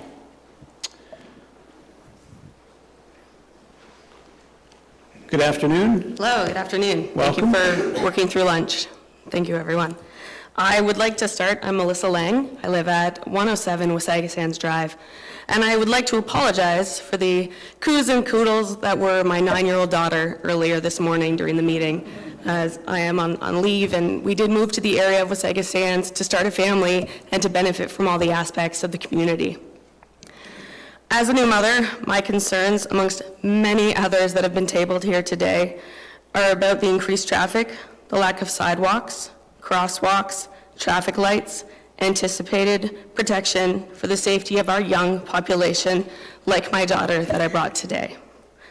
So for the people that live within that area that will now back onto those new properties, but also those of us that benefit from the interior and exterior arteries that would be going within those areas, it would definitely impact the concern around lack of sidewalks and access that all of that traffic and those people will now need.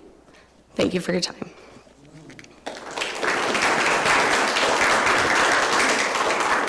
Thank you, Melissa. Madam Deputy Clerk, anyone else?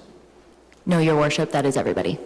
All right, that is everyone who's registered. At this point, I will look to the audience to see if there's anyone who has not had a chance to speak today who would like to come forward and give your name and address for the record.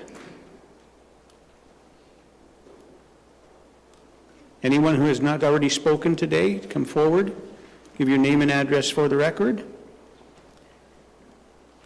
Third and final time. Anyone who has not spoken today, please come forward. All right, seeing no one, I will now look to members of council if council has any questions. Councillor White. Thank you, Your Worship. Seeing as we're not getting answers here today, I'll just read these out and expect these back when this comes back to council again. I would like to see some clarity as to understanding the impact on existing wells for existing dwellings around Wasaga Sands. As a former resident of Arnill Crescent, when number 93 was under construction, our wells went dry for a little time there, and when they did come back, the water was different.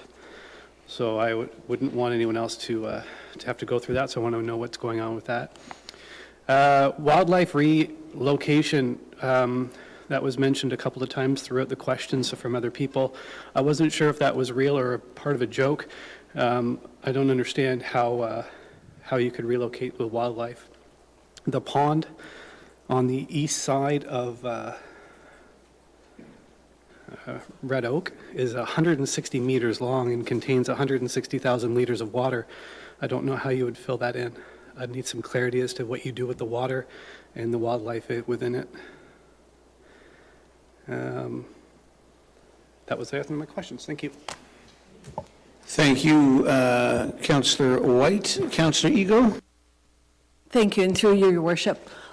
Yes, I would just like to comment on what the overall feeling I got today is I picked up some words that were said from the speakers, and I heard like, ideally, other options, we support development, proposal, buffer zone, not anti-development.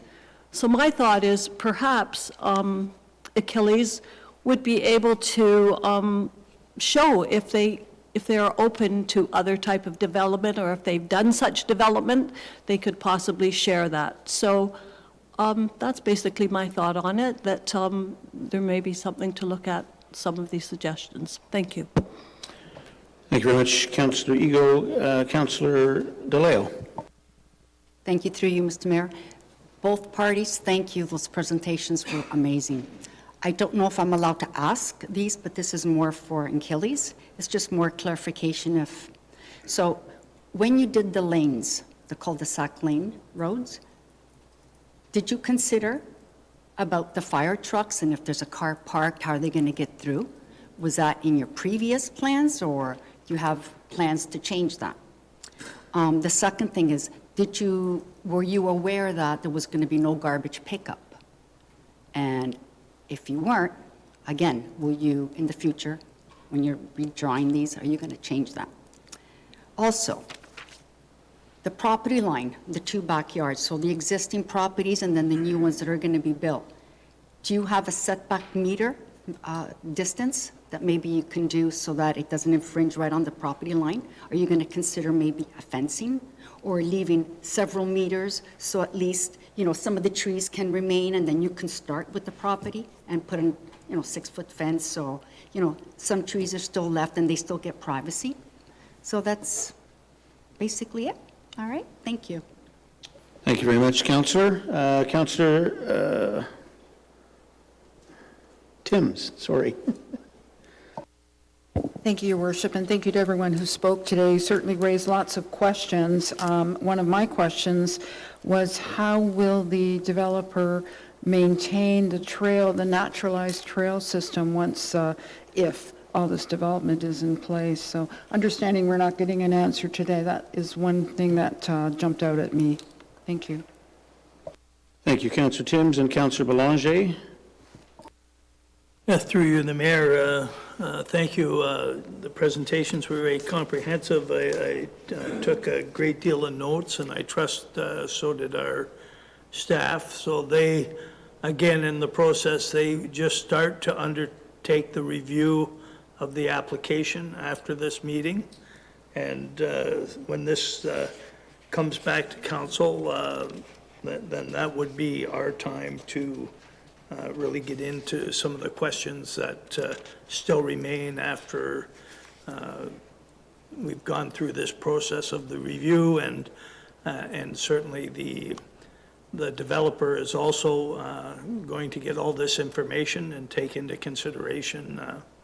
And again, the only thing that I would really say, and I've brought it up at a lot of other developments, and it was brought up today, is that oftentimes it appears that the properties are dissected to maximum build, and that certainly will be a consideration for council to consider. Thank you. Thank you, Councillor Belanger. Deputy Mayor Snell. Thank you, Your Worship, through you. Thank you, everybody, for coming today. It's great to see so much engagement, and the passion for your community is evident. I'm very familiar with Wasaga Sands and the uniqueness that it holds. A lot of my questions have been raised already from my fellow councillors, but I just wanted to make note and again express gratitude for the in-depth research that you have done to prepare for this. I have 36 bulleted points that I felt were key points in order to make sure that they maintain front and center when we get a chance to come back with the developer. So thank you very much. Thank you, Madam Deputy Mayor. Ladies and gentlemen, I'll echo what some of the other members of council said, especially Deputy Mayor Snell. Thank you for being engaged and caring about your community. You know, we often hear citizens in municipalities who are not happy. Matter of fact, rarely do we hear from the ones that are. But it's a great feeling as the mayor to sit here today and to see council chambers filled with citizens from a specific part of the community that care enough about their surroundings to be here. So thank you. And I have to commend you for the way you've gone about this. Although we had a couple of minor little bumps, you've been very respectful. And that is appreciated not only by council, but also by staff, and I'm sure by the developer and your fellow citizens.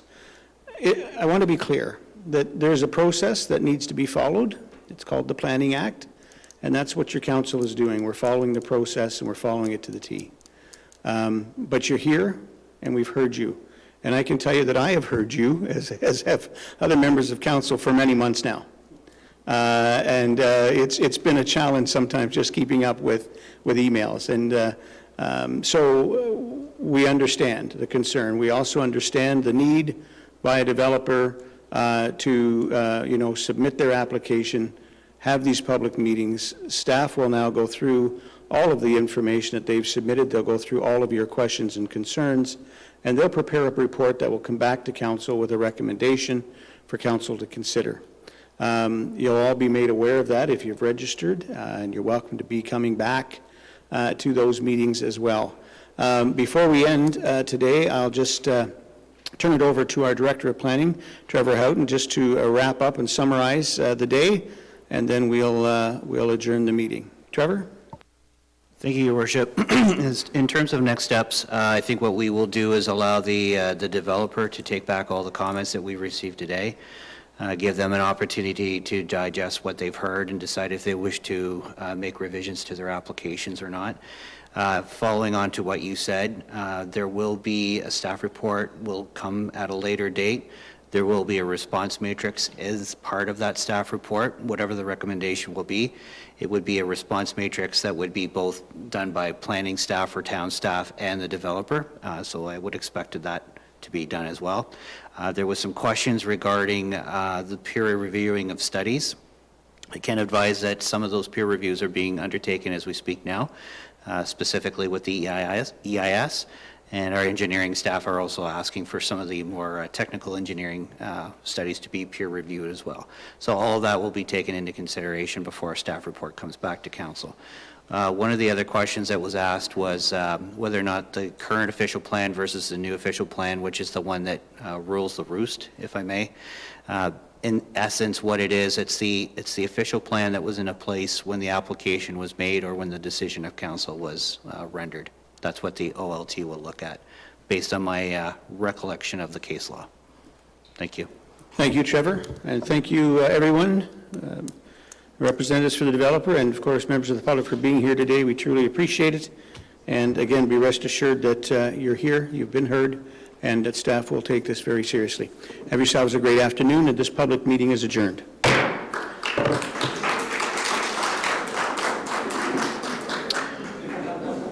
All right, council, we'll now take a 30-minute break, a 34-minute break, and we'll come back at 2:30.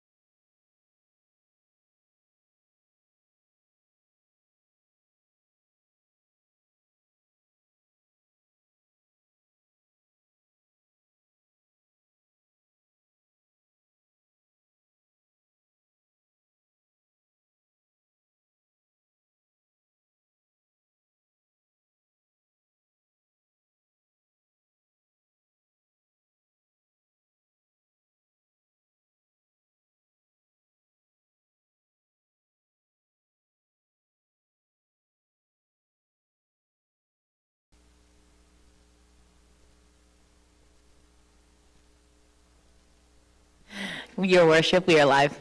Thank you, Madam Deputy Clerk. We'll call this meeting back to order. And we're now at item number 8 on the agenda. Under delegations, we have none. And government relations, there is no government relations update for today. Under item number 10, staff reports, the following report items have been pulled and moved to matters for consideration to be voted on separately, and that is item 10.5. Are there any other comments from council and staff with respect to the consent reports?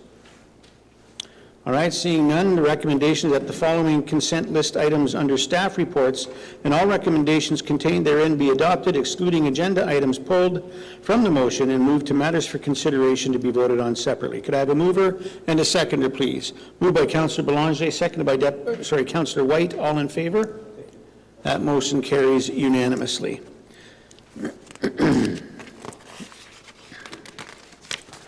Item number 11 is correspondence. The following correspondence items have been pulled and moved to matters for consideration to be voted on separately. Items number 11.1.1, 11.1.3, and 11.1.4. Are there any other comments from council on items listed under correspondence?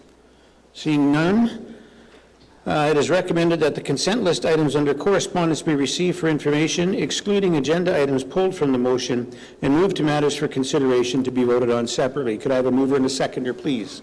Moved by Councillor DeLeo, seconded by Councillor Eagle. All in favor? That motion carries unanimously. Moving on to item number 12, minutes of boards and committee meetings. It is recommended that the consent list items under minutes and boards and committees be received for information, excluding agenda items moved to matters for consideration to be voted on separately. None of those items have been pulled. Could I have a mover and a seconder for this, please? Moved by Councillor White, seconded by Councillor, all right, Deputy Mayor Snell. All in favor? That motion carries unanimously. Moving on to item number 13, matters for consideration. Beautiful Wasaga Beach 2024 recommendation, and this was pulled by Councillor Belanger, Councillor Ego, and Councillor White. Councillor Belanger, go ahead. Thank you. Through the mayor, I wasn't sure whether this was going to be a presentation, so I pulled it. I believe it's exciting and that it should have public discussion. So I'd like to turn it over to our CAO, I believe. Okay. Yeah, say thank you, Mr. Mayor, members of the council. Actually, I'm joined by Katie, our landscape architect that's been with us. How long have you been now? It's just over 3 months. So Katie's doing phenomenal work. So Katie, did you want to walk them through the entry feature, and then we can share some of the highlights of the other components? If we can get the entrance feature. So we underestimated you by a month, Katie. I think it's important for you to note that's a positive thing, because we could have said it feels like forever. Welcome, Katie. The floor is yours. Thank you. I think the entrance feature is Appendix C. Appendix C. Yeah. Katie, I'm just going to ask you to pull that mic down closer to you. Great, thanks. Sure. If we could just go one more slide. Okay. So this is the conceptual plan. The proposed gateway feature promises to be much more than just a visible landmark as you drive into town. We are proposing to highlight a lot of the natural character and beauty of the municipality's beachfront. So the plant material kind of selected to highlight around this entrance feature comes from the dunes. To ensure seamless integration into the beautiful surroundings, we have selected plant material commonly found on sand dunes. These plants will adorn our gateway sign, creating a natural and inviting entrance that resonates with our town's beachfront character. Can you go to the next slide? Next one? Yes, please. But our vision doesn't stop there. We are proposing to extend the gateway feature onto the other side of the street as well, utilizing the slope of the old Wasaga Stars Arena site. This extension will create a cohesive and immersive experience for both residents and visitors alike, enhancing the visual impact from both directions of travel. By mirroring the design motifs and the planting palette on both sides, we reinforce a sense of arrival. The design of the entrance sign is inspired by the waves of our shoreline. which will be echoed in the plant material placed on the slope. These plants, chosen specifically for their colors, will replicate the motif on the sign, creating a harmonious and visual appealing landscape. To provide contrast and further enhance the visual interest, we will surround the wave motif with prairie grasses. This transition symbolizes a diverse natural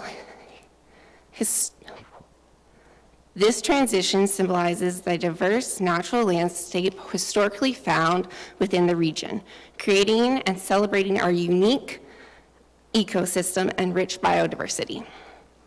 Our planting scheme aims to do more than just beautify. It will add texture and visual interest while also providing essential habitat for pollinators and promoting ecological resilience and sustainability. We will also plan to engage with local artists to create sculptures that highlight the town's rich history and incorporate them into the landscape design. This collaboration will not only support our local artist community, but will also add unique artistic elements to the gateway feature, making it a truly distinctive landmark. The proposed gateway will not only enhance the aesthetics of the town's entrance, but also foster a deeper connection to our natural environment and our cultural heritage. We look forward to bringing this vision together.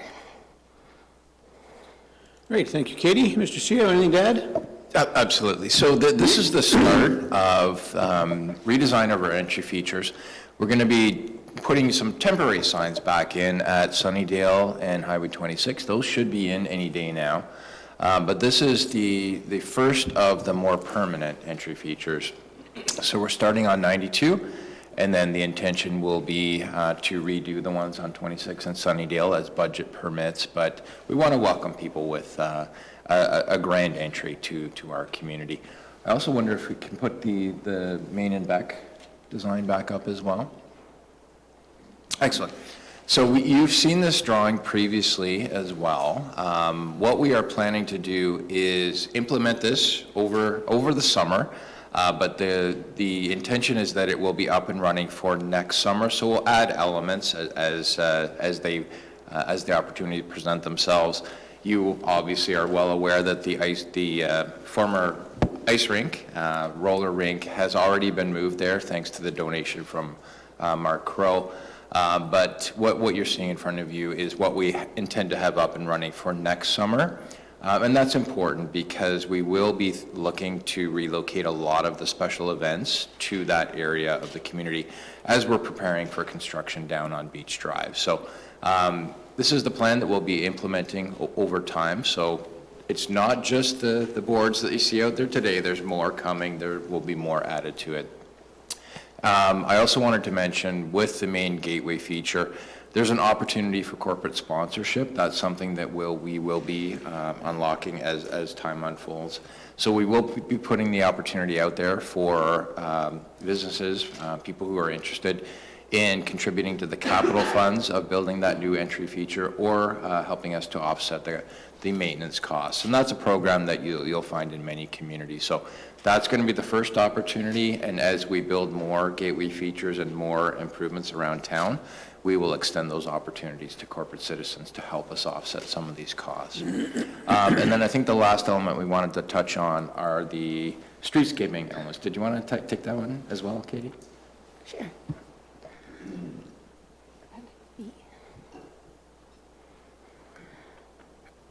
So these current site furnishings are the ones that are currently being proposed with the beachfront design. So to create a kind of cohesive Main Street and Beach Drive, to have those reflect one another and speak to one another in the design, these are the current site furnishings that are being looked at. They aren't the finalized ones, but this is what's kind of the direction that's currently being taken. What we really want to do is provide these clusters along Main Street to help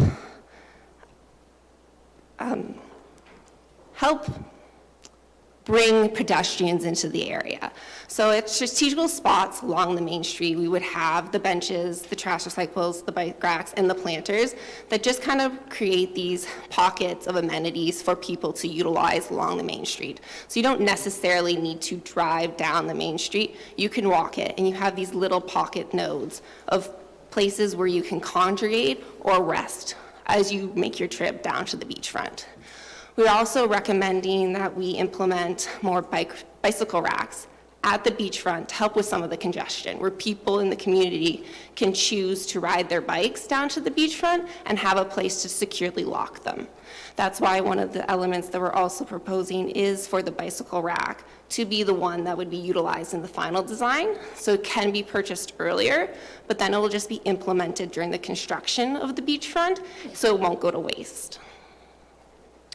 Now, I would add to that, we have applied for funding from the Rural Economic Development Fund. So our hope is that we will get funding that will help us pay for all of the street furniture. As Katie mentioned, we are going to be sitting down with Kevin and his team to review the details. There are other options, perhaps some that might be a little cheaper than what is being proposed. So we'll look at all of those and pick something that is timeless, comfortable, but also conveys a good, strong image for Wasaga Beach. We want to be welcoming. I think you've previously heard me talk about Main Street itself. If you walk from one end to, down Stonebridge to the bridge, a 10-minute walk for an average individual, you don't find many benches or trash cans or bike racks along that entire walk. General rule of thumb in an urban area is you want 2 benches, 2 trash cans, 2 bike racks on every block. So we've got about 8 or 10 blocks there, the equivalent of that. So we definitely need more furniture. Makes it more welcoming, but also some people just need to take a rest every once and again and sit down on a bench. So this is what we will roll out over time as funding permits. Again, we want to be very frugal with taxpayer dollars, and that's why we've reached out to things like red funding so that they can help fund a lot of this infrastructure over time. Thank you, Katie. Thank you, Andrew. Councillor Belanger, supplemental? Just to follow up on 2 things is obviously in visiting many of the beachfront communities in Ontario, the number of benches that are beachfront could be increased as well, not just the way there. But I have had a number of inquiries about the contest, gardens, and I guess I don't recall reading it or not, but if we are planning to institute a contest this year, we're in the garden season already where they're preparing, and there were a couple of people that indicated to me that they're quite curious to get more information about the garden contest. Thank you. Absolutely, and through you, Mr. Mayor. Katie and I did chat a little bit about that. We think that's a wonderful thing to do in our community. I think Katie's recommendation was to implement that for 2025, but let's let the community know it's coming. So the folks with green thumbs can get out there and start planting their gardens this year, and then by next summer, they'll be a little more fully grown and all that more beautiful. So I think the intention is for this year, we'll establish the criteria that we'll be judging next summer. Give folks a bit of time this year to spruce up their gardens, and then we'll roll out that program next summer. Anything you wanted to add to that, Katie? Or? No, I think that summarized it very well. All right, anything further, Councillor? All right, now the next one to pull this item was Councillor Ego. Thank you, and through your worship. Most of it's been answered now. I wasn't sure we're having a little presentation, but I'll just go over my couple of little notes I'd made here. And mine was, my very first thought after reading this report was that I could actually envision the beginning of a true town with a main street. It might be a smaller area, but it's perfect walking area, just perfect, so thank you. And it's got focal points and the gathering spots, and the word cohesive, which you just used, is what I wrote down. That's what I could just see with this small portion out of our long town here. And so I wanted to thank Katie. I think you're our first landscape architect. So I think it's fabulous to have you on staff here. And and for your very descriptive, so I don't know who to thank, but I'm thanking you. Oh, sorry. Yes, head honcho here, number one, okay. Thank you. I don't practice it. Well, we've got Katie. And I'm not going over every point, but I think it's important for those listening today, just take your time even and just read the executive summary. For those at home that are watching this, it's succinct and it'll help you out there because it's a great report. And you just said it, and I knew it's not happening this summer, but I think it's great that we're planning ahead for next year already. Like, we aren't waiting until the last minute. We're making things in order because on all accounts, the beach is going to be under construction, and so Maine and Beck are going to be really important to this community and having the temporary venue. So I think it's terrific that you're doing that. And then, you're just doing that area. And I talked to Katie about the streetscapes and the waste receptacles. And again, she pointed one out to me that I thought was really clever in the area. I said, well, how do you have a serene area in this area? But they're on wheels, so they can be moved around. If you look at that picture closely, which I hadn't picked up, so that you've even thought of that you can readjust those really easily. And then to the gardening contests, again, we talk about the Main Street being cohesive, but we're pulling the community together by doing that. And that's what I found. You've covered every area, every type of housing. And by having a community-wide, from apartment buildings, townhomes, single-family homes, you've covered everyone. So thanks a lot. And you've said there, a lot of initiative people are on grants. So I think that's all I have to say, but thank you. Thank you, Councillor. Mr. CEO, are you okay? Yeah, all right. I thought maybe she might have bruised you there a bit, that's all. All right, next is Councillor White. Councillor? Thank you, Your Worship. My question, though, has been asked and answered. I was going to ask about funding and grant funding, and our lovely CAO gave me an answer. Oh, okay. Councillor Timms? Thank you, Your Worship, and through you, I was really excited to look at this proposal. I think it's wonderful. I'm from the BIA world, so beautification is a huge part of animating main streets, and I really like the pop-up park, and I know how important that is in downtown areas, but also to make sure it's really well animated is important. And I was fortunate to sit in on a meeting when the Horticultural Society came and spoke with Councillor Ego and I and the CAO, and hopefully they'll dig right into the garden contest as well, because there's some really strong and smart people on that society. The only thing I thought, looking at the street furniture, were the planters were kind of expensive individually and don't look very large. So I know that there'll be a good search for some good value. But there's many sponsorable pieces here, and the grant applications are fantastic money to come and support it as well. So just a kudos, really, from me. Thank you. Thank you, Councillor Timms. Councillor DeLeo? Thank you, through you, Mr. Mayor. It's a great proposal, but I guess it'll be the elephant in the room again. I have a couple questions. And I did bring it up with one of the staff members. So the photo of the planters, and I think you kind of answered it. I found it a little extreme at almost $1,400 each, and we would need 44. You will be looking for less expensive options, like you'll do a little bit of research on that? That's one question. Yeah, through Mr. Mayor. So that's the first time I had seen those selection of street furnishings. So we've already reached out to Kevin and his team, who are dealing with the landscape architect working on Beach Drive. I think we want to sit down and review the street furnishings that they're picking. There are less expensive options that are equally as good, so we'll absolutely explore those. But I wanted to share that the funding would cover those, so it wouldn't be tax related on Main Street, but I agree with your point. Thank you. And by the way, they're great. Like, it's wonderful to have them across the town. One other thing. The roller rink that was up, do you know how many people used it since it's been up in the new location? Yeah, so again, the roller rink was put in there.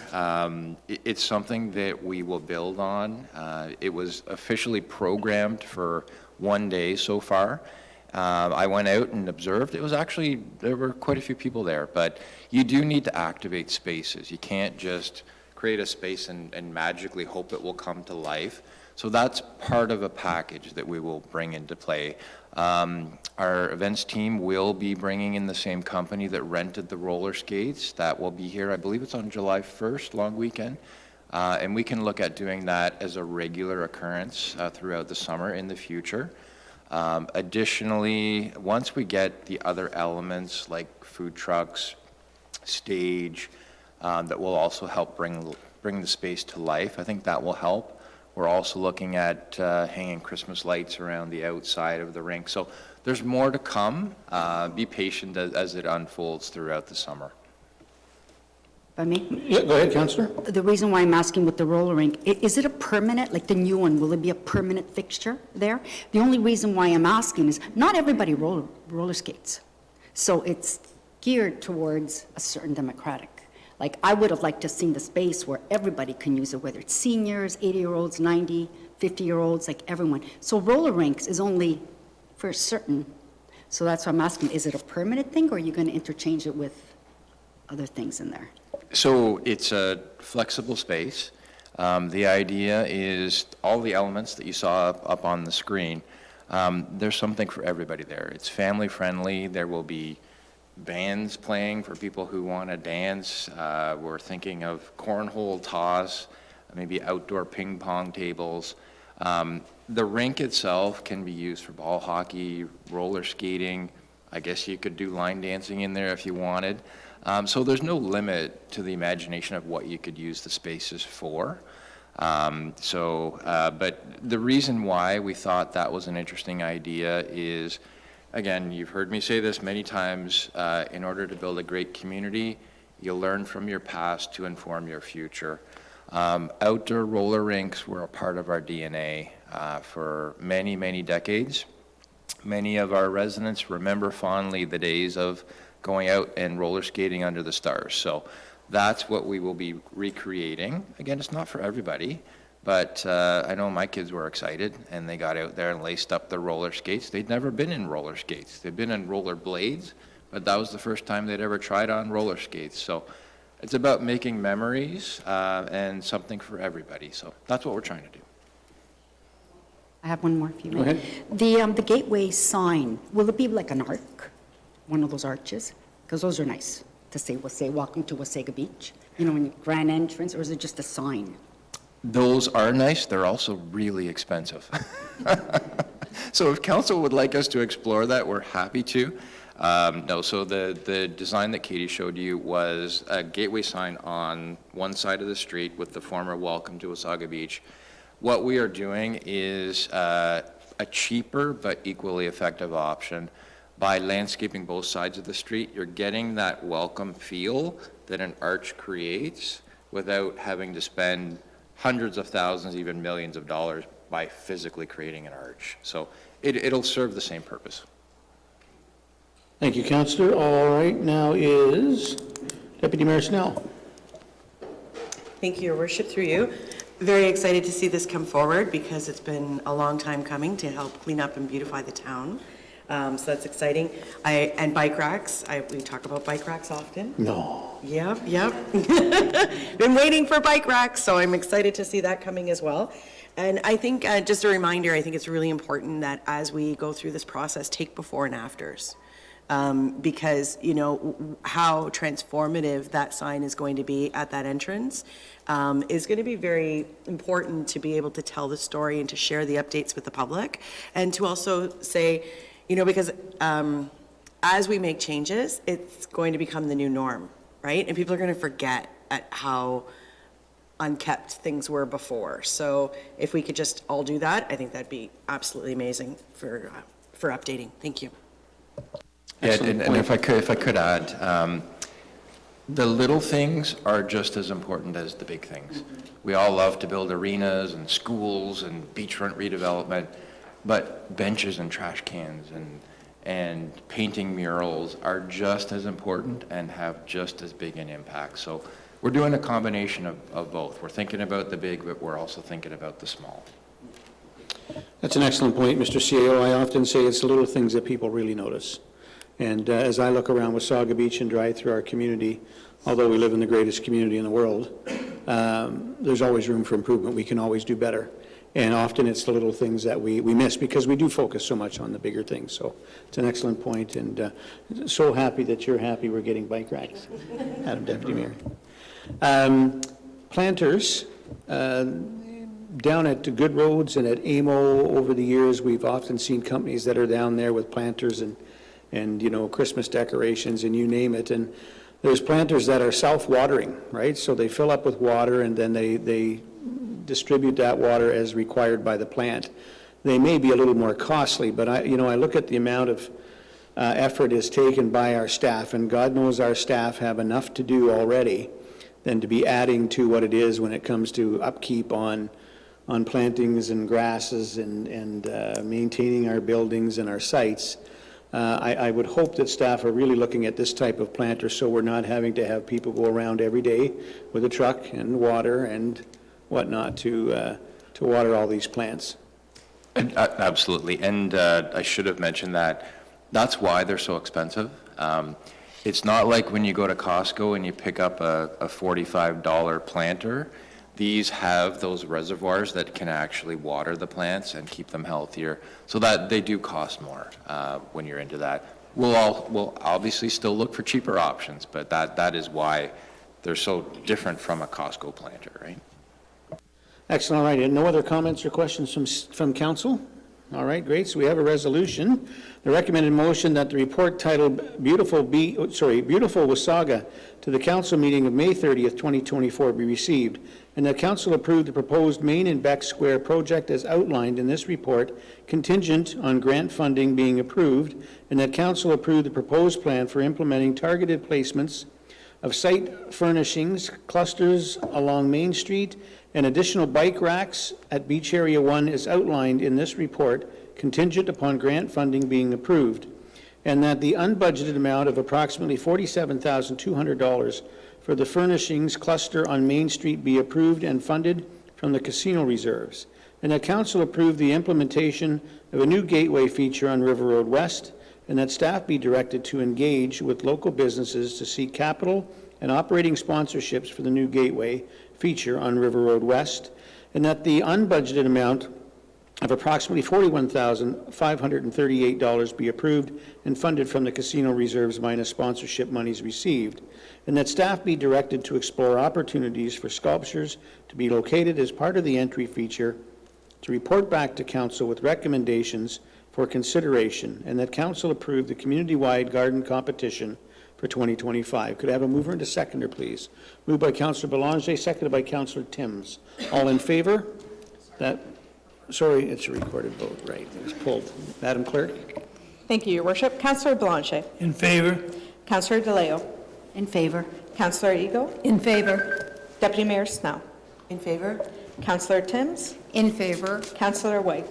In favor. Mayor Smith.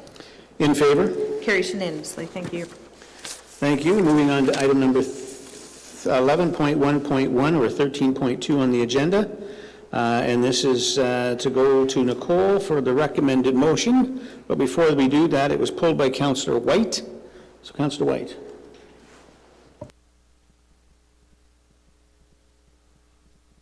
So this is the township of Brudenell. Yeah, with the MOU for the, Right. The reason why I pulled this is only because I want us to send her a letter of support as well, too. I think what this letter is trying to achieve is better relationships between smaller municipalities, essentially, and the ability for local groups and all that to get a discount when trying to use school board facilities, which I agree with. We're making way with sharing our library with the school, and the elementary school project we've got going on with the county shows that this is a good idea, and I want us to send a letter of support. Also important to point out that we also work with the Simcoe County District School Board on the new school being built in Sunnydale Trails with respect to the gymnasium and the funding that we put towards that, so it's a great idea. Any other comments on this? All right, seeing none then, Madam Clerk, you have a recommendation? Thank you, Your Worship.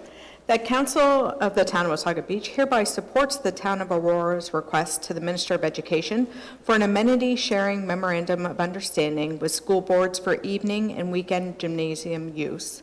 And now therefore be it resolved that a copy of this resolution be forwarded to the Town of Aurora, Township of Brudenell, Lyndoch, and Raglan, and the Minister of Education and AMO. Excuse me. Thank you. Thank you, Madam Clerk. Call a vote, please. Oh, I'm sorry. Yes, move it a second. Moved by Councillor White, seconded by Councillor DeLeo. Councillor Belanger. In favor?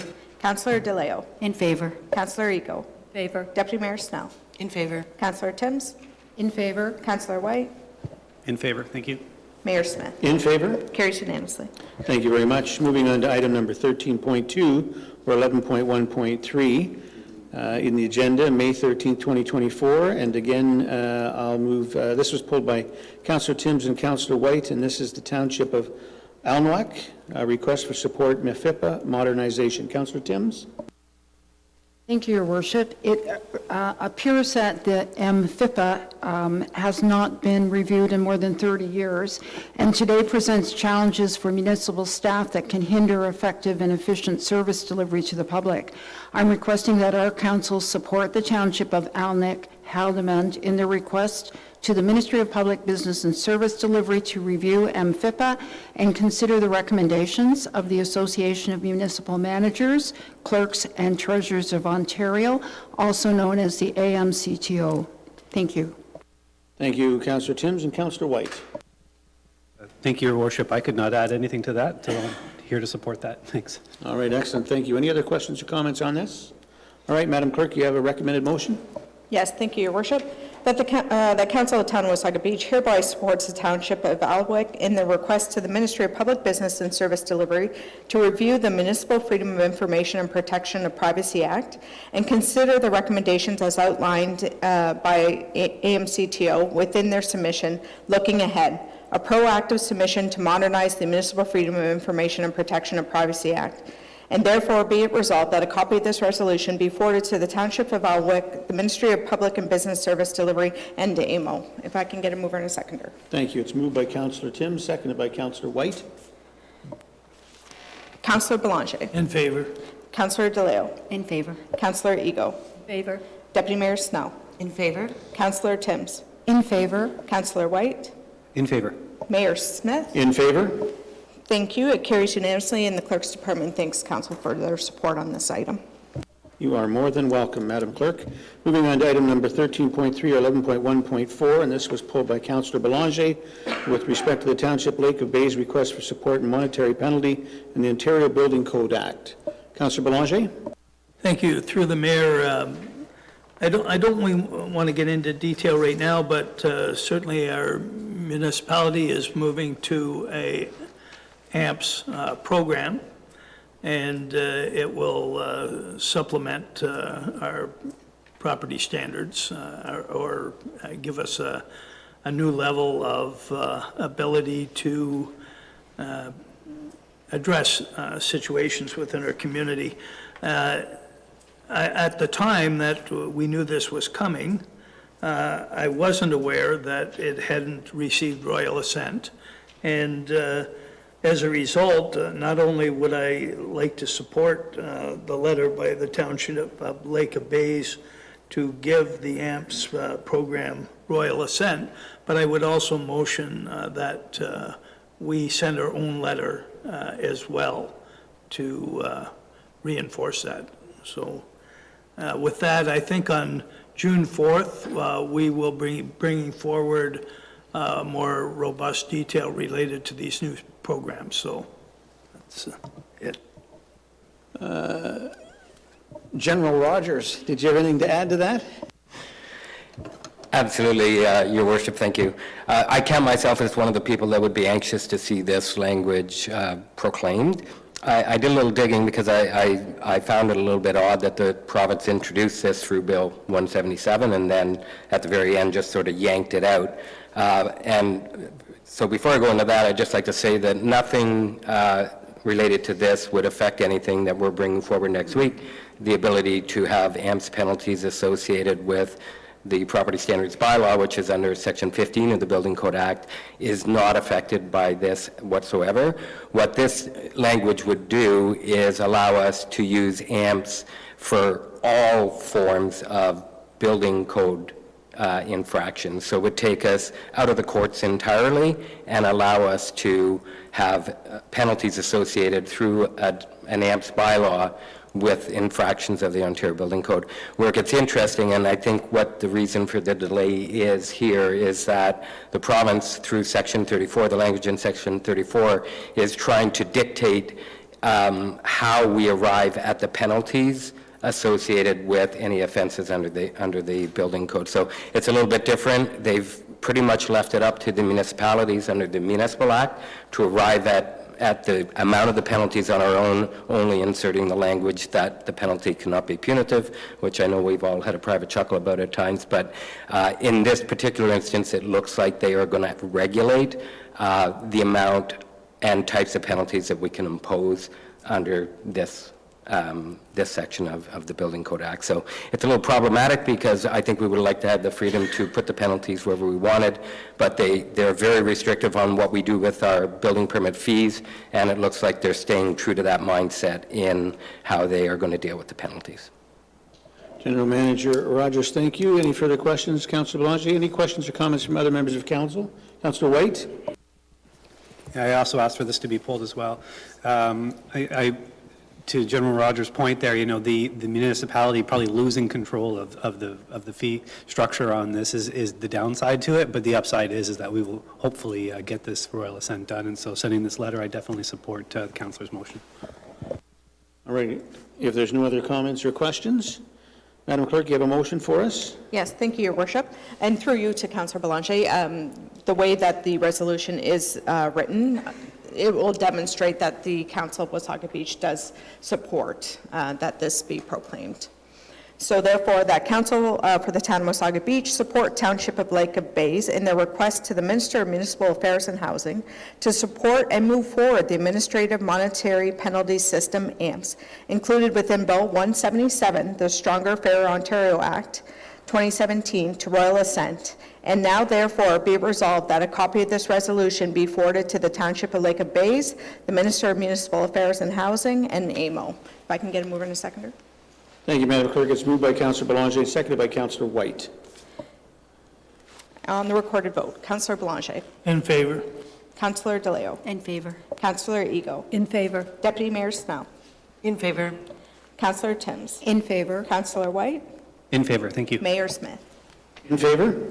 Passes unanimously. Thank you. Thank you. And before I go any further on in the agenda, I think it's important to know that our Deputy CEO is looking rather casual this afternoon. He was in a nice jacket and shirt earlier today, and here he is now. I don't know, is he wearing shorts, Jerry? No, okay. You want to tell us about this casual wear? Sure, Your Worship. The shirts Waterfront are events ambassadors for the year, so we'll be seeing us on the beach with our shirts on. We're easily identifiable, so if you have a question on what's going on in town or what's happening on the beach, we're there to help.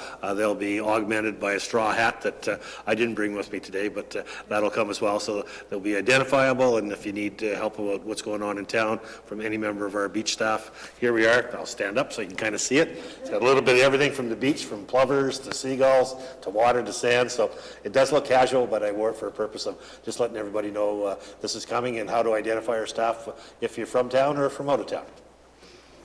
All right, and clearly you drew the short straw, lost the bet, but either way, it looks great. Thanks very much, Jerry. Moving on to, I think it's going to be amazing. I think it looks awesome. Moving on to item number 14, recommendations arising from boards and committees. There's no recommendations today. 15 on the agenda is council requests for staff reports. You've seen the list. Anything further on that from council? Seeing none, moving on to item number 16, notices of motion, we have none. And item number 17 is closed session, and it is moved that pursuant to the Municipal Act 2001 as amended, the next portion of the May 30th, 2024 council meeting will move into closed session to consider the following matters. 17.1.2, potential acquisition of beachfront properties in accordance with Section 239-2C, the proposed or pending acquisition or disposition of land by a municipality or local board. Can I have a mover and a seconder for this, please? Moved by Councillor DeLeo, seconded by Councillor Eagle. All in favor? That motion carries unanimously. We'll now go into closed session.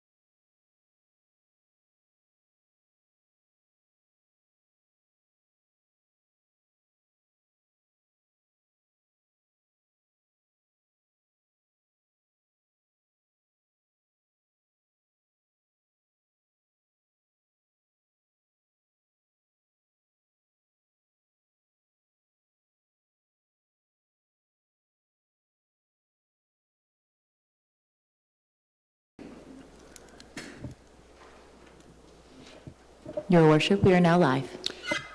Thank you very much, Madam Deputy Clerk, and we're now coming out of closed session, discuss an acquisition, potential acquisition of beachfront properties, and rise and report from our clerk. Madam Clerk? Thank you, Your Worship. Council entered closed session on May 30th, 2024 at 3:12 p.m. to discuss the following matter. 17.1.2, potential acquisition of beachfront properties. As a result of that discussion, staff direction was provided in accordance with the Municipal Act. Thank you, Your Worship. Thank you, Madam Clerk. And moving on to item 18 is bylaws, and we have a motion that the following bylaws be received and to be deemed to have read a first, second, and third time, passed and numbered as follows. 2024-35, a bylaw to confirm the proceedings of Council of the Corporation of the Town of Wasaga Beach at its regular meeting held May 30th, 2024. Could we have a mover and a seconder for this, please? Moved by Councilor DeLeo, seconded by Councilor Eagle. All in favor? That motion carries unanimously, and this meeting is adjourned.